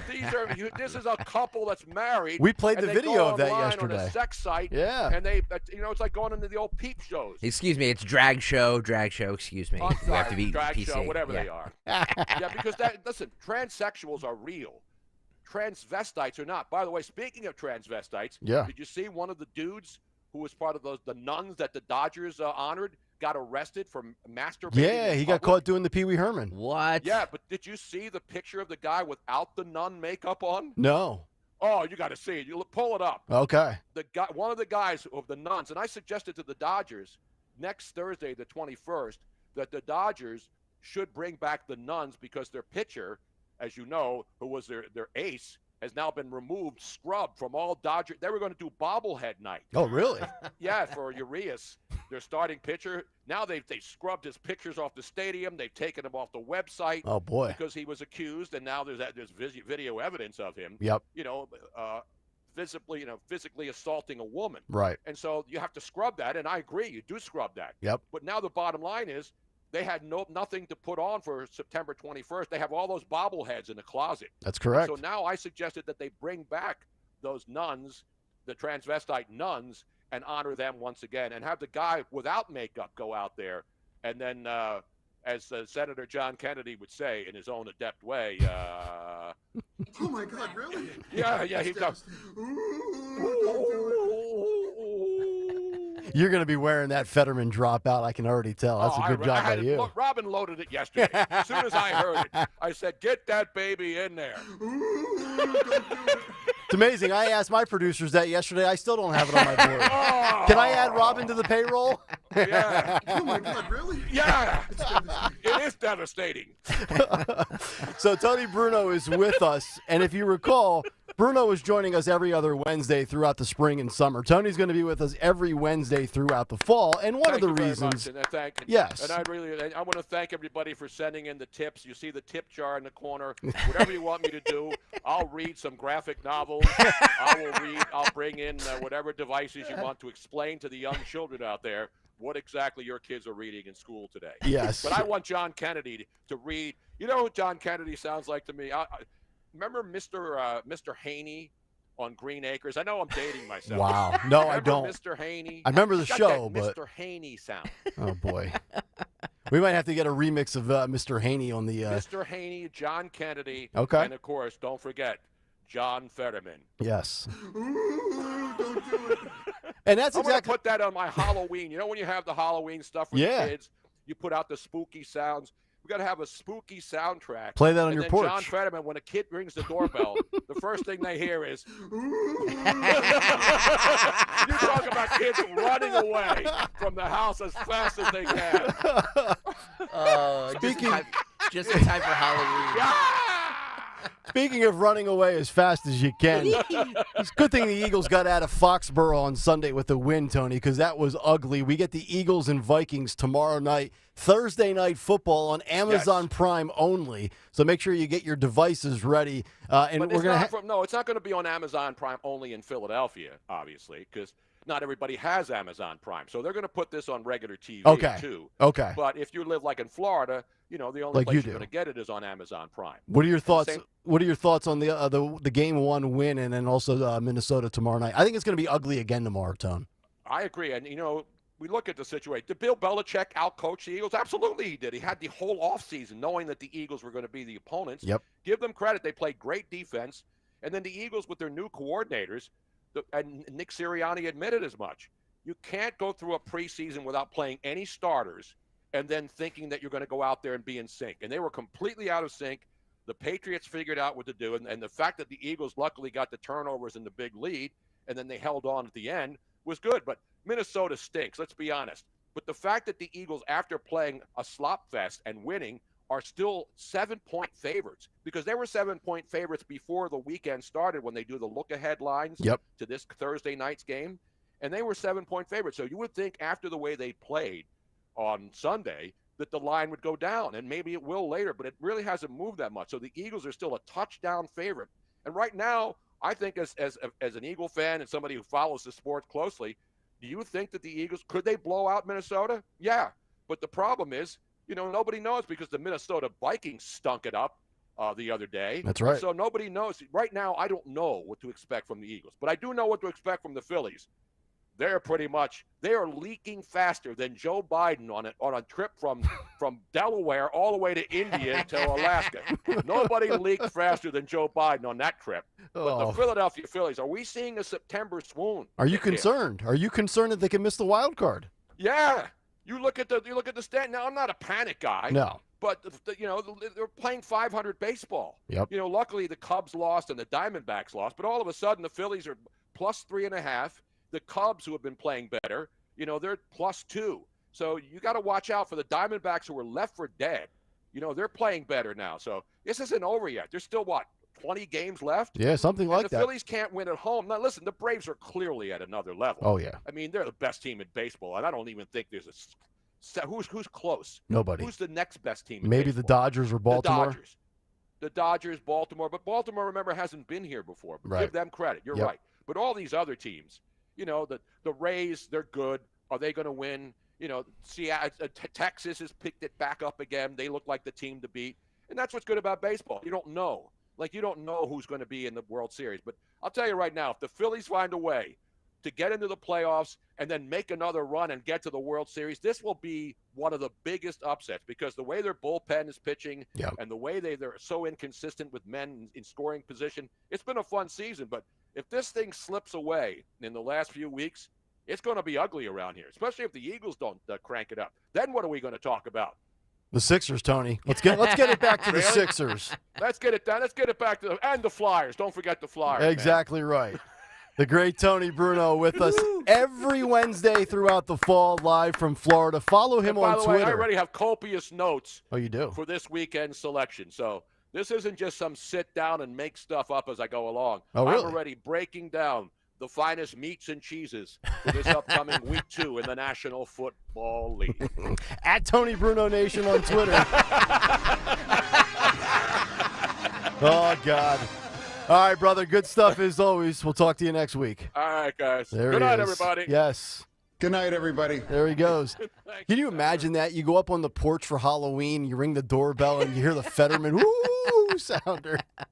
One more time before we go to Yes. break here. This was sent in by Newman Price, one of our lovely listeners. John Fetterman remix from Leonard Skinner. What's going on inside you? Ooh, that smell. Ooh.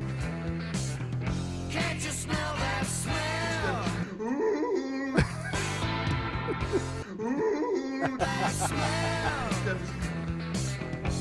The smell gets around you. It's almost as good as our Metallica Ron DeSantis mustard remix. Mustard. Fetterman and DeSantis live here on Kayal and Company. All right, fourth and final hour is on the way. Danilo Cavalcante is in custody, so he is no longer a threat. If you're just tuning in, we'll fill you in with some of the details. When we come back, we've got news. We've got a $50 gift card to give away. We've got our keyword. So much to do. Final hour, Kayal and Company is coming up in just a few minutes. But first, a few moments on the Piazza Auto Group. Since mid to late February, I've been a part of the family at Piazza Auto Group. Since late May, I've had my 2023 Honda Ridgeline Black Edition truck. And guys and gals out there, if you're a truck person like me, now's the ideal time to visit Piazza Honda in Springfield. But the locations are everywhere: Philadelphia, Langhorne, Pottstown, or Reading, because you're still going to be able to take advantage of 0.9% APR financing, or you can get special finance rates on other models: the Honda Civic, the award-winning Accord, the CR-V, the Pilot, and more. The Piazza Auto Group, they've got 17 brands. So even if Honda's not your choice, Mazda, Mercedes-Benz, Maserati, Nissan, on down the list, and convenience, 35 locations. That's why it is the go-to for all things automotive. If you're looking for new or certified pre-owned vehicles, check them out right now, PiazzaAutoGroup.com. Fargo, the new virtual assistant from Wells Fargo, makes banking faster and easier. Like this. Fargo, what's my checking account routing number? And this. Fargo, turn off my debit card. And this. Fargo, what did I spend on groceries last month? And that's just the beginning.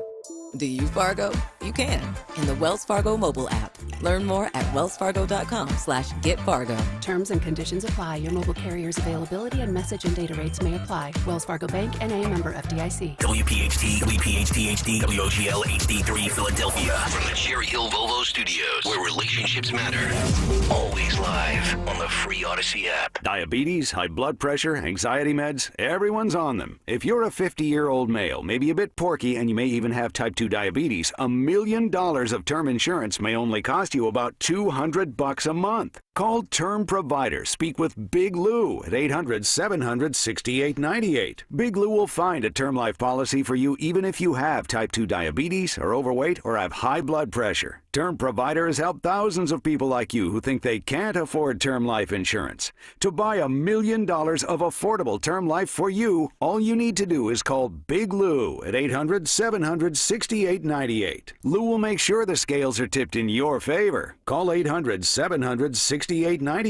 Big Lou will answer your call and work to fit you into a term life policy that you can afford. Remember, Big Lou's like you. He's on meds too. Call 800-700-6898. 800-700-6898 or biglou.com.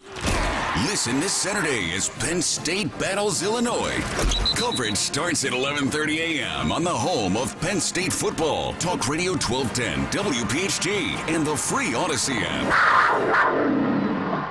Hey Philly, looking to save big on your next new Infiniti? Then look no further than the Busch Auto Group.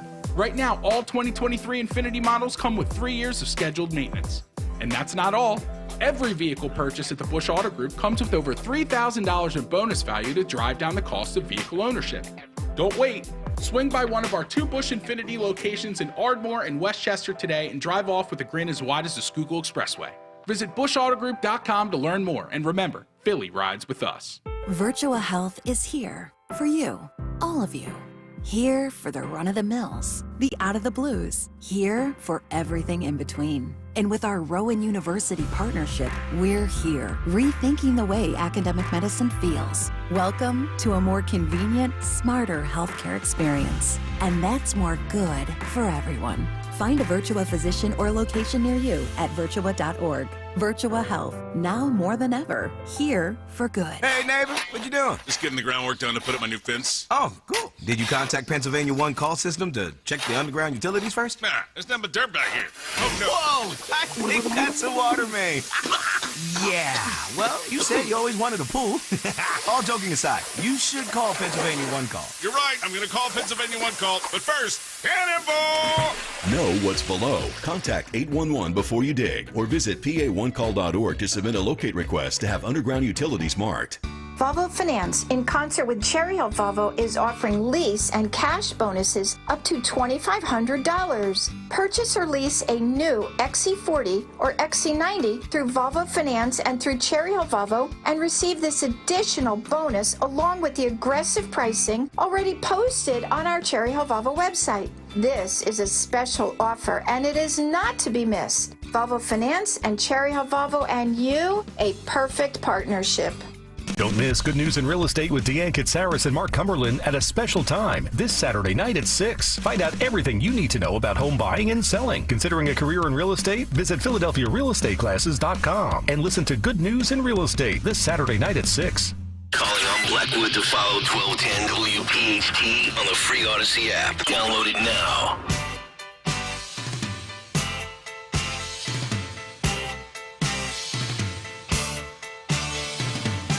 All right, very busy morning here on a Wednesday. It's Kayal and Company, 9:05. Welcome back in. Fourth and final hour underway. Morning mystery movie clip in 15 minutes. $50 gift card to the Metro Diner. Our keyword for Disney World at 9:50. Good stuff out of Tony Bruno. And the big news of the morning within the last hour or so, escaped killer Danilo Cavalcante has been caught after 2 weeks on the run. We're going to get to all the details here in just a moment with Dawn's Big Three at 9. But we did tell you prior to Tony Bruno that we were kind of, walking through the play-by-play, watching the footage. He was arrested. You had the authorities bringing him out. He was seen in an Eagles sweatshirt, looked very wet, very disheveled. but he is no longer a threat. And let's get to all the details because we will have a press conference coming up in 25 minutes. Right now, it's time for Dawn Stensland's Big 3 at 9. It's the Big 3 at 9 on Kayal and Company.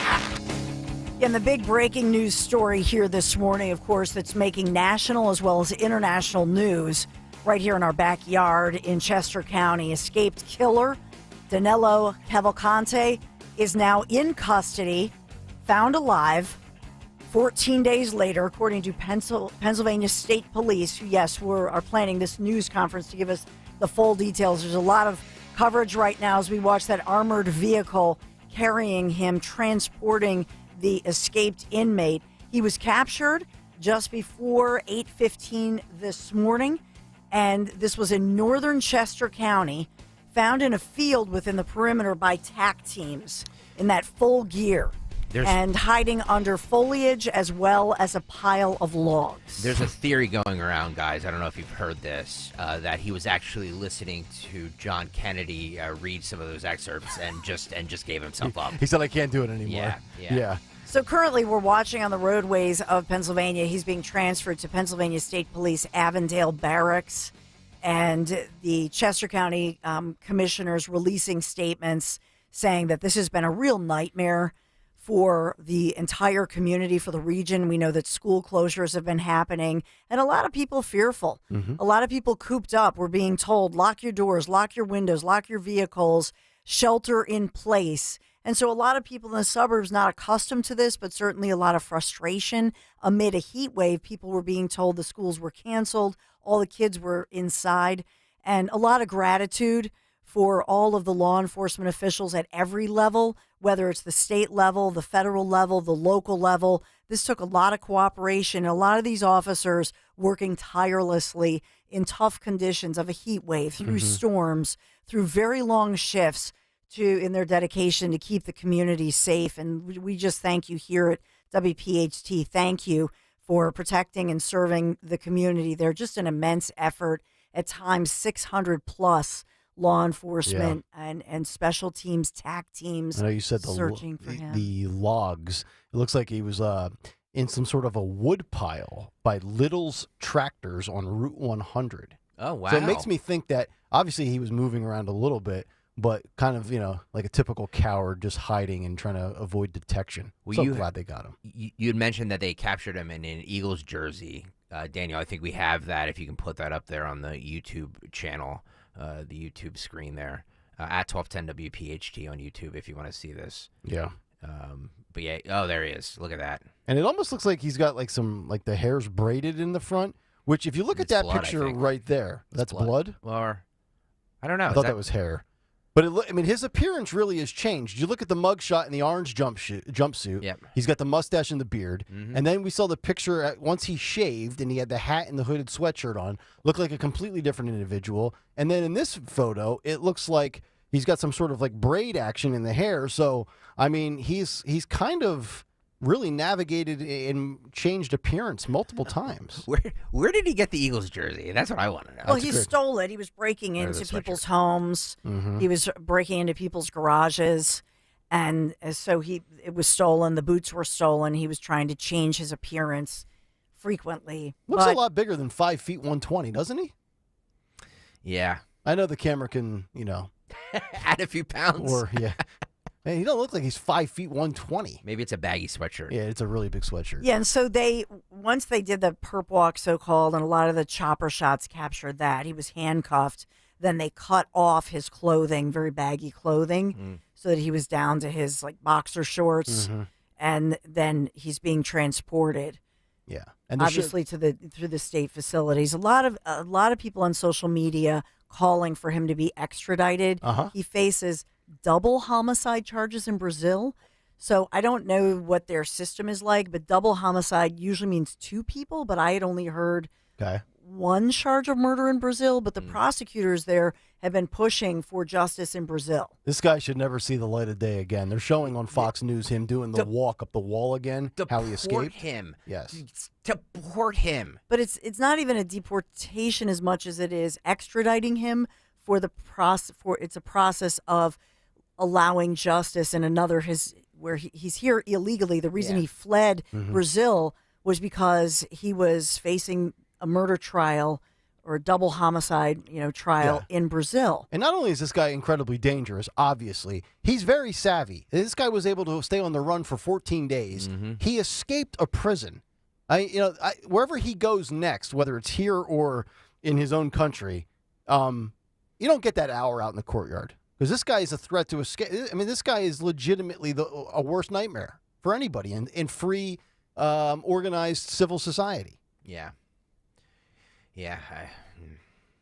And as much as we have the so-called gallows humor, joking about it, I think a lot of people did joke about it as a way to express, because it's frustrating, but for those communities that were affected by this, businesses lost business. Yep. Schools had to be shut down. And a lot of kids, even though these are really great, this is a great school district, but, not for nothing, this was a highly stressful situation for so many people who were who were scared. Yeah. And once he stole that 22 caliber loaded rifle in a garage, Yeah. people said, "Oh my goodness, now the killer is on the loose. He is armed and dangerous." Well, that was going to be my next question. Any report on if he had the rifle or the shotgun, whatever it is, on him? Do we know? I can't imagine he would ditch it. That wouldn't make sense. Although you're not going to see any photos with him carrying it. They took it from him. And if you could put that photo up again one more time, Daniel, it looks like it appeared to be a struggle because there was blood, right? There was blood on the top of his head. Okay. So that is blood then. Yeah. Okay. Yeah, Daniel said it's a mixture of blood and braids. Okay. Very interesting. So, Yeah, and we don't. I mean, was it a struggle? Was it a struggle? Did he get grazed in the head by a bullet from that homeowner? Were his rights violated? And well, that's social media. Here we go. Where's Krasner? Yeah, there's one person out there that's going to have that take. God, I'm glad. I'm glad they got him. Yeah. Poor Eagles, man. He's like, oh man. All right. Sid Weiss says maybe they can. He was on the run for 14 days. Could we use him at running back? Oh God. Gallows humor, Don. I know. Gallows humor. Gallows humor. Exactly. All right. Am I still going on with the big three before the news conference? If you've got anything else, that's fine. What time's the news conference? 9:30. 9:30. Yeah. They have been quite prompt. The other story. We can take it live too. Oh, great. As Tucker Carlson would say. We'll do it live. I just wanted to. We've talked a lot about the flood watches in the area, but I will say overnight the rain, we saw the worst of it, but there still are flood watches as well as down the Jersey Shore rip currents. But the other story I did want to profile for you this morning, and that is what happened last night in Bucks County at the school board, the scheduled meeting. We know that police were called last night. This was during the Central Bucks School Board meeting after a man reportedly threw papers into the face or the direction of a school board member who is a Democrat. Then that husband of the school board member apparently picked up a chair. And there are allegations of, picking up his chair and making a threatening motion. So this was a passionate, as we know in Bucks County, a lot of passion here talking about the issues of, for example, gender-specific bathrooms and locker rooms, as well as books that are not appropriate for a curriculum for young children as young as kindergartners. Yep. Very passionate board meeting last night. So there were no arrests, no reports of any injuries, but police did respond to this altercation, which is being, they're vetting that and trying to figure out exactly what's happening. They're not listing anybody's names publicly, so I'm not going to name those names because that's off the record information. But these are accusations being leveled. And this is very similar to what we were just discussing in the cut sheet with Mr. Kennedy and what's going on in Illinois with book bans. So this is not just a Bucks County thing or a New Jersey thing. This is a nationwide thing where we have school districts and left-leaning educators and parents on the other side, or maybe not even on the other side. I got to imagine there's some Democratic parents out there, or some parents that aren't political at all, that just use common sense, and they're like, yes, no, my kid doesn't need to see this. It's a very few. It's the very few that are I guess for this or whatever. I don't even know if you say, but they're the ones who speak the loudest, and they're the ones who are getting all the attention for it. Right. By the way, Secret Squirrel on the Cavalcanti thing says he would look good in a Kayal Company sweatshirt, right? Hey, we're capitalists. If he wants to buy one, he can have it. No, he'll look good in the prison garb. That's where he belongs. We'll get him an orange jumpsuit hoodie. And number 3 in the big three is we're sponsored by ShopRite of Drexel-Line in Drexel Hill. I just want to point out that earlier we had talked a lot about Eagles' Jason Kelce, the new documentary newly released this week, Kelce. It looks awesome. And his brother Travis, who has a podcast with, revealing maybe how he got the catch of a lifetime, meaning Taylor Swift. We touched on this earlier. So apparently he told his brother in their podcast that he had made a special Swiftie bracelet with his phone number on it. And he had given her that when she was at Arrowhead Stadium Travis, on her Eras tour, Wow. right? That is Smooth. That is brilliant. It is. How long until she writes a song about him? Right. Obviously she's worth way more than Travis Kelce. But I would argue this might be a very unpopular opinion. And I'm not saying she's it's not that she's not attractive. Oh no, you're not. I don't think Taylor Swift is hot. When I see, I mean, she's cute, but she's not like Travis Kelce. I don't know. To each his own, but I don't think Taylor's like. So you find Travis hot? No, yeah. I think Travis is hotter than Taylor. I'm transitioning right here on the radio, Dawn. They're both beautiful, rich people. I just don't think Taylor Swift's that gorgeous. That's all. Drexel-Line. Oh, well, just put that out virally and let the Swifties come after you. At Nick For the Kayal on record, Twitter. Greg and I had nothing to do with it. No, that's a rabid fan base. You don't want them coming after you, my friend. No. Okay, the brand new ShopRite of Drexel-Line is now open in Drexel Hill. So this is the supermarket that you've been waiting for. Incredible sales, savings, surprise guests, giveaways, so much more. Just check it out. The brand new ShopRite of Drexel-Line, 5000 State Road, Drexel Hill, and now open daily. Thank you, ShopRite of Drexel-Line in Drexel Hill, for being our sponsor of our Big Three at 9. All right, Dawn, thank you very much. 9:19 here on this Wednesday morning, 30 minutes out from our keyword for the Disney trip giveaway at 1210WPHT.com. But Sharon agrees with you, by the way. Well, I think most people. I agree, Nick. She's pretty, but not hot. Yeah, it's not like, oh my God. Like if you saw Taylor Swift at a local establishment in Conshohocken, and she wasn't Taylor Swift, you'd be like, it's okay. Peter says it's fine to say this because the Swifties don't follow politics except to say ew politics. No, it's true. Okay, That's a good point. Yeah, no Swifties are listening to the station anyway. No. So there you go. But if you are, you can come at me anyway. It's fine. I'm a big boy. 9:19. Let's get to our morning mystery movie clip. And now, the morning mystery movie clip on Kayal Company. Talk Radio 1210 WPHT. You count cars, right? All of you? As a team, yes. When? Weekends and Christian holidays. Where? Where? Vegas, baby. Well, so why are you telling me?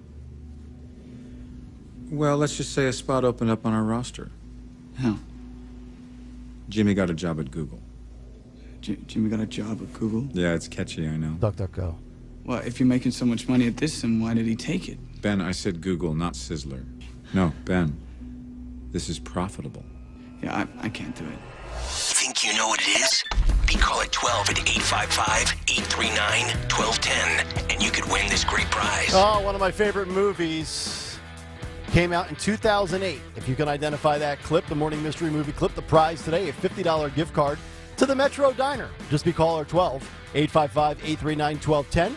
Caller 12, 855-839-1210. If you can identify that movie from 15 years ago, you got yourself a $50 gift card to the Metro Diner. See if we got our winner when we come back as we continue press conference, bottom of the hour with the Pennsylvania State Police here on Kayal Company on Talk Radio 1210 WPHT.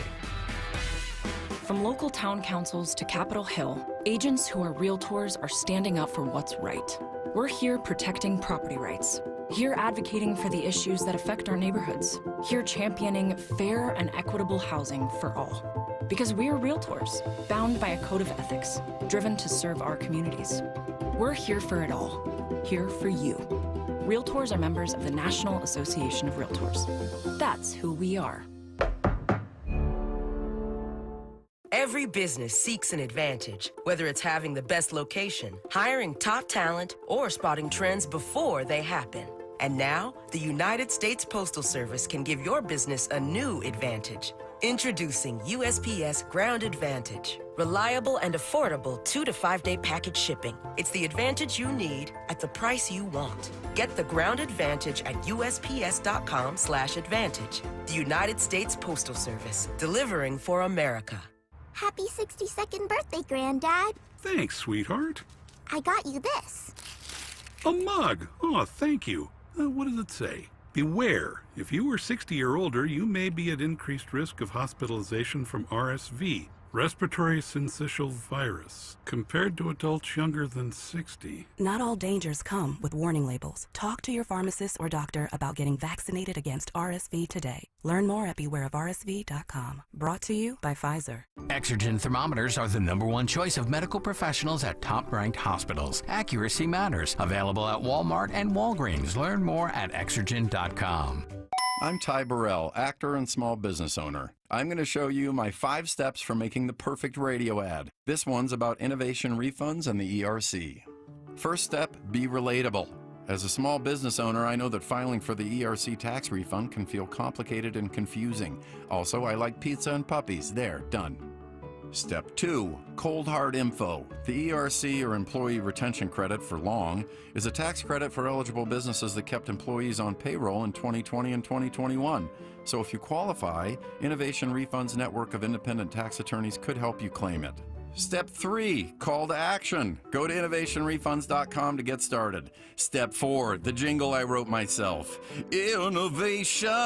Actually, scratch that. Just go to innovationrefunds.com or call 1-843-REFUNDS and go to Step 5, legal stuff. Innovation Refunds does not provide tax or legal advice. We work with an independent network of tax professionals. Terms and conditions apply. Ty is a paid spokesman. Yeah, it's a masterpiece. Join us at Odyssey as we all do our one thing. Together millions of things for our planet. September is World Ozone Month, so it's a great month to get rid of all your aerosol sprays. When we each share a one thing, it becomes a million things for our planet. What's your one thing? Don't take shots just to lose weight. NJ Diet's typical results are twice as fast without any of the side effects. You will lose a contractually guaranteed 20 to 40 plus pounds in only 40 days, the natural way. Go to njdiet.com. That's njdiet.com. So many listeners are enjoying beautiful, easy-to-maintain homes thanks to Rhino Shield, and you can too. Dom Giordano here with my good friend, the local owner of Rhino Shield. John, take it away. Hello, it's John from Rhino Shield. For years, you've heard about our exclusive elastomeric ceramic house paint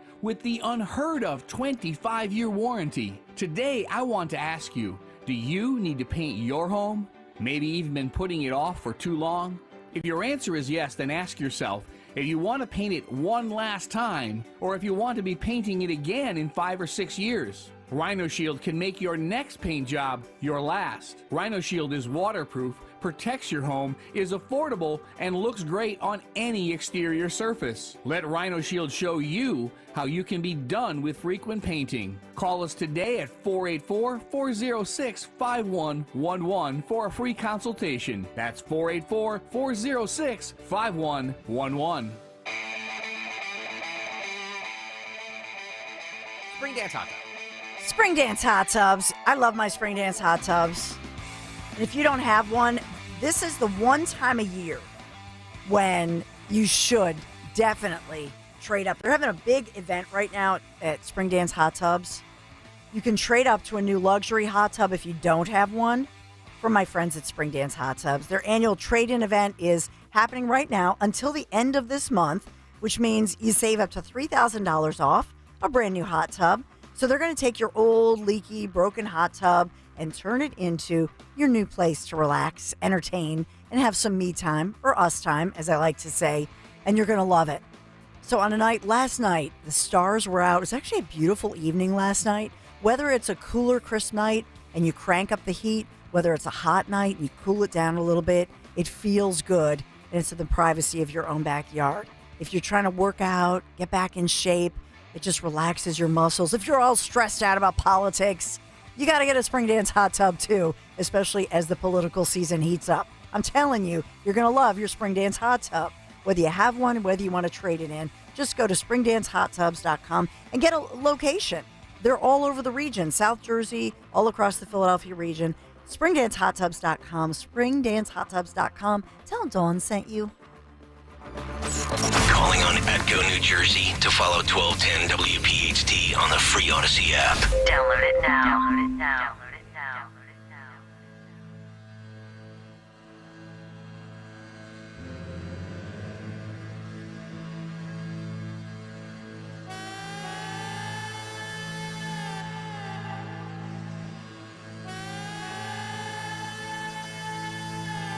9:26. It is Wednesday morning here on Kayal and Company. Danilo Cavalcanti in custody, en route to another detention center. It's good to have all of you in. We've got a lot to do here in the final 30 minutes of the show. We'll see who won Twitter today, what's on tap for the Dawn Show, and, of course, our keyword, 9:50 this morning. Be listening. We will give you another keyword. You take that to 1210WPHT.com. Enter for your chance to win a free trip to Walt Disney World. Also, we will be carrying the press conference of the capturing of Mr. Cavalcante, and we will go to that live as soon as that begins to take place. Scheduled at 9:30, but those things usually don't start on time, so we will do some cut sheet part 2 material in the meantime. But before that, let's get to our morning mystery movie clip winner. We've got Paul in the Northeast. Paul, good morning. What movie clip did we play for you a few minutes ago, sir? That was movie 21. That is correct. Came out in 2008. The MIT Smart Brainiacs counting cards in Vegas. Congratulations. You've got yourself the $50 gift card to the Metro Diner. Thank you, Paul. Thank you so much. You got it. Paul in the Northeast. Going to get some quality food. He'll probably be eating better than Mr. Cavalcante will be, I'm assuming, in the next couple of days. Man. Yeah. So good luck, Mr. Cavalcante. You probably won't see the sunrise ever again, buddy.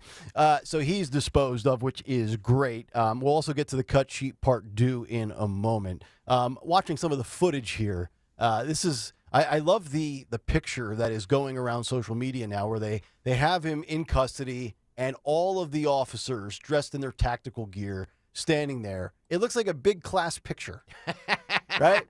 And you got everybody just gathered around, smile, and you take the picture, and Cavalcante looks like he's had better days, and that'll be a photo. Yeah, send that to his sister. Send that as a Christmas card this year, since she was so cooperative in helping keep a fugitive on the run. Yeah, I'm seeing a lot of people, and I'm getting texts and DMs from parents and grandparents in that area. And one relative says that's right where they captured him is near the place where she takes her little kids to the playground. That's her fire department, where they're going to hold the Poe Marlin Fire Company there in Kennett Square, where they're going to hold the 9:30 briefing, and just what I see is gratitude. Thanks you guys, thanks for getting these guys. People were scared. People were scared. I mean, it's an area where you don't deal with that. A lot of people don't lock their doors, and I'm always telling my relatives, they're just lock your door. Lock your doors. Right? Yep. And they're, Dawn, you're just paranoid, and you live in Philadelphia. But I guess maybe I would just say if you live in the suburbs, it gives you a taste of a day in the life of what it is to live in Philadelphia. There you go. Because I would not ever. I actually will wake up just to go and secure the door, like just make sure the doors are locked. Make sure.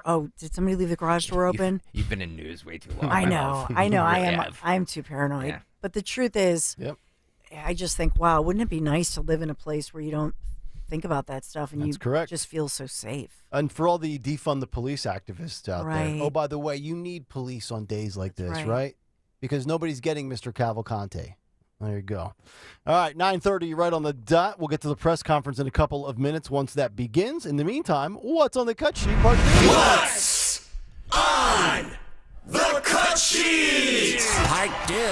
What's on the Country Part 2 is sponsored by Best Work Industries for the Blind. Best Work Industries for the Blind's e-commerce stores helping businesses succeed in all work environments. BestWorkSupplyCenter.com offers traditional office products, cleaning supplies, furniture, technology, and more with free shipping and next-day delivery. Shop now and save at BestWorkSupplyCenter.com. That's BestWorkSupplyCenter.com. Yeah, we're monitoring the press conference. Once they start it, we will bring it to you live. Ron DeSantis gave a interview, I believe this was with CBS Evening News, and was asked about age. You know, we talked about term limits, age, the age of the presidency, and he says the presidency is not a job for someone in their 80s. Okay.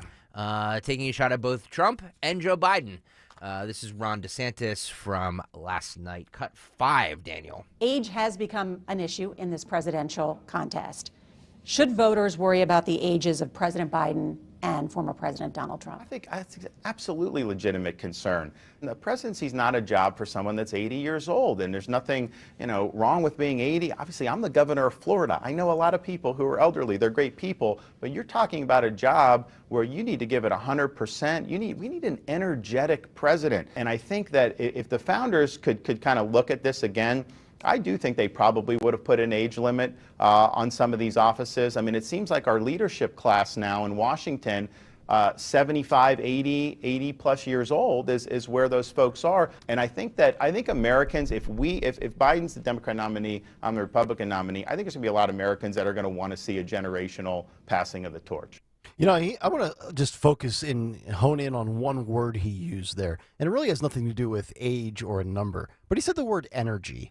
And I think that's important because DeSantis has energy. Trump certainly has energy. Joe Biden certainly does not. But, when you talk about energy, regardless of who you vote for, what side you're on, you want a guy or a lady that's got some bounce to their step.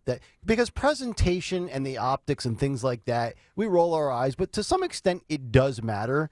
And when you've got somebody that's essentially just a lifeless shell of themselves, that's not really uplifting for a nation. Agreed. So your litmus test would be more about energy and less about age. Well, I would say competency, number one. Yeah, of course. Energy, two. Age is, very subjective. Not all 81-year-olds, not all 68-year-olds are created the same. MSNBC went to Iowa. And I think this was from over the weekend. I've been sitting on this for a few days to ask voters, GOP voters, about Trump, DeSantis, everybody. And there's kind of a mixed bag. The first person they talked to, of course, the one they highlighted, said that Trump has too much baggage. This is cut 7. I feel that he has too much baggage with his legal battles, and as our country is facing a lot of problems, we need to unify, and I feel like with him, there's going to be a lot of fighting. He never even once said, yes, I did wrong. Yes, maybe I could have done this better. It was always, no, I never did anything wrong. I'm always right. And that, to me, was like, I'm sorry, you lost me. I don't know if Trump needs to do anymore because I feel like a lot of his reporters already have their minds made up. I think he is. I think he's did the right thing of not going to the debate because I think everyone already knows his opinions and everything from what he's done in his past presidency. It's funny. I want to highlight two different polls that kind of contradict each other. You talk about the word baggage there. We've given you the poll that said most Americans do not want to see a Trump-Biden rematch because they're tired of the drama. Yet we've also given you a different poll that said most Americans don't really care about scandalous, salacious activity regarding their president. So it's almost as if those two things are kind of butting heads here. One says, well, we're exhausted by all of it. And then the other poll says, you know what? Indictments, impeachments, classified documents, it doesn't really matter. So I feel like those two are kind of like butting heads here, so to speak. If you're not doing so, go over to YouTube right now because you're going to want to see this video. YouTube.com/@1210WPHT. YouTube.com/@1210WPHT. By the way, we're like 6 likes away from 200. So if you're watching right now, please hit the like button. Tony Bruno and you, Nick, made reference to this earlier in the segment. Mexico's Congress just unveiled 2 dead aliens, as they say, that are estimated to be around 1,000 years old. And we have exclusive video of this. Now, this is true. This is not. This is from Mexico Congress. Okay. So multiple nations sitting on dead alien corpses. I want to see. They look a little like E.T. to me. Okay. Like what you would think, like Hollywood thinks Yes. that aliens look like. Okay. Go to youtube.com/@1210WPHT right now.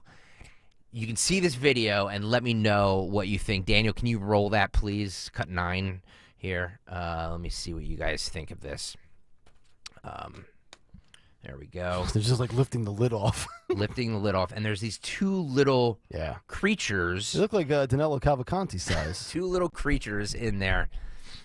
Dawn, I don't know if you can see this too, but it looks like... Yeah, right there. Can we freeze it right there? Yeah, can you get the freeze face right there? and the head? Kind of looks like Yoda. It does. It's like a Yoda E.T. Yoda/E.T. Yeah. I'm not... And they're claiming these are over 100 years old? 1,000 years old. So we've had extraterrestrial life in Mexico dead for 1,000 years. Allegedly. Allegedly. Are we trusting the authenticity of this? I mean, I'm not sure I am. Look, I'm a little skeptical. Are you skeptical about this? I mean, it legitimately looks like something Stephen King created, and it's like, I don't know, what is that? Maybe 2-3 feet long? Yeah. I don't know. It looks. And why are we just unveiling it now, by the way? Right. I mean, it looks to me like what Steven Spielberg used for E.T. Yeah. Like the I don't know. Is anybody buying this? No, I have serious doubts. And it's coming from Mexico. Yeah. Yeah, I don't think so. All right. Chat along on YouTube. Oh, Ken John said this is so fake. Yeah, I don't think it's real. Yeah. It looks like it's made out of stone. It's just laying there on the sheet. Well, it could be. What is it though? A large insect or something? The mummified. That's true. They're saying it's aliens. All right. Yeah, I'm going to say no. I'm going to say no too. 3 fingers. And if that's what they have in Mexico, I want to know what we have at Area 51. By the way, it seems to be like they're late on this press conference, huh? Yeah, well, they always are. And then the microphones won't be working. Usually they've been 9:33. Remember? Yeah, yesterday. Because I made the joke. I'm like, these things never start on time. They're like, okay, we're walking up to the podium And by now. the way, press conference pet peeve of mine Yeah. is I still can't understand how media people gathered around can't have a microphone that works in front of them as they shout the question. As you watch it on TV or listen to it on radio, you can never hear the media ask the question. Like, I know. Can we get people microphones? While we're waiting for this press conference, Daniel, if you can put up a poll question with that photo saying real or fake. I'm going fake. I agree. Dawn? I think it's fake. Yeah. I think as far as what they're waiting for, they're still transporting him. And so I think they want him. Okay. They're transporting him, right? And Yes. and so I think that they had expected they'd have him there by now. Mm-hmm. Yeah, so they're he's showing, it always reminds you of going back to that O.J. Simpson thing, Yeah, it watching does. this is an armored vehicle Right. Where are they transporting him. Where are they driving to, by the way? What did I road say? is I that? said it. I thought it was the state police barracks that they were going to process him there. Yeah. But ultimately, he'll end up, I believe, it's in a state prison facility. Because remember, that was what was supposed to happen. Right now they're transferring him to the Pennsylvania State Police Avondale Barracks. And he's going to be in a max security or a super max, right? Yeah, he's going especially to- after you escape. But a lot of the community saying why they didn't know that. Why was he in the Chester County prison in the first place? That's the thing. They were told, the residents there always were led to believe that there were not these dangerous killers being held right there in the middle of a community. So Chester County doesn't house people convicted of murder? I think the residents were surprised to learn that. Okay. Interesting. I think he was being held there because it was closest to where he was on trial. Gotcha. For murder. And then once he was convicted, he showing knew the- he was going to be transferred. They're showing the video of him walking up the wall to escape. Yeah. This is it's just I can't believe this is real life. By the way, the group besides that, yes, I know the police did a wonderful job. We get that. But the organization that scored best today is that Littles because they're plastered everywhere. Yeah. They sell farm equipment and like John Deere stuff. Well, the Eagles were plastered pretty well too. And then they cut off. So whoever he stole somebody's favorite lucky Eagles sweatshirt. Yeah, does that guy right? get that back? Does No, he get because they reimbursed? cut, That's they worth cut money it now. off. It was probably $80. They cut it off of him. It's Yeah. like, oh man, you just it's like a $55, Well, sweatshirt. We should get the name of that person. We'll send them a Kayal and Company. I agree. Oh, that's a good idea. Our sweatshirt looks nicer anyway. Way nicer. Yeah. By the way, the poll is up on YouTube, youtube.com/@1210WPHT. 89% say it's fake. Yeah. So, I'd like to speak to the 11% that think it's real. while we have all these eyeballs on YouTube, let's do another visual thing. This is a wedding party from Newport, Rhode Island. Did you guys see this video? No. The other day. I have no idea what this is. So this is let me see here. It's a wedding party. It's a wedding party. Oh, jeez. Celebration turned into chaos as a Rhode Island wedding party got into an all-out brawl with police officers, and it's all on video. Daniel, if you can run this video while I'm talking about this.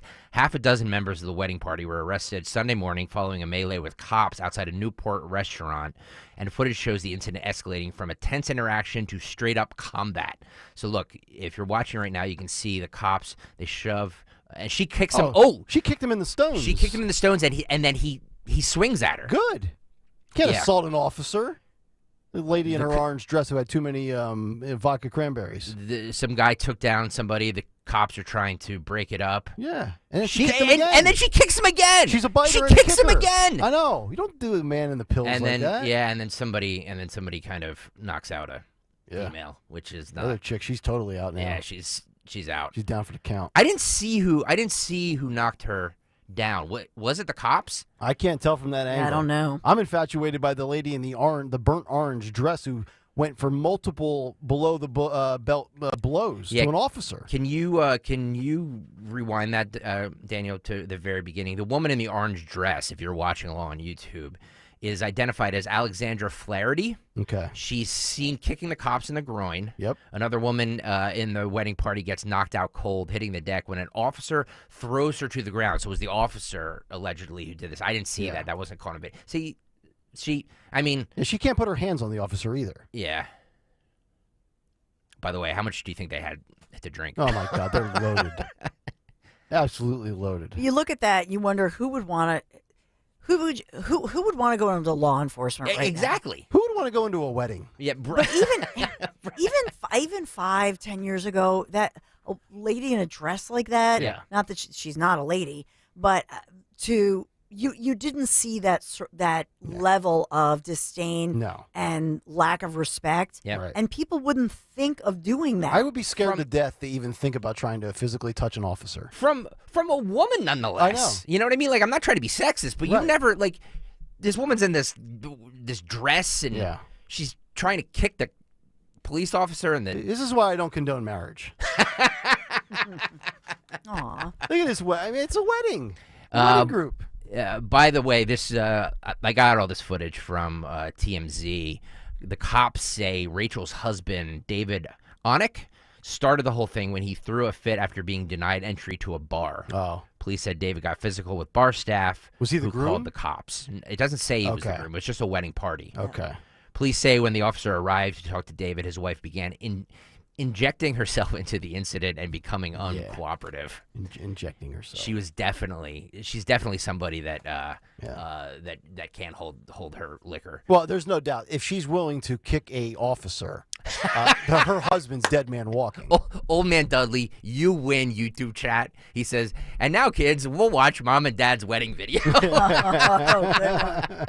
You, my friend, win YouTube. The YouTube comment section today. If you can roll that back one more time, Daniel, for those of you who just joined us.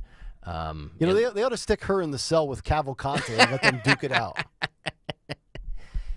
See, now, the cop... Yeah, see, she put her hands on the cop first. The cop pushed her back like, hey, I'm trying to get these things under order. Get away from me. And then she comes back for more and kicks him. You know charges are going to be filed against these cops. If that officer faces 1 day of discipline, I need him on Kayal and Company. Well, where is it? Rhode Island. Newport, Rhode Island. Which is blue. Yeah. Yeah. Oh, yeah. That's New England. problem. Yeah, that's those dopes up there New England. They're definitely. Well, this probably won't get talked about because the lady in the orange dress is white. Oh yeah. So if it was the other way around, it would be Al Sharpton would be on line 1. Yep. So I'm guessing that after this video makes the rounds, and it just came out last night. So once this video makes the rounds, I'm sure we're gonna start seeing cops charged, cops put on suspension. Who the hell gets married on a Tuesday night? No, it was Saturday. It was Saturday night. Oh, I thought you said it came out. It was yesterday. It was it was a wedding party. Okay. No, the video came out yesterday, the video. or TMZ dropped it yesterday. Gotcha. So, okay.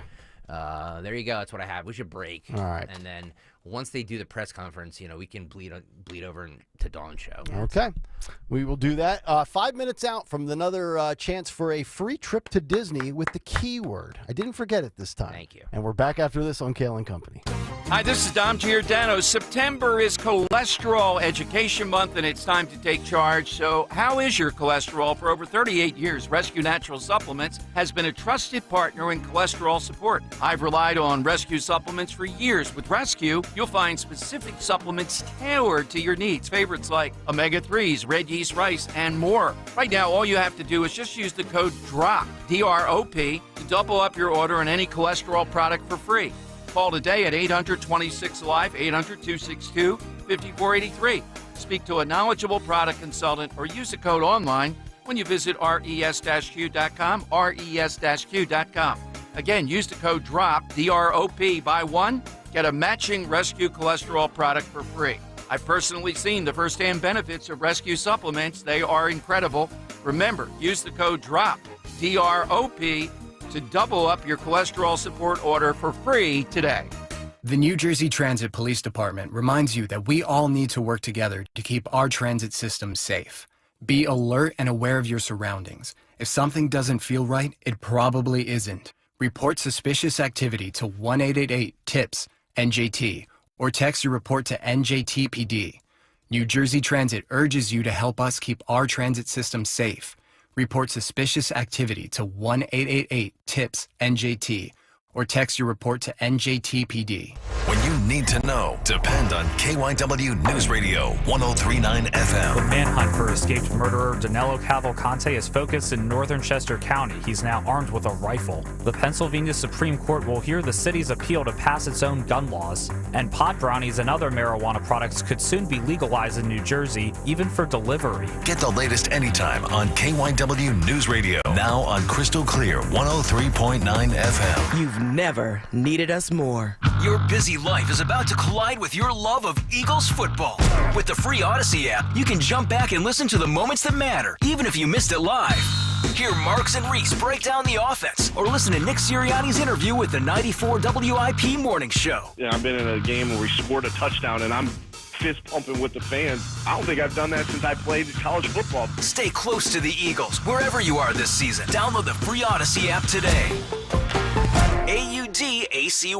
There are so many terrifying political and economic trends tearing down the global economy. But your retirement does not have to collapse with it. The exclusive crash-proof retirement system guarantees over 5,000 consumers not only survive, but thrive despite market volatility, guaranteeing protected growth that cannot be taken away. My name is Robert Sims. I live in Levittown, Pennsylvania. The interest credited to my crash-proof retirement system can never be taken from me. With all the debt that the nation has, I am leery of where the economy is going to head long term. I feel good about where I sit with the crash-proof retirement system, regardless of where the economy goes in the next 5 years or so, because it has delivered on its promises. You're invited to reserve your seat at the next Crash Proof Retirement educational event at Springfield Country Club on October 24th. Registration is required. 800-722-9728 or crashproofretirement.com. And this segment of breaking news of the escaped killer in Chester County caught after 2 weeks on the run, sponsored by VBet Parks, Pennsylvania Derby at Parks Racing. It's Pennsylvania's biggest day of thoroughbred racing. VBet Parks, P-A-R-X, Pennsylvania Derby at Parks Racing. Saturday, September 23rd. Gates opening at 10 a.m. Free family fun, live music. It's a great time. Just visit PennHorseRacing.com. Gambling problem? Call 1-800-GAMBLER. Dawn Stensland weekdays 10 till noon. Dom Giordano noon till 3. Free speech lives here. Talk Radio 1210, WPHT, and on the free Odyssey app.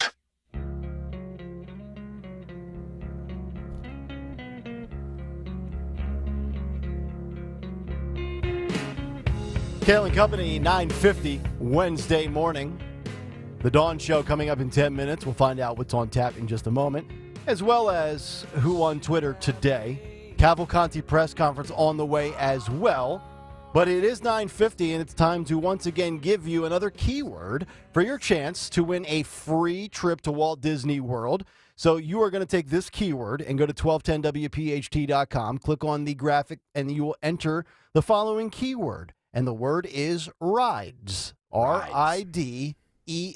Can you use it in a sentence, Mr. Kayal? Kamala Harris rides the electric school bus.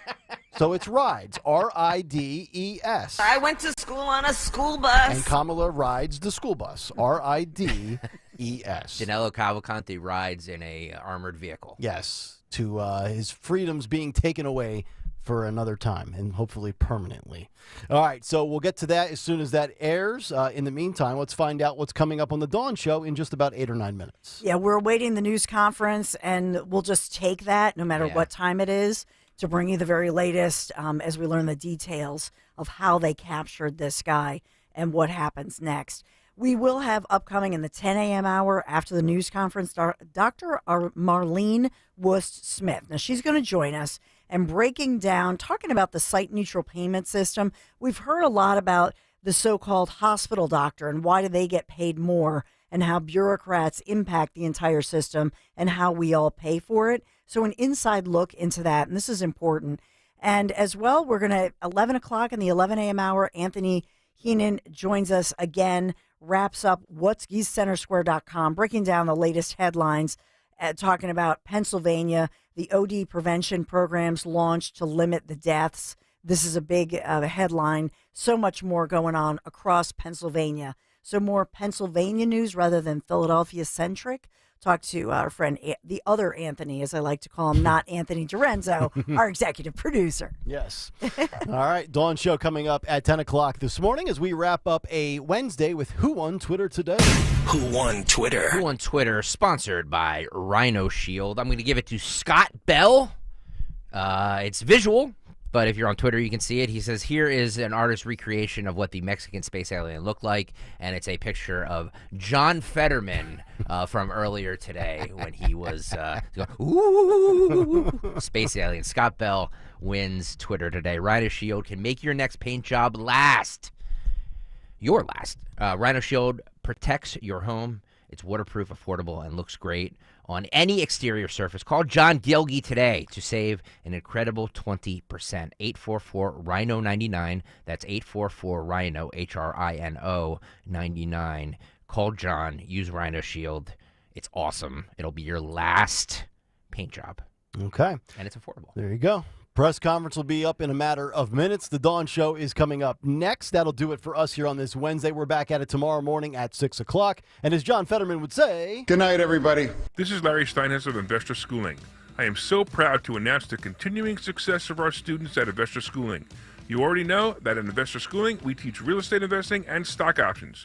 Did you also know that we teach things about tax savings, estate planning, and business coaching as well? We teach things about money I bet you never knew. At Investor Schooling, we teach from the perspective of true experience. If you want to see what our students think about Investor Schooling, please check out the over 160 5-star Google reviews. To find out more about how you can change your financial life, go to investorschooling.com or call 866-424-2829. That's 866-424-2829, and you can attend a complimentary class this Thursday at 7 p.m.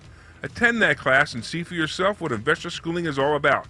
Go to investorschooling.com or call 866-424-2829. That's 866-424-2829. We can't wait to see you this Thursday.